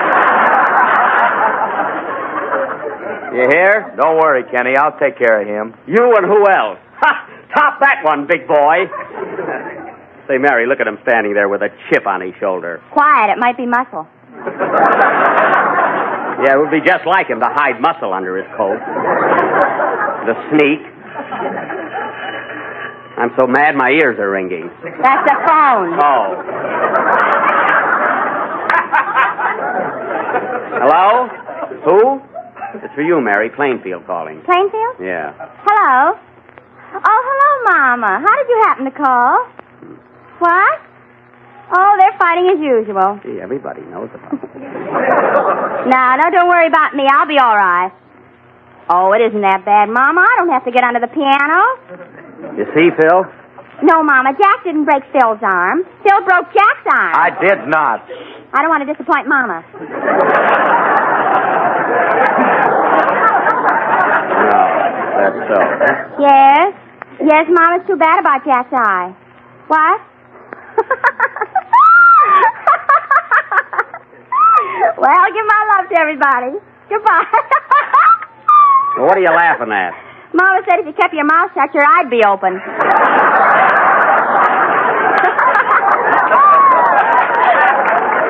Oh, she did, huh? Well, why don't she join this program? We're sort of comedians. Say, Jack. What? Kenny wants to sing his song now, and he's afraid to mention it. Well, let him sing. Why ask me? Nobody around here seems to worry much about what I think. Should I sing now? Yes, Kenny, go ahead. Don't bother asking me. I'm just a stooge around here anyway.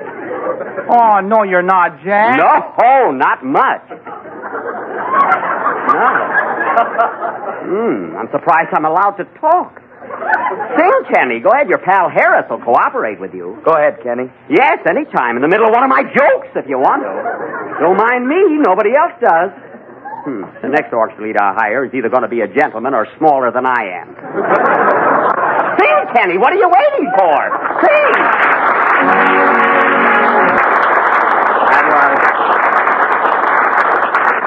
That was Close to Me, sung by Kenny Baker, accompanied by the Jello Orchestra. And now, ladies and gentlemen, as you all know, we were supposed to continue our serial, Buck Benny Rides Again. As you will remember, last Sunday night, the play ended with Buck Benny having just cornered Cactus Face Elmer, the outlaw, in Ike Muller's saloon. But Cactus Face, using unfair tactics, like some other people I'm associated with, made good his escape. Meanwhile, up to this very moment, we have been unable to locate Cactus Face. So tonight, we will have to discontinue Buck Benny. Aww. It hurts me too, fellas. Kind of had my heart in that there character.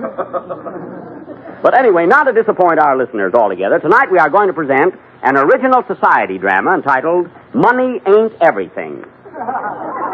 Or, oh yeah? I will play the part of J. Stuyvesant Schnorrer, an American millionaire who is cruising the Mediterranean on his luxurious yacht. I will be his daughter, I imagine. Yes. Don Wilson will play the captain of the boat, and as a special added attraction, he will not mention our product. Not at all, Jack. Not one single flavor. Shucks. Kenny Baker will play the part of a bogus prince. And owing to the shortage of actors, our orchestra leader will play the part of Kenny's brother, who is also bogus. And I don't mean only in the play. What? This will go on immediately after the next number, which will be rendered by that Vine Street playboy and his yes man. Mary, take a quick look and see if Phil is burning up. Will you?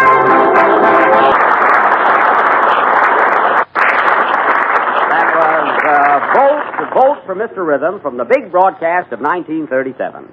And now for our play, Money Ain't Everything. The scene takes place on the palatial yacht of that well-known millionaire, J. Stuyvesant Schnorrer, which is cruising the peaceful Mediterranean with a gay party of moochers aboard. We now take you to the yacht, Bad Check, which is bouncing all over the Mediterranean. Curtain, music, waves.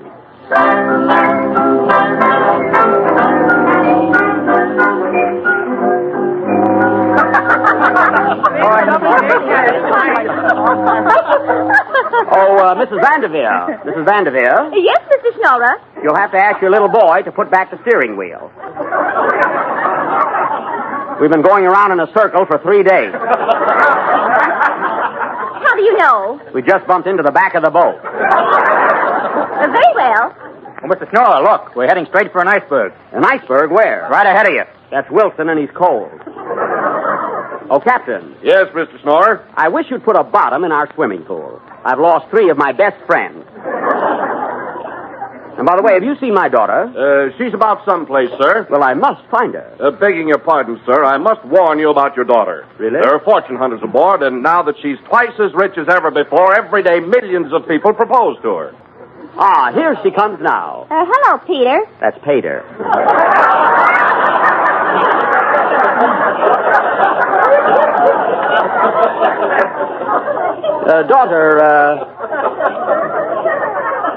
Tell me, daughter, where have you been? Up on the poop deck drinking pop.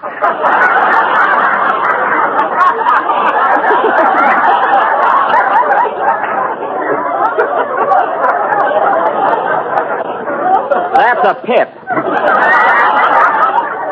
You said it, Pap. My child, you look worried tonight. What's on your mind? Prince Boris and Prince Morris have asked me to marry them, and I don't know which one to accept. You mean those bogus noblemen? Why, they're nothing but fortune hunters. Where are they now? Down in the coal bin playing shovelboard. That's calling a spade a spade. Now, my dear child, why do you want to marry either one of those designing schemers? They're only after my money. That's not true. It is true, and you know that such a marriage cannot last. Oh, you say that every time I get married. And I'm always right. You've had enough rice thrown at you to fill the Hollywood Bowl. Weddings, husbands, every year a new honeymoon. Why do you get married so often? I got a boyfriend in Niagara Falls.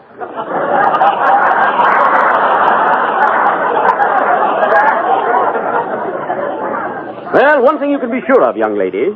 I won't stand for either one of those fake princes. Pardon me, Mr. Schnorrer. Yes? The stowaways are complaining about the food. Well, tell them to throw it overboard. They did, and the sharks threw it back.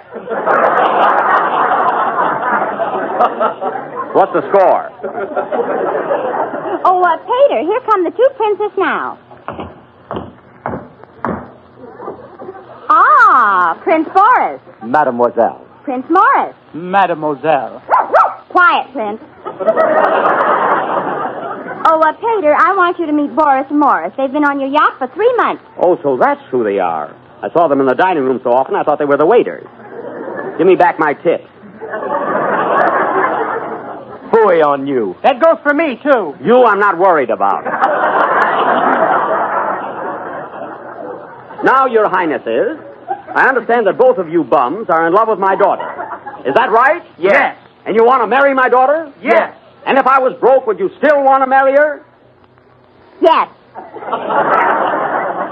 Just as I thought. I won't stand for this, daughter. You can't marry either one of them. Oh, but I love him, Father. Which one? The one in the middle.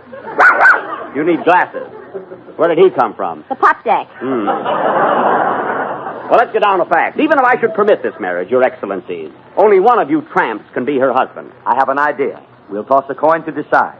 Have you a coin, brother? No, have you? No. Then we'll fight a duel. Good. Daughter, leave the yacht. I want to watch. Leave the yacht, I say. Okay. Doggone it, I meant leave the room.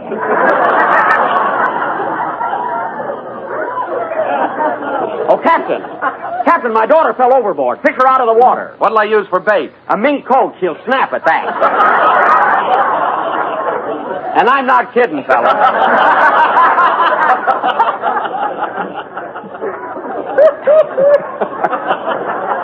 Oh, yes. Oh, yes.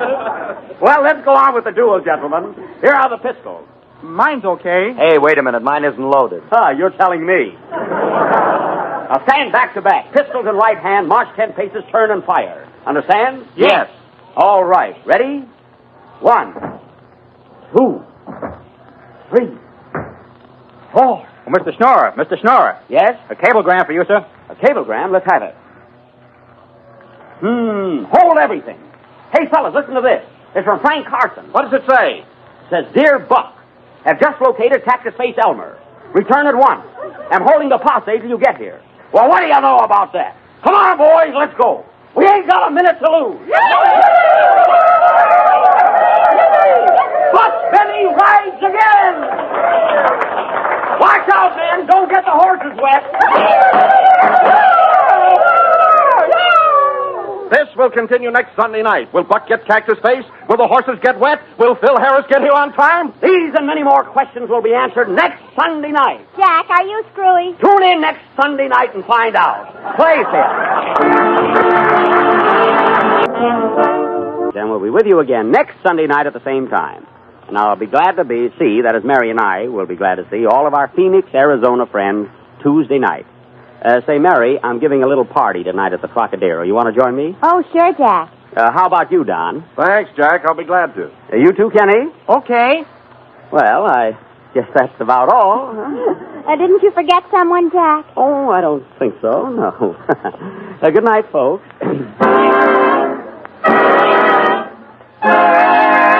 The Jello program starring Jack Benny with Mary Livingston and Phil Harris and his orchestra.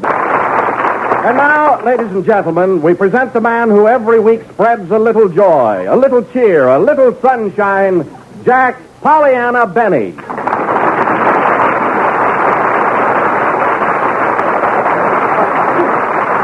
Hey, Jack, Mary, where's Jack? Hasn't he shown up yet? No. Gee, he got more applause than if he were here. He ought to stay away every week. I can't understand it. It isn't like him to be late for a broadcast. Well, I'm not surprised. You know, Jack feels pretty bad about the way Phil Harris and the rest of us have been treating him. I'll bet he won't show up at all tonight. But we were only kidding. Well, you know how sensitive Jack is. See, all you have to do is slap him in the face and he gets all upset. Well, I'm sorry about the whole thing. Phil, Jack's late tonight. Who cares? We can get along without him. Well, I don't know. I think... Hello, fellers. Hiya, Mary. Hello. Say, Kenny, we're in a fine fix. Jack isn't here tonight. Jack who?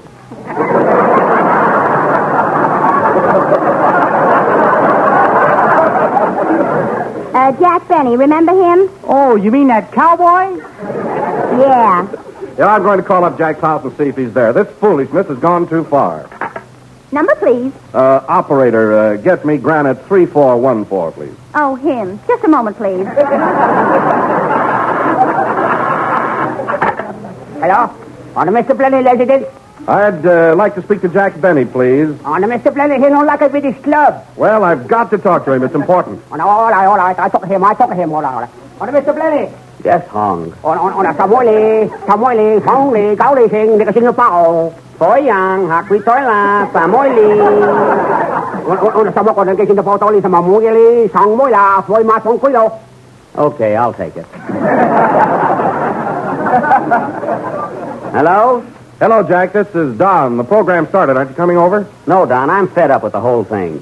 You don't need me. You fellas made that pretty clear last week. Oh, stop acting like a prima donna. Well, at least I'm acting. That's more than any of you fellas can say. How was that, Hong? You said it. Now, listen, Don. You guys were so smart and thought you can get along without me. Let's see what you can do. But we need a master of ceremonies. Well, what's the matter with that Prince Charming that leads the orchestra? You know, that sun-kicked swing man? How was that, Hong? Ripping. What? John, let me talk to Jack. All right. Hello, Jack. Oh, hello, Miss Livingston. So nice of you to call. Yes, ain't it? Well, what do you want? Stop acting like a fool and get over here. No, you're all so good. What do you want with me? Well, we need somebody to be the head of the program, and you're a swell head. No, I am, eh? See how comical you are? You don't need me there. Oh, Mary, let me talk to him, will you? Why? I can handle him better than anybody. Go ahead. Hello? Hello, Kenny. Who is this? Who is this? It's Mussolini. Well, put Jack on. I want to talk to him. Listen, Kenny, this is Jack. This is Jack Benny. Oh, let me talk to him, Kenny. Hey, Jack, you want to talk to Phil? No, you talk to him, Hong. Hello, Jack. On a Jack O'Brien, he know what to talk. Oh, yeah? Put him on the phone. Oh, on you. Goodbye.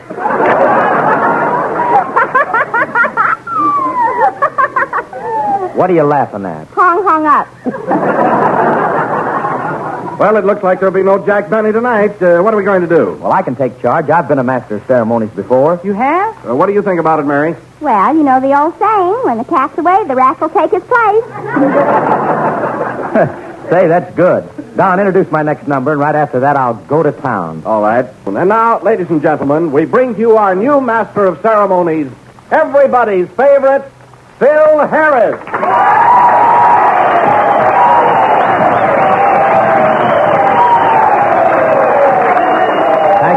Thank you.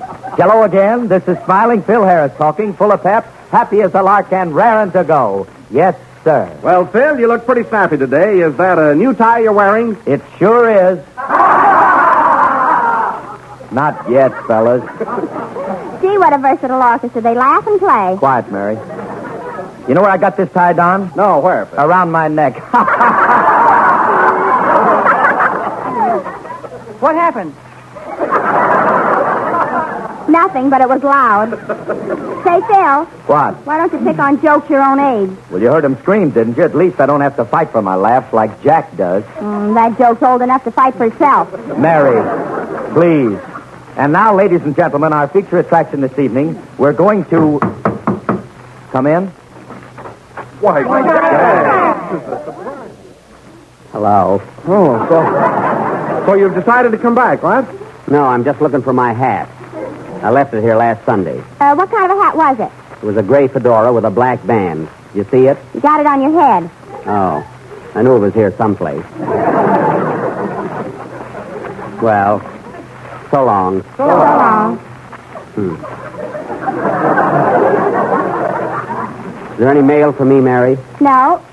Well, I got my hat, didn't I? Yes. Any mail come in since I asked for my hat? No, and no hat came in since you asked for your mail. Well, goodbye. Goodbye. Well, I'll stay on one condition.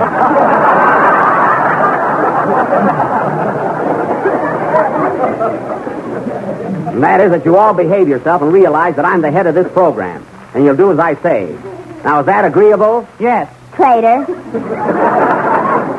Well, do you want me here or not? Sure, Jack. Hang up your mail and stay a while. Don't be funny. Well, I might as well get started. Hello again. This is Smiling Jack Benny taking over the reins. With the following understanding. A, no tardiness. B, no wisecrack. C, no phone calls for anybody on this program, including that certain party whose first initial of his last name is Phil Harris. And now, ladies and gentlemen, our tenor, Kenny Baker, will inaugurate the new regime by singing... it's starting already. Answer that phone, Mary, and it better be business. Hello? Yes? Oh, hello. It's Carol Lombard, Jack. Well, tell her to call Phil at home, not here. She wants to talk to you, Jack. Oh. Well, she probably put the call in before I made the rules.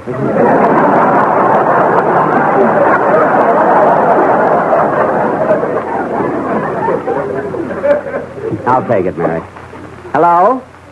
Oh, hello, Miss Lombard. Yes. Yes, Carol. Oh, I'm feeling good, thanks. And you? That's fine.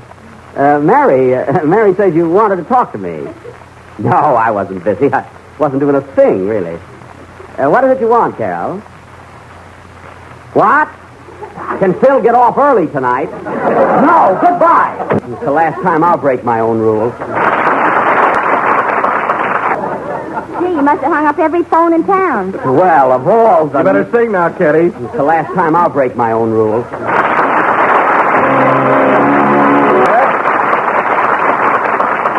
That was Kenny Baker singing Night and Day from The Gay Divorce, assisted by the orchestra. And a very good orchestra, too. In fact, they can play anything by request. Last week, they were requested to play hockey. What's the matter with my orchestra? Oh, nothing, Phil, nothing. I heard they're very conscientious. I understand they go to the pawn shop every day and practice for hours. Is that so? What about that violin of yours? Well, my violin was never in pawn. It was never in tune, either. Now, listen, Mary, who are you with, Phil or me? Me. Well, I'm glad that's settled. And now, ladies and gentlemen, Kenny Baker will sing... I sang already. Oh, see, I'm all mixed up tonight. Huh? Well, then, tonight, ladies and gentlemen, as our feature attraction, we will continue with our Western drama, Buck Benny Rides Again, or Is His Saddle Red?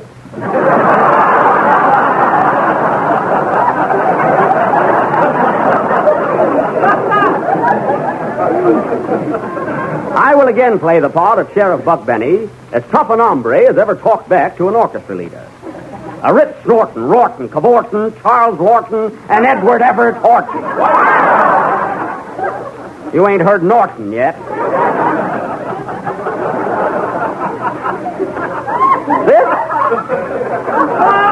This will go on immediately after the next number, which will be played by a man who doesn't seem to worry much whether he's going to stay with this organization or not, and his orchestra.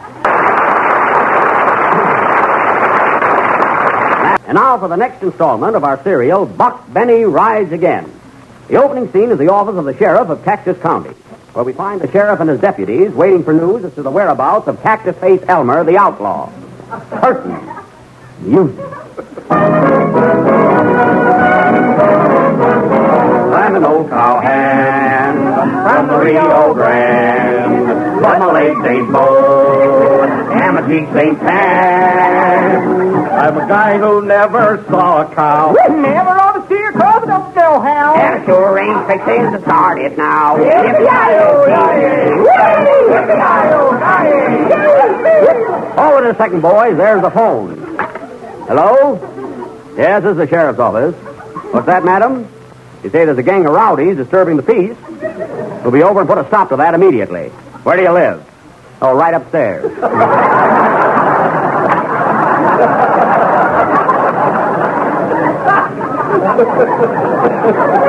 Boys, we got to stop singing. Shucks. I feel like swearing myself. We never have any fun. Come in. Oh, Sheriff. Hello, Deadeye.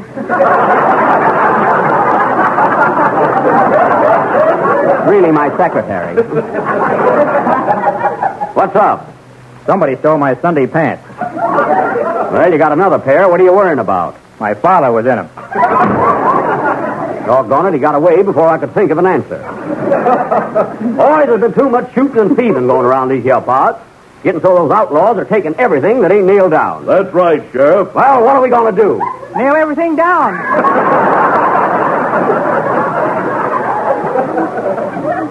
You got something there, deputy.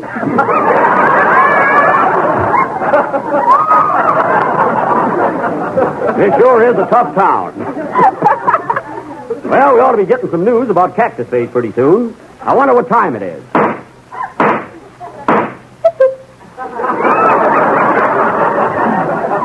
Didn't know it was that late. Someone at the door must be Daisy, my fiancée. That's Western for sweetheart, folks. Come in. Hello, Daisy. Hello, Horseface. Well, gal, a feed bag hanging from your ears wouldn't look exactly out of place. Shut your trap, Buck. Every time you open it, you're winning. Winnie Pearl, what you doing in town, gal?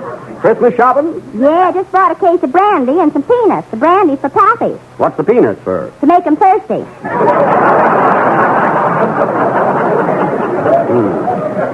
He keeps it up, he'll be able to rent his nose for a stoplight. Say, Buck, have you got any news about our stolen cows? Nope, and no clues as to the whereabouts of Cactus Face Elmer. Got to speak to your pappy about that. Where is he now? He's gone down to Ike Muller's saloon for the weekend.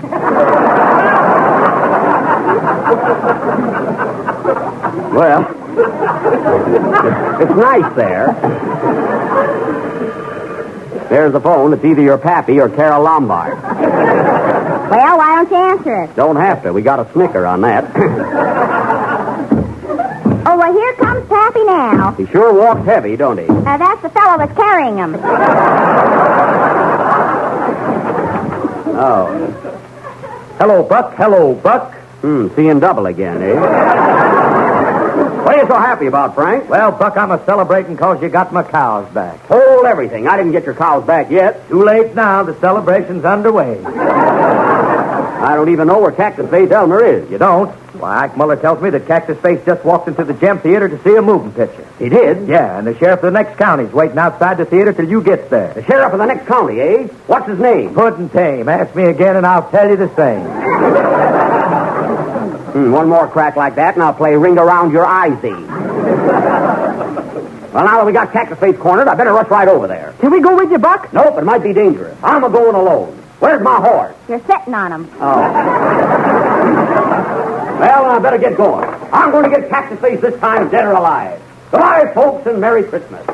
Buck Benny rides again. Open the door, Frank. Scene 2. We now take you to the front of the Gem Theater, where we find Buck Benny just arriving. Whoa!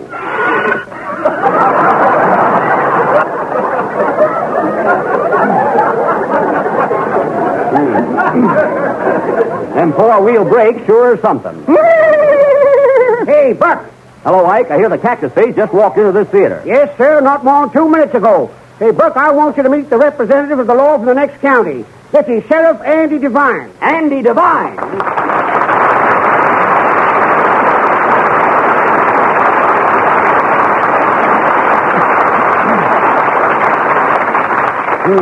Main Street sure is crowded tonight. Sheriff, I'm sure glad to know you. Glad to know you, too, Buck.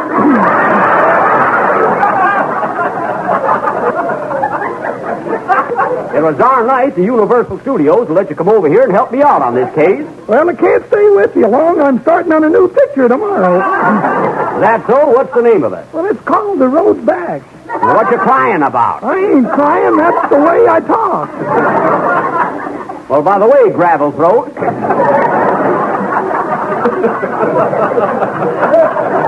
Did you see me in my latest picture, the big broadcast? Yep. How'd you like me in it? Well, reckon we done enough advertising about our picture. Now listen, Sheriff. I heard the Cactus Face Elmer's inside the theater. Yeah, that's right, and I'm hot on his trail. Well, what are you doing outside? Well, I saw the picture. Now we gotta get Cactus Face dead or alive. What's playing here, anyway? William S. Hart? Oh, Bill Hart, eh? Well, come along. I'll buy the tickets. We'll kill two birds with one stone. Stoop down, Andy. I'll get you in for half price. All right, but I feel kind of silly. 2 tickets, miss. 1 adult and 1 child. Here you are, Sonny. He's the child. Oh, well, tell him to trade that pipe in for a lollipop. Come on, Andy. Say, ain't she pretty? Come on, business before pretty. Tickets, please. Keep your stuff for bank night. Here you are.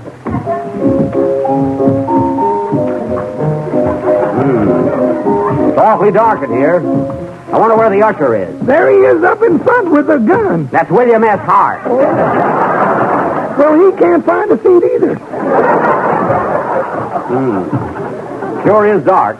Oh, here's a couple of empty seats. Let's sit down. Sir? Oh, pardon me, lady. Move over 1 seat, Andy. Why, lady, are you hissing the picture? No, I'm frying an egg. I've been in here for a month.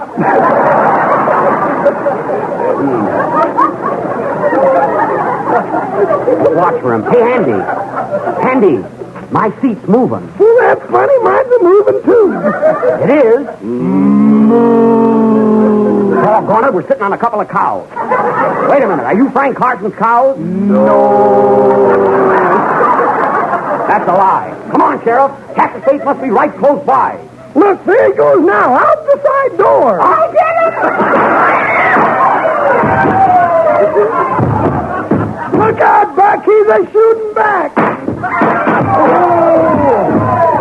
Oh, he got me. He did? Are you hurt bad? Oh, Andy. Reckon I'm done. No, don't give up, Buck. You'll be all right.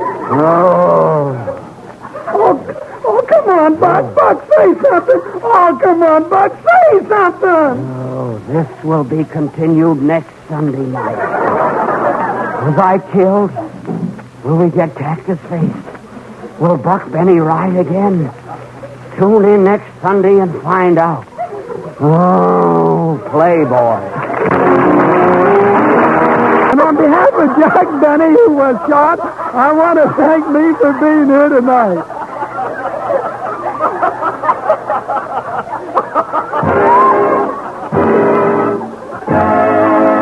The Jello program starring Jack Benny with Mary Livingston and Phil Harris and his orchestra. And now we bring you a man who stands for good, wholesome entertainment, who stands for bright, sparkling humor. In fact, a man who stands for almost anything, Jack Benny.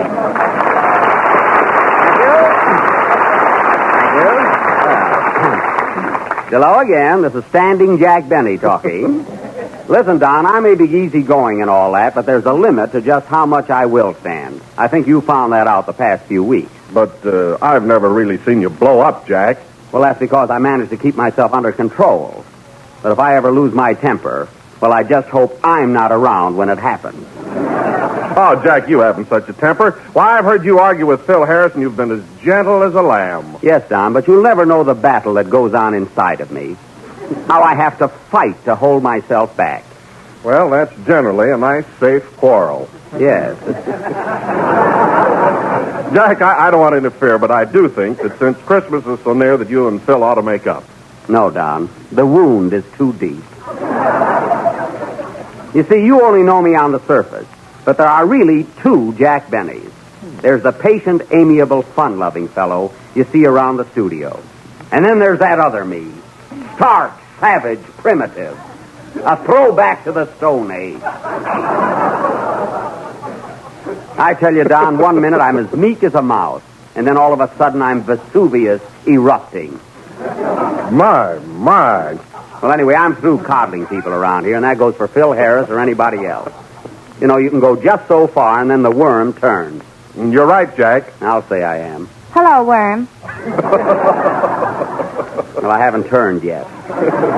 You better watch your step, too, Mary. What I just said about Phil goes for everybody on this program. I'm not worried about you. I've got my own troubles. You know, I just had an awful fight with myself. You did? You may not know it, Jack, but there are two Mary Livingstons. Oh, there are? Yes. There's the quiet, home-loving me, who spends her time in the kitchen. I see. And then there's the other me, wild, reckless, with a yen for caviar and cheap jewelry.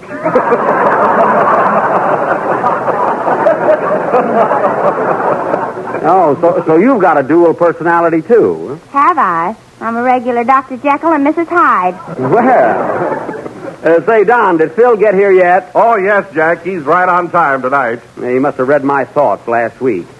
Believe me, it's good to put your foot down once in a while. Hello, Mary. Hello, Jack. Hello, Kenny. Say, what kind of a hello was that? That was my other self talking. Hey, Don, look who's got another self. Oh, yeah? I've got two me's, too. Oh, you have, huh? Sure. There's one me that you all know around the studio, good-natured, dumb, and unconscious. Oh. And then there's the real me, smart, bright, and witty. Why don't you bring him around sometime? Oh, Mary, leave him alone. That guy don't know enough to come in out of the rain. He does, too. Come in where? Forget it, Kenny. It doesn't rain in California anyway. It doesn't? No. Then what keeps falling out of the sky? Orange juice? Well, maybe the weather has a dual personality, too. You know, there are two sides to everything and everyone. Don't you think so, Don? Positively. And now that you brought it up, you know, Jack, you may not believe this, but there are really two Don Wilsons. Oh, I can see that, Don. But a little dieting will take care of that, you know. Oh, you're laughing at my expanse. You know? Every year you pick a fight with us. Well, what about it? Last year it was just before Christmas, too.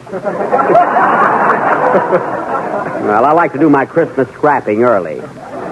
Jack, why don't you consider my suggestion and make up with Phil? How about it, Phil? Well, I'm willing if that horseless cowboy is. Yeah? Well, I'm not a horseless cowboy. No, you're a brainless master of ceremonies. Oh, yeah? That means fight in my country. I wish we were there.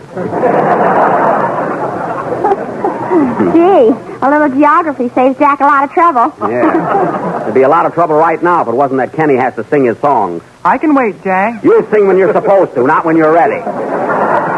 Oh, this thing's getting worse and worse. Come on, Jack. Now make up with Phil. What do you say? No, Don.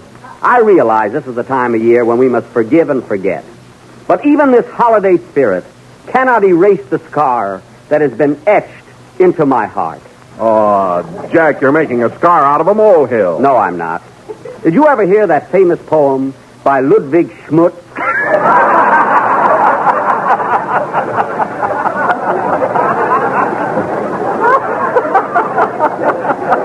Change authors that tonight. poem called Bear It With a Grin? No. Well, it goes something like this.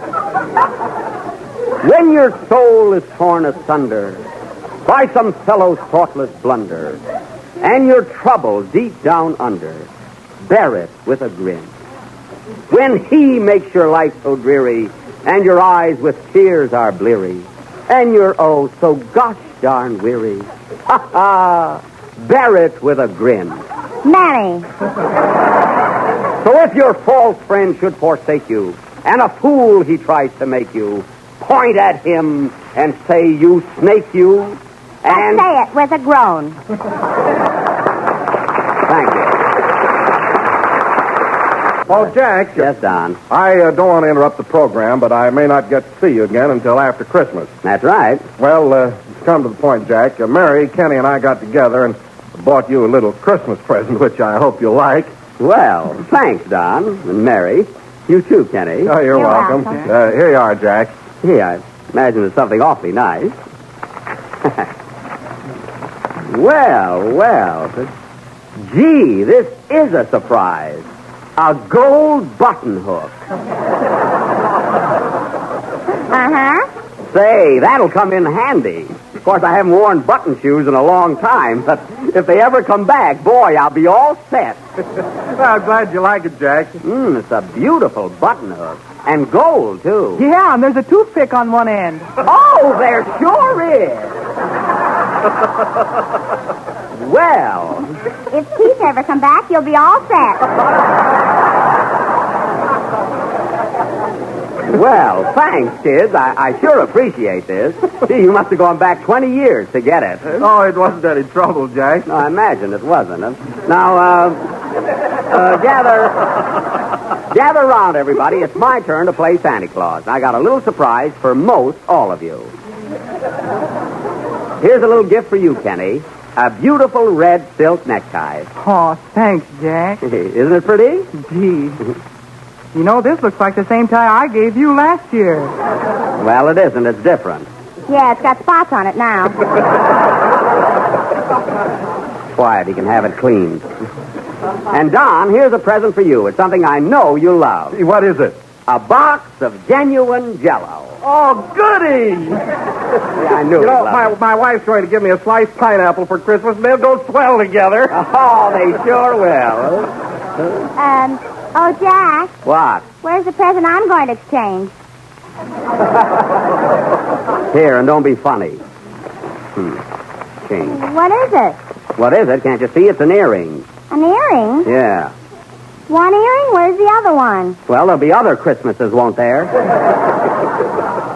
This is a fine present. Now I'll be lopsided. Yeah. Put it on, Mary. That's the style now, anyway. One earring. Jack, didn't you forget somebody? Not anybody that didn't forget me. But to show you the difference in characters, come here, Mary. Here's a present for him. You give it to him. Okay. Here, Phil. Jack told me to give you this Christmas present. What is it? It's a curling iron. A curling iron? Yes. Thanks, only my hair is naturally curly. Well, if it ever straightens out, you'll be all set.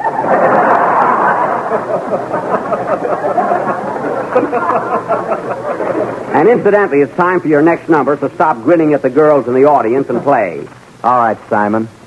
Yeah, now wait a minute. I may be exacting, but I'm no Simon Legree. I meant Simple Simon. Oh. Now I'm stumped. Well, go ahead and play a number, smarty pants. Say, Mary, how do you like that earring I gave you? Fine. My ear's turning green already. Some Christmas spirit around here. Some present, too. Yeah. That was Mutiny in the Brass Section, played by Curly Harris, the kink of jazz. And incidentally, folks, not that I care, but evidently Mr. Harris has never heard that it's better to give than to receive. Imagine a guy not reciprocating after you've given him a swell curling iron. Swell? It isn't even electric. I suppose you like Benjamin Franklin to autograph it. What a guy. And now, folks, this being our last program before Christmas. Well, come in. Hello, Chick Barney. Hello, Patsy. Hey, it's good to see you again. How'd you happen to drop in? Well, it's the holiday season, and I'm bringing Yuletime greetings. Well, thanks. What are you doing these days, Patsy? Can you read Hengel? Of course I can read English. Then here's my card. Patsy Flick. Suit, clothes, and Merry Christmas. So you're in the clothing business now, huh? Yes, sir. And, Jick, beside a bowl rolling, I brought you a Christmas present. Well, that's very nice of you, Patsy, but you didn't have to do it. Don't mention it, cutie. I'm sentimental. Oh, look at this, a brand new suit. Is it really a present for me? It's not for Marlene Dietrich. Well, it sure is a nice gesture. Hey, wait a minute. There's only the pants and vest here. Where's the coat? That'll cost you $75. I see. Well, I don't need a new suit. You don't need a suit. Look at that coat you're wearing. What's wrong with it? Potatoes I wouldn't put in that bag. Oh, you wouldn't, eh? And look at the cheap material. You call this a bucket? See? Hey, wait a minute. Hold on there. What are you doing to Jack? Don't interrupt the sale. Say, you've got a lot of nerve. And look at this sleeve. Now, is that a coat I ask? Not now, it isn't. No. And look at those pants. Shall I leave the room, Jack? No, this is going far enough. Here, take back your pants and vest and get out of here. Father Chiswell, you give a guy a present and you don't even reciprocate. Well, goodbye and Happy New Year. Who needs it? Here!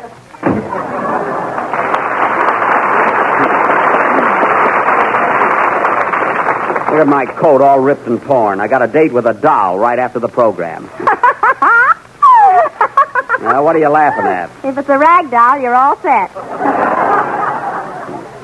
And now, ladies and gentlemen, as I said before, this being our last program before Christmas, tonight we are going... What's that?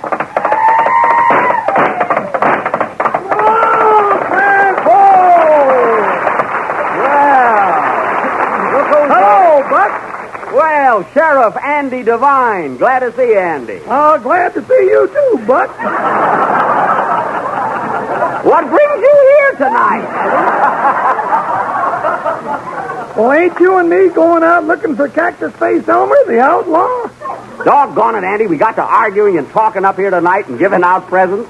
I'm afraid we won't be able to do Buck Benny Rides again until next Sunday. Oh, shucks. Yeah. And I'm all dressed up in my cowboy suit. Well, don't take it so hard. Come over next Sunday and you can play with us. Sorry you had to make this long trip, Andy. Well, I didn't mind coming over. I'm kind of stuck on Mary, you know.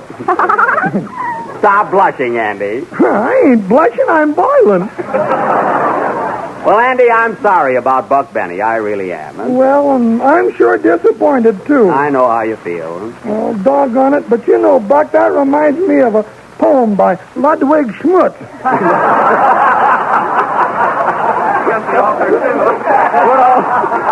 Good old Schmutzy. Good old Schmutzy. By Ludwig, huh? Yes, sir, and it goes something like this. When you're just a buckaroo and Buck Benny you cannot do, don't feel bad and don't feel blue. Just bear it with a grin.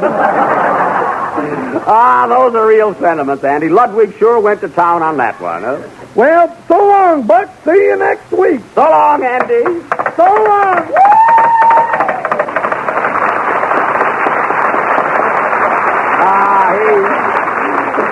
He sure has a lot of fun, doesn't he, huh? Well, I got to run along now, fellas. The program is nearly over anyway. I don't think you need me here any longer tonight, and besides, I've got a date, so I'm going to go. Goodbye, Mary. Goodbye, Jack, and a Merry Christmas. Same to you. So long, Don. Goodbye, Kenny. Merry Christmas, Jack. Same to you. Well, so long. Hey, Jack. Yeah? Merry Christmas to you. Same to you, Phil. Goodbye. Wait a minute, Jack. I want to talk to you. Well, hurry up. I've got a date. Listen, Jack, I think we've both been acting like a couple of kids. But I want to tell you one thing, and it comes right from my heart. I've been with you 12 weeks now, and I've enjoyed every minute of it. You wouldn't know it. Of course, sometimes you've tried to act hard-boiled, but deep down underneath, you're a regular guy. Oh, I am I? Well, I'm going. Wait a minute, Jack. Just to show you how I feel about you, here's a little Christmas present. Thanks. Well, why don't you open it? Oh, you open it. It's probably some trick. Gee, I hope you like it, Jack. Oh, I already said thanks. Gee, look, fellas. Gosh, gee whiz. Oh, Jack, look.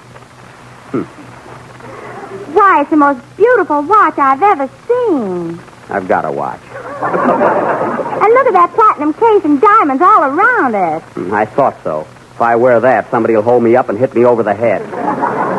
Oh, gee, it's beautiful, Phil. Oh, It certainly is. Oh, Jack, that's really something. Gee, it is pretty, isn't it? Gee, platinum and diamonds all around it. Gee, thanks, Phil. You're welcome, Jack. Oh, boy, that is gorgeous, huh? Well, Phil, I hardly know what to say now. I feel so... Oh, I don't know. Oh, forget about it, Jack. Gee, I wish I'd have bought you an electric iron now. I think... Boy, I'll bet this must have set you back plenty, huh, Phil? Well, Just don't fire me for about 2 years. Well, Phil, all I can say is I'm terribly sorry for everything that happened, and see if I can ever do anything for you. And if you ever want to know what time it is, don't hesitate to ask me. I don't value anything, Jack, as much as I do your friendship. Gee, I didn't know you felt that way. See, but all I can say is, well, thanks, Phil. Oh, you're welcome, Jack. Merry Christmas. Come on, fellas. Come on. Pull yourselves together. We'll be with you again next Sunday night at the same time when you will hear our next installment of Buck Benny Rides Again. Well, fellas, I was going out on a party tonight, but I'd much rather be with a gang. Come on, let's all go out and make whoopee. Okay, How about you, Phil? Thanks, Jack, but I've already got a date tonight. Oh, bring her along. And if she's got a girlfriend, bring her along for me. She has, Jack, but her girlfriend isn't very pretty. Oh, I don't care. Filthy, as long as I'm with you. And Phil don't care as long as he's with a girl. Good night, folks, and Merry Christmas. The Jell-O program starring Jack Benny with Mary Livingston and Phil Harris and his orchestra. Now, ladies and gentlemen, Christmas being over, we are left with broken ornaments, tattered tinsel, burned-out bulbs, and Jack Benny.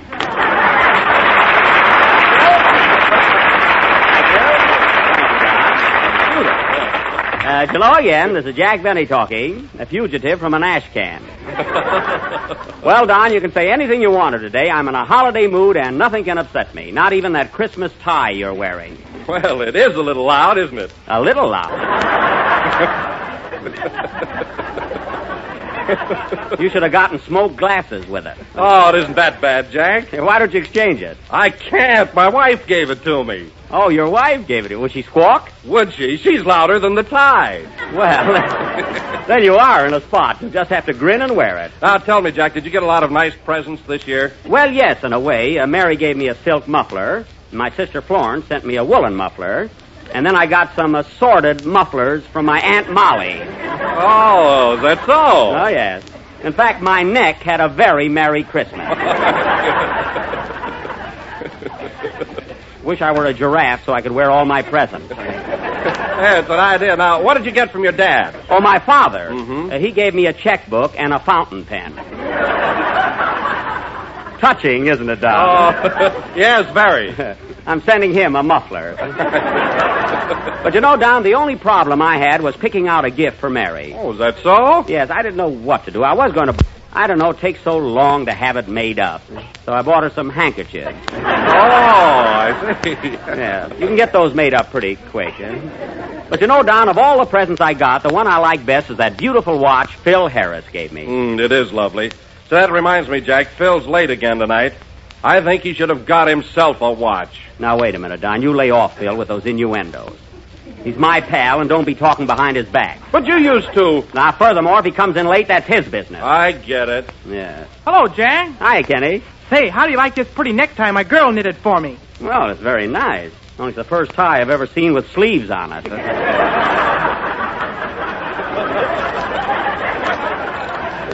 Gee, it's the craziest looking thing.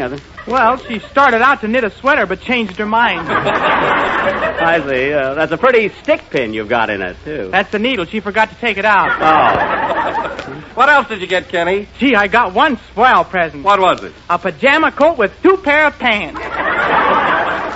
What, no vest? No, I'm pretty rugged. Oh, sure. You know, you're the type who can take it. Hello, Jack. Hello, Mary. Hello, Don. Hello, Mary. Hello, Dope. Hello. What have you got there, Mary? A letter from my mother. She had a wonderful Christmas, Jack. She did, huh? Well, read it to us. Your mother's always good for a laugh. Okay. Yeah. Plainfield, New Jersey, Saturday, December 26th. My dear daughter, Mary. No laughs yet. Well, it takes Ma a little time to get hot. Oh, I see. Well, go ahead. Just a line to let you know that we are all well and had a wonderful Christmas. I got a lot of beautiful presents. Oh. Your father gave me a washing machine with a built-in radio. Isn't he thoughtful? Yes. Right now, I'm waltzing through your father's underwear.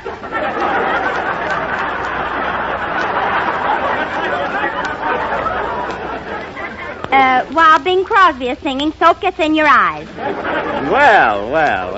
Sunday night, I am going to wash Father's socks and listen to Jack. That's nice, but she might have mentioned me before the socks. Quiet. Oh. There's been a lot of excitement at the house lately. Your Uncle Herman was here for Christmas dinner. He arrived July 3rd.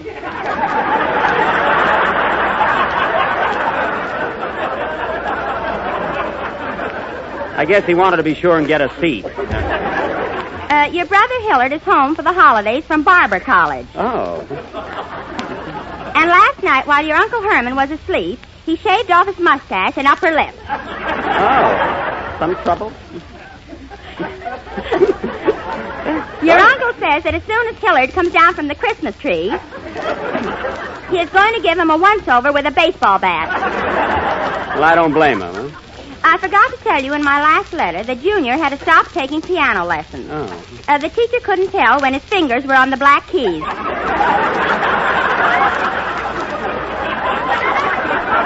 Your mother's awfully funny tonight.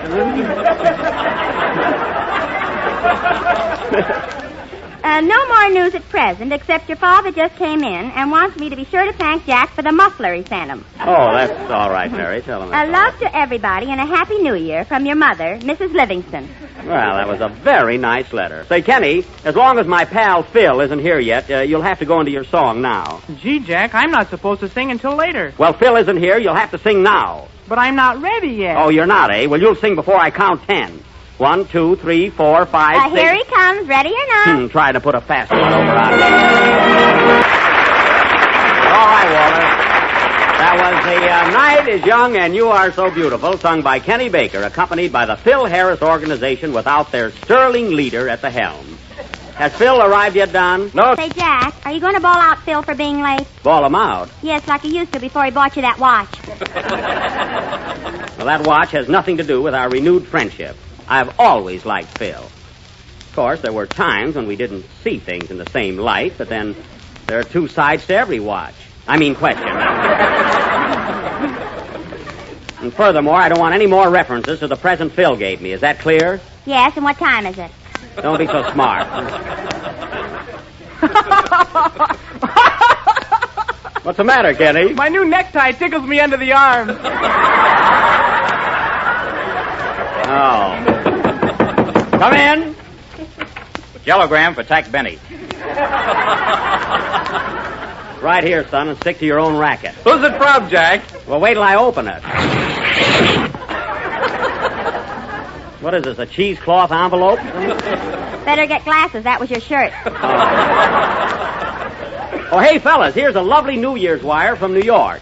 It says, here's wishing you and your gang a very happy New Year. Signed Fred Allen, Phil Baker, Stoopnagel and Bud, Jessica Dragonette, Rubinoff and his violin, Jack Pearl, the Easy Aces, Benny Rubin, and the Hall Johnson Choir. Isn't that sweet? Gee, they must have all chipped in to send the wire, huh? Yeah. I wonder who swung the deal. Yeah, I'm surprised Ed Wynn didn't get his name in there. He didn't have to. You just mentioned it. That's right. That's right. Hey, Jack, here comes Phil now. Well, hello, Philzy. Hiya, pal. Hello, Jack. I'm terribly sorry I'm late again, but I forgot I was on the Jell-O program. Oh, that's all right, Phil. That could happen to anybody. Gee, if it was me, I bet I'd get balled out. Hey, wait a minute, Kenny. Phil admitted he was late, didn't he? That's what I like about him. He shows character. Thanks, Jack. Phil tells the truth. And I hold him in the same high esteem as I do George Washington. Did he give you a watch, too?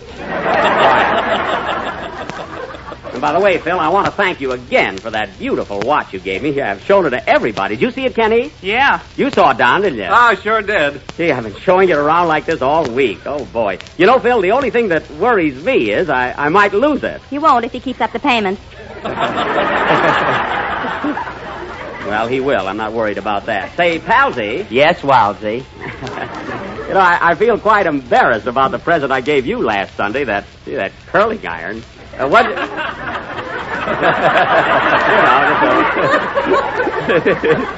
Just a little oldie curling iron.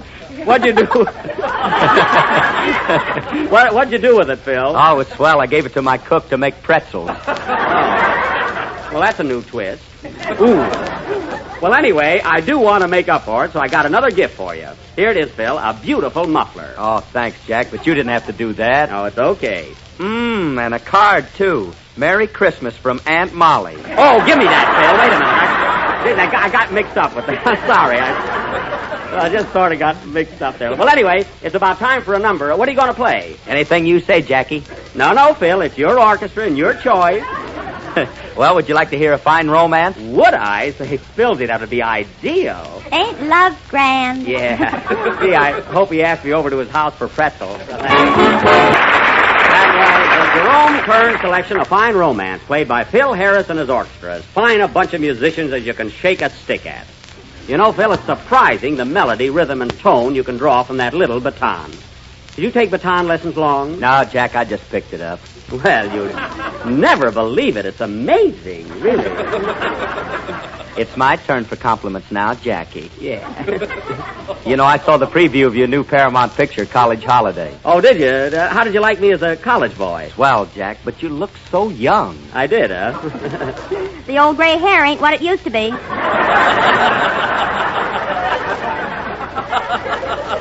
Oh, you saw the picture too, eh, Mary? Yeah. How'd you like my performance in it? Do you really want to know? No. And now, ladies and gentlemen, we are going to continue. Go away, Mary. We are going to continue with our. We're going to continue with our original Western serial, Buck Benny Rides Again, or Boy Meets Horse. Again, I will play the part of Sheriff Buck Benny, as tough an hombre as ever held up a pair of socks with a garter snake.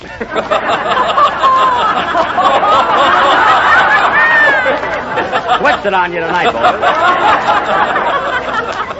A rootin', tootin', hootin', shootin'. You said it. We are still hot on the trail of Cactus Face Elmer, the outlaw who stole Frank Carson's cow. The scene opens in the office of the sheriff of Cactus County. The time is 11:30 p.m., New Year's Eve.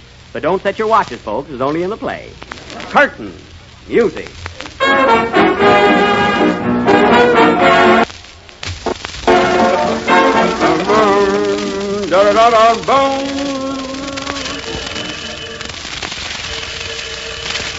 There's the phone, Sheriff. There's the phone, Sheriff. Thanks, boys. Only I could have figured that out myself. Hello, Sheriff's Office. Oh, hello, Deadeye. What's the trouble? Someone stole your telephone? Well, what are you talking on now? Oh, you never thought of that, eh? Well, think of it. Goodbye. Must be celebrating a little early. Say, Buck, this being New Year's Eve, are you going to let the prisoners out for the night? Don't have to. Let them out last year. They ain't back yet. Can't even trust your own crooks anymore around here. Yippee! Wow, Zoe! Why, Deputy Baker, what's the matter? That darn necktie is a-tickling again.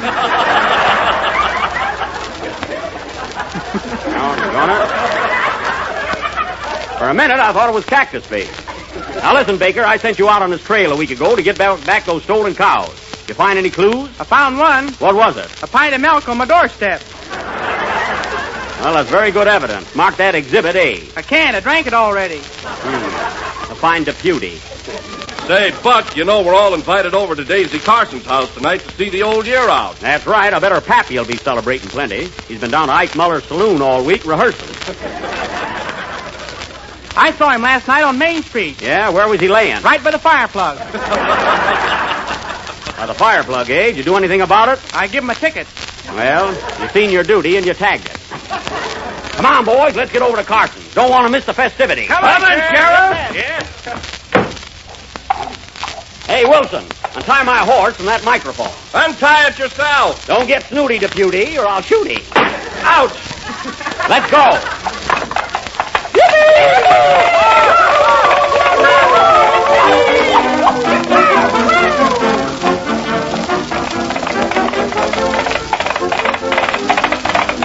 Here we are, boys. Whoa, whoa, whoa.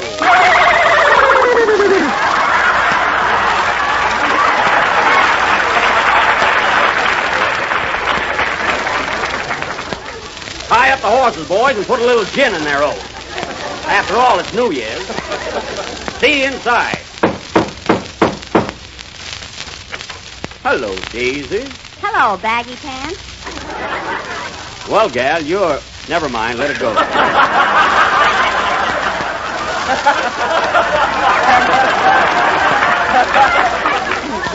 Say, Daisy, that's some Christmas tree you got there. It sure is all lit up. That's Pappy. The tree's in the other room. Hello, Frank. Happy New Year. Same to you, Buck. Well, looks like the old year will be passing out pretty soon. If it don't hurry up, Pappy will beat it. Well, I ain't missed her yet. Well, Frank, peers like you had a nice Christmas. You hang up your stockings? Sure did, Buck. What was in them in the morning? I forgot to take them all.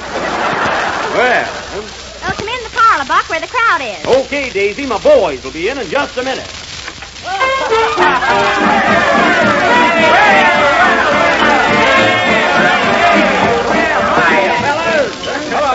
Happy New Year, Buck. Say, Buck. Oh, Buck, I want to thank you for that muffler you sent me. Oh, that's all right, Florabelle. Hey, Daisy, I see you hired a band for tonight. Yep, I got the Cactus Center Society Syncopating Serenader 6-piece orchestra. It's a nice tuxedo they're wearing. The one with the shoes on is the leader. Well, reckon you can be hi-hat once a year.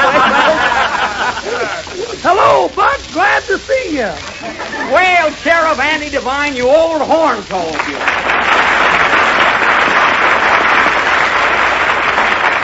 Well, how you been, Andy? Fine, Buck. And by the way, I want to thank you for that nice blanket you sent me. Blanket? That was a muffler. Well, my horse will never know the difference. Reckon you're right. Well, Buck, I got a little present for you, too. I brought it with me. Well, thanks, Andy. What is it? What do you got there? Well, it's one of them newfangled alarm clocks. It's the latest invention. It is? Mm-hmm. Yep, and instead of ringing you in the morning, it nudges you. Well, that's mighty considerate. Thanks, Andy, thanks. Oh, you're welcome, Buck. What was that? There goes Pappy's jug. Well, that's too bad. Yeah. And there goes Pappy. Well, reckon we'll all be seeing them next year. Say, Buck, you want something to eat? Don't mind if I do, Florabelle. Well, try one of these sandwiches. They're the latest thing in Hollywood. Yeah, what's in them? Salmon. Well, I'll bet on that one. Yes, sir? Here, Buck, have some time. Thanks, Daisy. Hey, what's this swimming around in it? Doggone, I told Pappy not to mix it in the goldfish bowl. Hey, Daisy, now that you got a band here, how about a little music, fellas, and some singing? Yeah. Come on, we'll all take turns. You started, Daisy. Okay. How about you, Pappy? Get up and sing. I can sing her from down here. All right, boys, strike up a tune. Come on, fellas, swing it. Take it, Daisy. Hit it. When trouble you, sing, baby, sing. Do like the birdie do. Sing, baby, sing. When cold winter comes and they're all out of crumbs.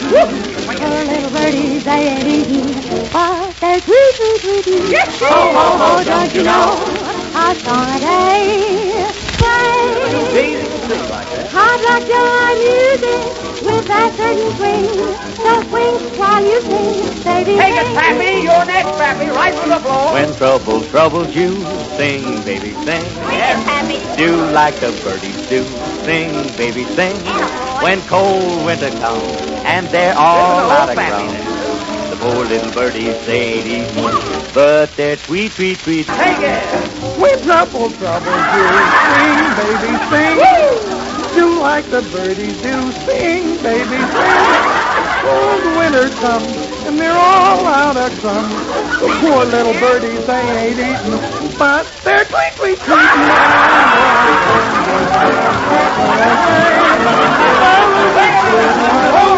Hold it, wait a minute. Hold everything.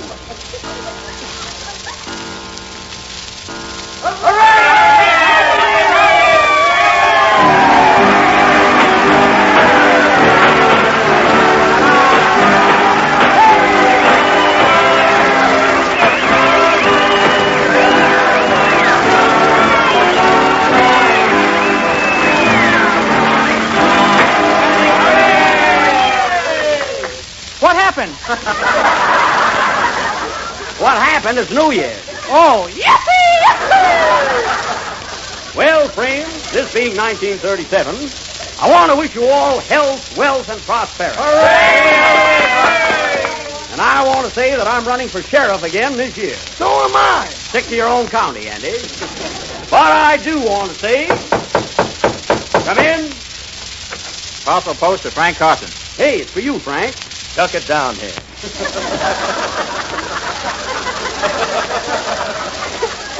Oh, looks like a Christmas present. Open it, Pappy.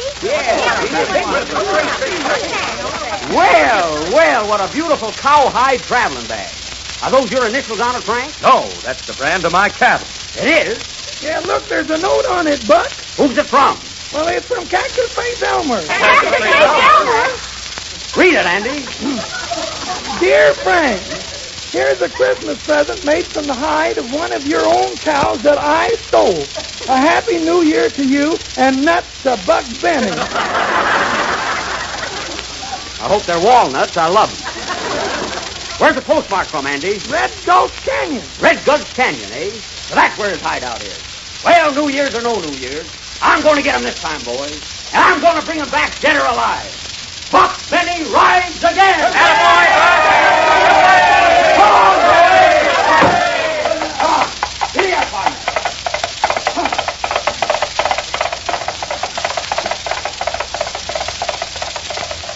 This will continue next Sunday night. Will Buck get Cactus Face? Will Pappy get off the floor? Will Andy be on our program? Listen in next Sunday night. Remember, same time, same place. And same plot. Play, boys!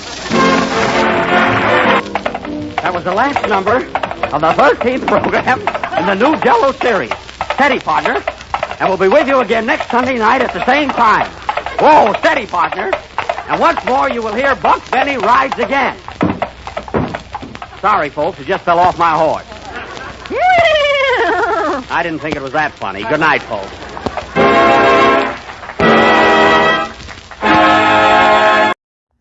Again, thanks for joining us here at Pioneers of Radio Comedy, where you'll find long playlists of your favorite radio comedians from the golden age of radio.